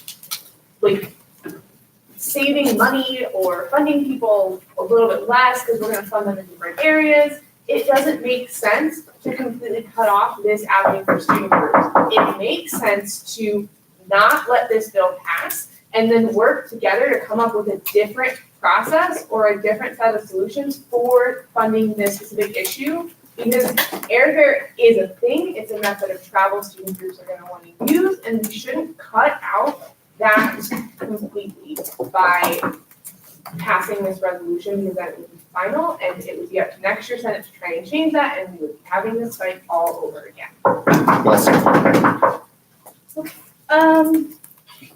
So there's been like some talk about that they're actually airfare, that there are flights that are actually relatively cheap based on anecdote, but I just wanna say that looking at the numbers that were given to us for this fall semester for travel, looking at the practices and the numbers that we've actually experienced, the fact of the matter is that most flights are in fact incredibly expensive. And while in certain scenarios you can find flights that are cheaper, that's simply not always the case, and it's not always up to student groups to like doing their homework. The fact of the matter is that some flights are just simply expensive, and we've been unable to fund even like a significant portion of those costs. Again, on average, about 4% of those transportation costs as associated with airfare.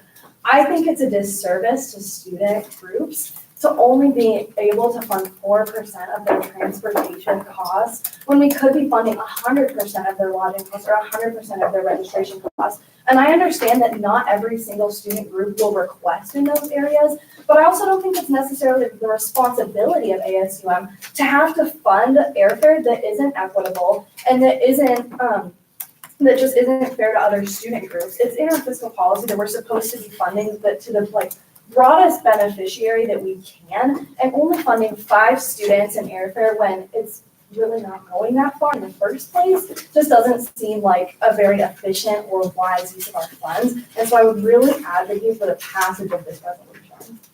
This is Manager Parsons. Thank you all for a dynamic discussion. I'm really happy that everybody put in their 2 cents. I just want to let everybody know that I'm going to be abstaining from this. I want the body to be the one to tell me how to adjudicate this. And I thank you all for your input and for maintaining civility. Before we proceed to the roll call vote for parliamentary inquiry. I'm going to do the point of parliamentary inquiry before I recognize your motion to appeal. Senator Fulton. Yeah, so just so I'm right, we're only allowed to fund $20 a night for lodging, correct? That's not a question about parliamentary inquiry. Would you want a point of clarification? Yes. Okay. $20 per person per night, up to 5 nights. We covered that. Okay, cool.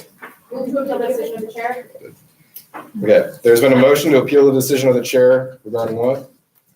Yeah. Okay, capping the speakers list, seconded by Senator Glucker. Okay, let's do this. Senator Ockwell. This is so fast. If you look at the resolution, it still says one stage here. I just want to get on it and fix it. That's literally it. You can recap it. I just want the section to be over. But we need to fix that because that's really embarrassing. Yield. Yield. Oh, yeah, same. Yield. Okay. All those in favor? Point of parliamentary inquiry before we proceed, Senator Flanagan. Can we recap it?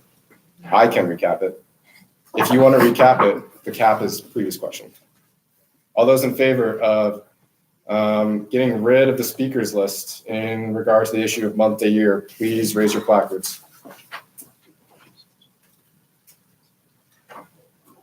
All those opposed? Abstentions? Okay, seeing none, I'm going to take down a speakers list and recap the speakers list. And you can consider this me capping the speakers list again.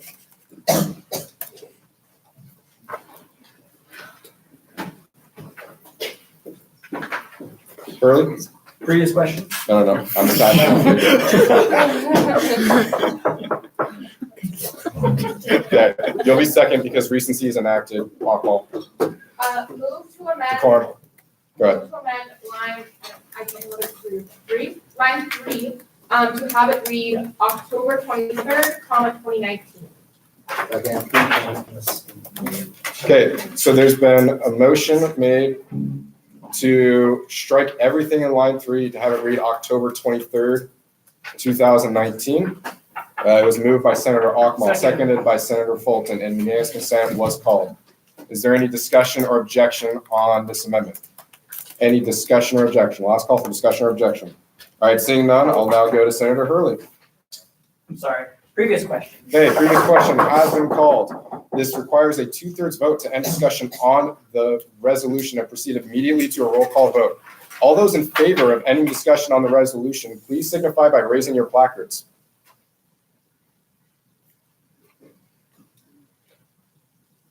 All those opposed? Abstentions? Okay, previous question passes 16 to 1 to 3. We'll now move into a roll call vote on Senate Bill 20, resolution regarding student group travel requests for funding airfare. This is a 2/3 vote to pass. Secretary David, will you please take the roll call vote?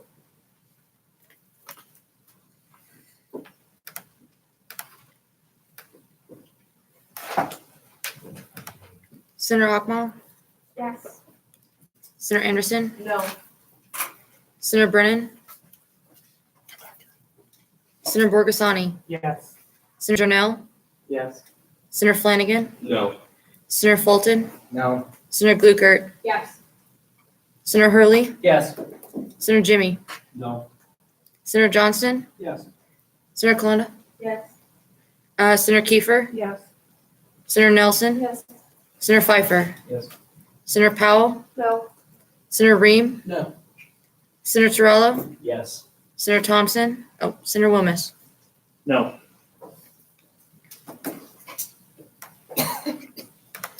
Business Manager Parsons, Abstain. President Belcher. Yes. Tell me what it was. No. 12 to 7 to 1. Okay, so the resolution fails. Huh? It's 2/3 vote. It will fail regardless of whether or not Brennan was here. Pretty close vote. Foreign parliamentary inquiry, Senator Flanagan. What would have needed that? Who would have needed one less no? Or 2 more yeses?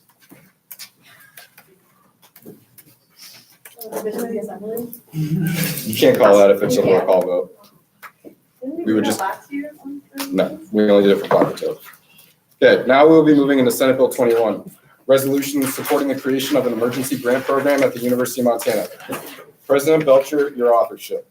Hello, everyone. I've been talking about this issue for quite some time, so I will try to spare you some of the details, but basically, I think the University of Montana should have an emergency grant program. These kinds of programs exist a lot at other comparable institutions across the country, and they greatly benefit students. One of the, well, actually, the biggest reason that students drop out of school is because of financial reasons. And as it says in the resolution, those are primarily related to transportation, medical care, and housing.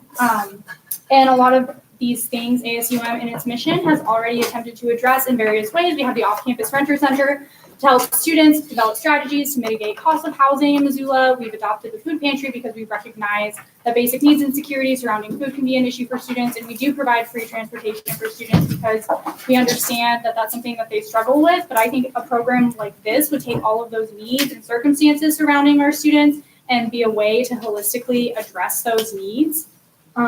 So yeah, I had Vice President Hanley send out quite a few documents about best practices concerning emergency grant programs, and I hope you all had at least a little bit of time to look those over. One thing I do want to say though, and make very clear in this resolution, all it says is that we support creating an emergency grant program. It doesn't say how that grant program would work. It doesn't say how much money we'd give it out to. It doesn't say who we'd give it out to or exactly why we'd give it out. All it says is that this is a resource that we think should, in general, be available to students. By passing this, we would be rubber stamping the creation of this program and giving ourselves a seat at the table in developing those policies and procedures. So I would really appreciate it if the discussion stayed around emergency grant programs in general and why one would be good for UM and not specific procedures and administering emergency grant programs. But if you have questions, I will still answer them. Senator Rockman. Awesome. So I have a couple points on this. So first of all, I'm tired. I forgot to run the committee report. So this resolution was passed in RNA with a do pass recommendation. That means that Relations and Parents believes that the Senate should pass this bill. I would just like to make that clear. Also, personally, I think this is a fantastic resolution. I think the idea of putting a grant program to support students in their time of need is really, really important. I personally know students who my freshman year dropped out of semester because of things that were outside of their control and because of things that could have been solved if we had this grant program in place. Senator Fulton. Yeah, so I'm actually in huge support of this resolution because y'all, if y'all don't know, I'm from the eastern side of the state and it costs $200 just to get there in gas. So honestly, if this emergency grant program was a thing, it would honestly help out students, not just, I'm sorry. It wouldn't help, it would just help out students a lot, especially when it comes to family needs, or say if somebody breaks their glasses, it's honestly gonna help them with that extra financial support that they'll end up needing later down the line. Darnell. Move to remove line 58 from this resolution. I'll wait a second for a second. That's a bad way to say that. So if you go down to line 58. Oh, okay. Is there a second? Seconded by Senator Oswald, and unanimous consent has been called. Is there any discussion or objection on the amendment at hand? Discussion or objection? Discussion or objection? Seeing none, the amendment is adopted. Next on my speakers list, I have Senator Powell. So I'm kind of torn on this. While I appreciate what it is doing, I just have some concerns.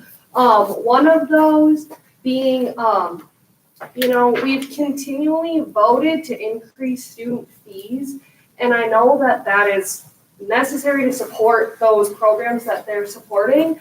But if we weren't voting to increase such student fees, then that would put money back in students' pockets to pay for emergencies like what this grant would fund. And I also am just concerned as to where the money for this would come from. So I will be voting no. Senator Terrell.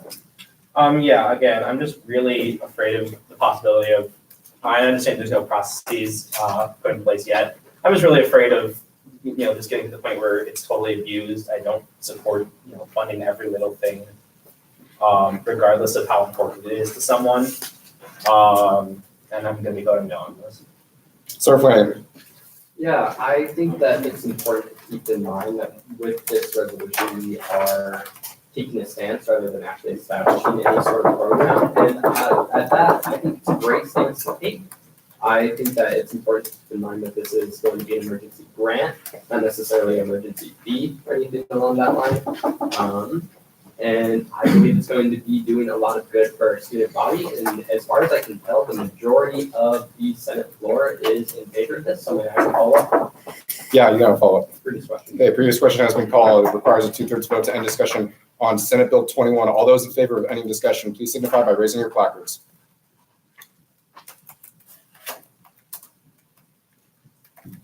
All those opposed? Abstentions? All right, the motion for previous question fails 12 to 8 to 1. Back to my main speakers list, I have Senator Anderson. Okay. Move to amend line 24. To put a space between support and of. Okay, we'll give the secretary a moment just to get that on the screen. Sorry. Thanks for catching that, by the way. Where?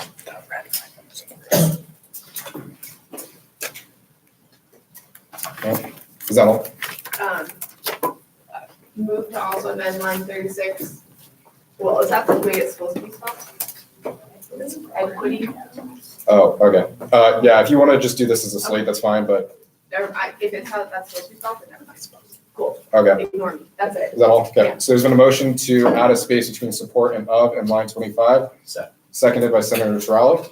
It was moved by Senator Anderson. Unanimous. Unanimous consent has been called. Is there any discussion or objection on the amendment? Discussion or objection? Discussion or objection? All right, seeing none, the amendment is adopted. Next on our main speakers list, I got President Belcher.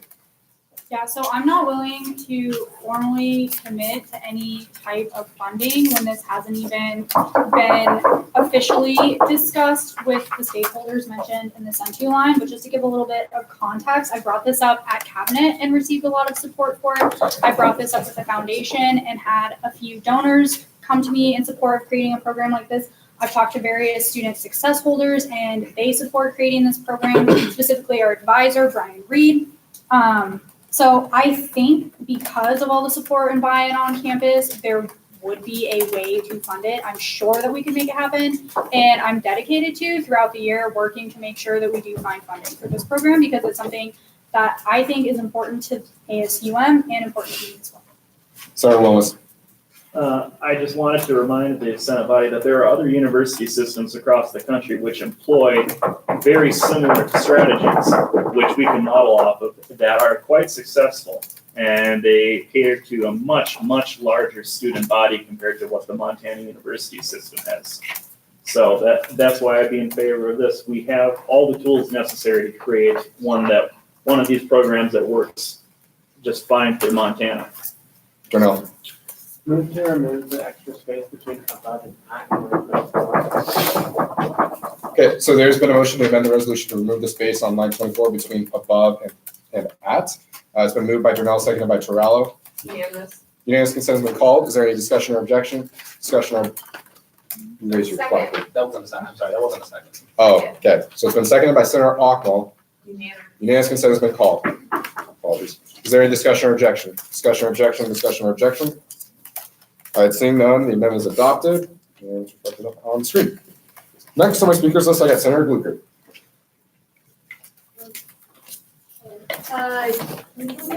Yeah, focus on. So I am certainly in support of an emergency grant program to assist any student who might be in a dire financial situation. However, I think this particular policy proposal needs more discussion because it literally says we need the creation of an emergency grant program. There's no name, there's no specific constraint or specific purpose. All it says that we support the creation of an emergency grant program, and in my opinion, that's not specific enough. What we need is a detailed, comprehensive policy proposal that outlines every single provision that states what a person needs to do to qualify and what its limits are. Nelson. While this resolution may not outline the specific functions and processes by which and how an emergency grant program will give out funds, I think it is within our constitutional confines to pass this resolution. For instance, in Article 2, Section 1, ASUM shall be the representative body of the members of the association, The primary responsibility of the association is to serve as an advocate for the general welfare of the students. One of our core values and principles is that of advocacy and standing up for the general welfare of the student population. We already do that in a number of ways, as this resolution outlines. For instance, we adopt the Campus Brender Center, we support the UN Food Pantry, we have ASUM Transportation, as President stated, which provides food rides. This resolution, which supports the creation of an emergency grant program, is one of the primary ways in which we can advocate for the general welfare of students, both in terms of their financial health, their mental health, et cetera, et cetera. Furthermore, I think it's a retention solution, as we've heard a number of times. Funding is one of the main reasons by which students drop out of college, especially when it comes to like unforeseen emergencies. This is a means by which we can advocate for student success. It's something that the campus at large has committed themselves to, and I think this is a stance that our student government should be taking for students in ways that perhaps the administration isn't. Akmal. So to be very clear, on their clause where it says that ASM supports the creation of emergency grant program, that is exactly what we are doing here. So if you like the concept of us supporting the idea of emergency grant program, then I highly encourage you to vote yes on this, because that is what your yes votes mean. Sorry, no, okay.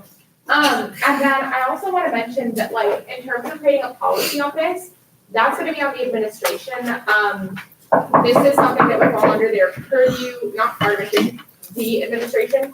And if you look at like other programs in other states. It's not to the governments to do this, it's the actual university that does this. That has processes and practically installed that.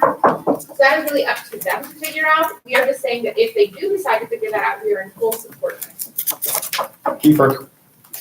I would like to briefly respond to a previous sentiment, about the question of abusing the grant. From my few weeks or days volunteering at the food pantry, there's not been a single student who comes in trying to take as much food as they possibly can. As with many emergency grants or programs that are meant to help students without asking too many questions or charging them, there are so few students that feel comfortable asking for help that don't feel that people would use this. Terrell. Yeah, I just think we should stay away from using anecdotal evidence for supporting this bill. I don't really care what other universities do, because at the end of the day, we're looking at the University of Montana, not other universities. Luger. Yeah, I'm not gonna repeat what people said, but yeah, of course, agreed. This is good. This is supporting it. This is not making it. I just want to make it known that this is for unexpected financial emergencies. So these students that are applying for these are not going out to buy a TV or an iPad. These are probably students who have a car broken down or something like that. There are many students that this could be between them dropping out of school and staying in school. Which, of course, we are advocating for all of these students to stay in school. So we want these students to stay here and be able to apply for grants like this. And I think it is very helpful to know that this is at other schools and that it's helped many other students at other schools. For now. Yeah, in conjunction with this resolution being presented, there's also loads of research that was sent to everyone over email discussing and defining the systems that are being proposed here. So arguments about needing more time to help define this, I find frankly unfounded. And also they discussed the solution to student needs that we're seeing right now on campus that are also referenced in this resolution. And I think that even is enough to go forward with this. Flanagan. Yeah, I definitely think that we should pass this. I've seen no viable arguments on why we should pass this. And if we are cemented in our positions, I don't think we should be running around in circles. Wellness. I just wanted to clarify what would, of my previous comment that I made, just so that I can add in, because I don't think I was clear enough. We should, how should I say it? Montana does not exist inside a vacuum. We have to, and we should, use other universities as a template that we can modify for our own programs to implement. Because if other universities have their own programs that work, there are things in those programs that we can use that will also work. And we can even make it better. That is how the scientific principles of just sharing information, that's how that works. If everybody did everything in a vacuum, there would be no sharing of information and society as a whole would not improve. We have to use outside sources. President Belcher. I'd like to address the concern about a detailed policy proposal. If I wanted to, I would have a policy proposal for you. In fact, I could probably, with the amount of research I've done on this topic, produce several policy proposals. And considering the amount of buy-in from the administration and other campus stakeholders, I'm sure they'd love to just take those proposals and run with them. However, I think it would be unethical to propose a policy this comprehensive without buy-in from this body to begin with, which is why we have this resolution, so I can make sure that as representatives from the students, we're all on board with what I think is a very good idea. And then I can take that support and that buy-in and use it to help create the best program possible for the students that attend this university. Anderson. So I just want to address something. I think this university is failing its students, and I think part of the reason it's failing its students is because it's not recognizing the hardships that we go through. They expect us to be students first, when some of us are parents. Some of us have worked 2 jobs. We have emergencies. Some of us are on Medicaid because we can't afford the outrageous amount that is health insurance. And we aren't lucky enough to be on our parents' insurance because we're too old or we don't qualify for whatever the reason.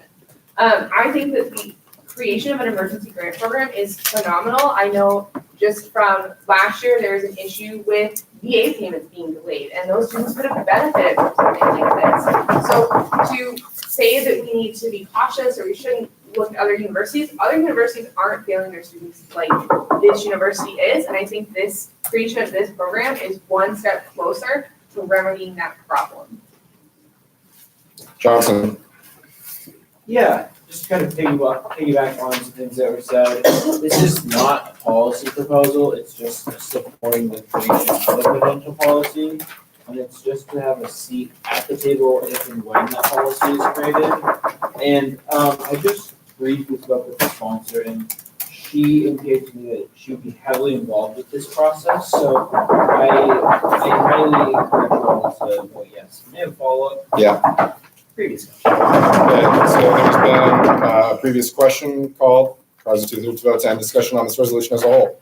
All those in favor of any discussion on this resolution as a whole, please signify by raising your placards. All those opposed? Abstentions? Cool. Previous question passes. We will now proceed to a roll call vote on Senate Bill 21, resolution supporting the creation of an emergency grant program at the University of Montana. Secretary David, will you please take the roll call vote? Senator Kluger. Absolutely, yeah. Senator Hurley. Yes. Senator Jimmy. Yes. Senator Johnston. Yes. Senator Kalanda. Yes. Senator Kiefer. Yes. Senator Nelson. Yes. Senator Pfeiffer. Yeah. Senator Powell. No. Senator Ream. Abstain. Senator Turallo. No. Senator Thompson. Senator Wilmes. Yes. Senator Akmal. Yes. Senator Anderson. Yes. Senator Brennan. Senator Borgasani. Abstain. Senator Durnell. Yes. Senator Flanagan. Yes. Senator Fulton. Of course. Business Manager Parsons. Yep. Vice President Hanley. Or President Bolger. Yes. 17 to 2. Resolution passes 17 and 2-2. We will now move into Senate Bill 22, resolution amending the base rate for the student group coordinator and personnel policy. Business Manager Parsons, your authorship. So this is basically just a procedural fix to our personnel policy. When we opened up the position for the student group coordinator last year, we did it in conjunction with the UC. And they established those rates at $9.50 and up to 29 hours per week for this position. However, what we have in personnel policy currently dictates minimum wage plus 25 cents with a base rate of only 50 hours. So when this position description was created in 2018, personnel policy was never changed to reflect that. So as a result, I just want to make sure that what we offered to this position when we hired this person will be respected and that they can work more and be paid what was promised to them. Fulton. Move to amend at line 47 to get rid of the anti-Semitic Okay, there's been a motion to, hold on one second. Oh, sorry. There's been a motion to amend line 47 to replace the ampersand with an and. That's been placed on the screen. Second? Second? And seconded by Senator Wilmes, and unanimous consent has been called. Objection. Is there any discussion or objection? Discussion or objection to quorum? Discussion or objection? All right, seeing none, the amendment passes. Next on my speakers list, President Belcher.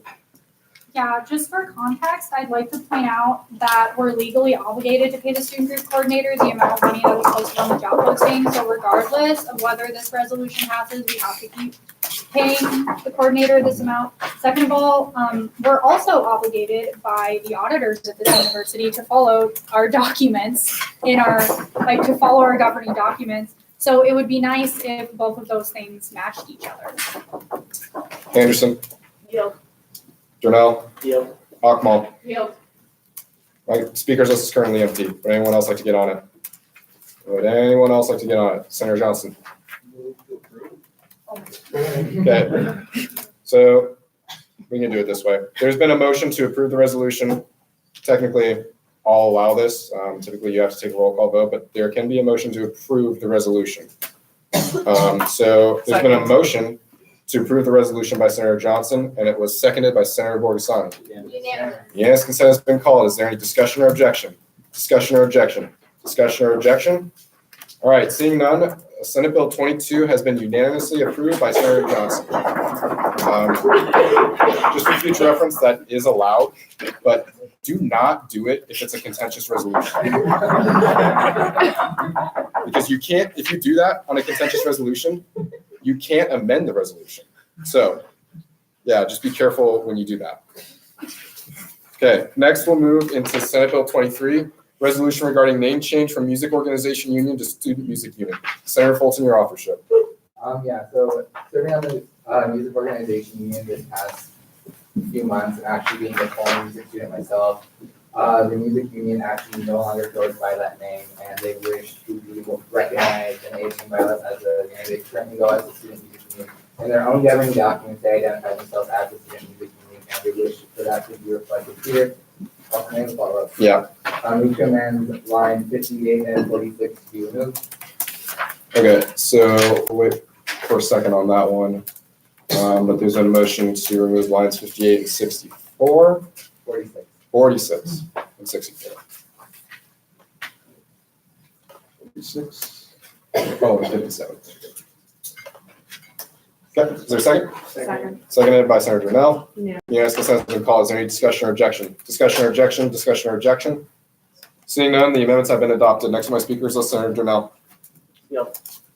My speakers list is currently empty. Would anyone else like to get on it to speak on this resolution? Any more discussion on this resolution? Last call for discussion on Senate Bill 23. All right, seeing none, we'll now move into a roll call vote on Senate Bill 23, resolution regarding name change from Music Organization Union to Student Music Union. Secretary David, will you please take a roll call vote? Senator Terrell, please don't pack up. You're still on mute. Senator Kiefer, Yes. Senator Nelson, Yes. Senator Pfeiffer, Yes. Senator Powell, Yes. Senator Ream, Yes. Senator Torello, Yes. Senator Wilmes. Yes.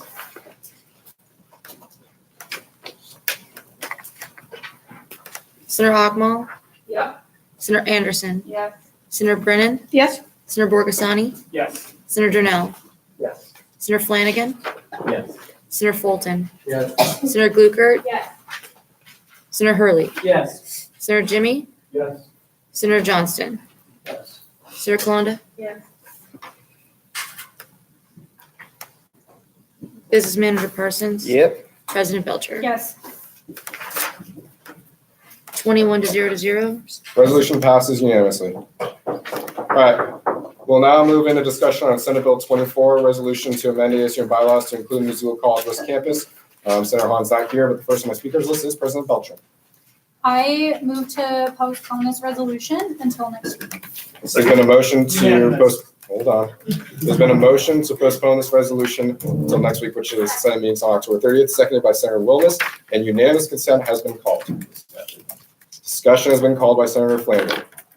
President Belcher, your authorship. Yeah, so this motion has absolutely nothing to do with the content of this resolution. I support it and I will be voting for it, but Senator Hahn contacted me today and asked me to postpone it because he wanted to be present for the discussion and the vote.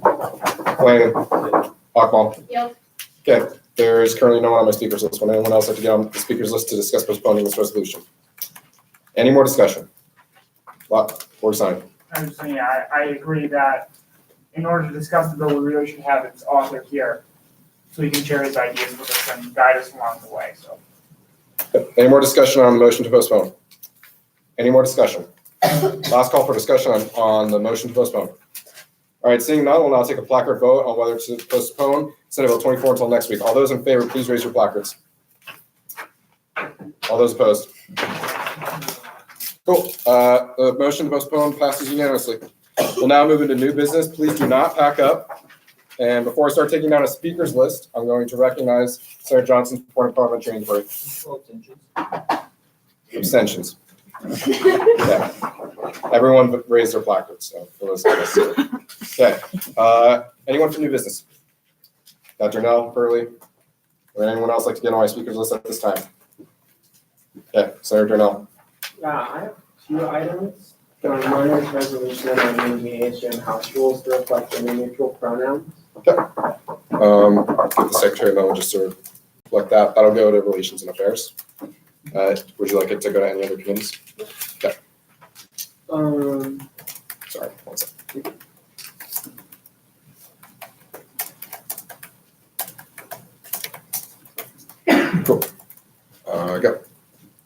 second one is a resolution amending the ASUM fiscal policy to reflect the new terms. That'll go to budget and finance since that's amending fiscal policy. Would you like it to go to any other committees? Okay. I'll give the secretary a moment just to type that up. But we'll have you give a brief description. Titles are pretty self-explanatory, but go ahead. Yeah, this is piggybacking on what Senator Hurley had started last week with personnel policy. So it really intrigued me, and it was something I was considering anyways, so I asked if I could join in on this. So we made an effort to do this to all the governing documents, so hopefully that's fixed. Cool. Next, my speakers list, Senator Hurley. So I have one resolution to RNA to amend ASUM bylaws to reflect gender neutral pronouns. We'll give the secretary a moment to type that up. Would you like it to go to any other committees besides RNA? Nope, just RNA. Cool. And go ahead and give a brief description. So as Senator Darnell said, I feel like we need to be consistent with our governing documents. We did it with personnel policy. We should do it with all of them. Make sure we are equally representing all of the students. Cool. Any more new business? Any more new business? Last call for new business. Awesome. Seeing none, we'll now move into adjournment. I will entertain a motion to adjourn. Moved by Senator Fulton and seconded by Senator Akmal. Unanimous consent has been called. Is there any discussion or objection? Discussion or objection? Discussion or objection? Seeing none, the meeting is adjourned.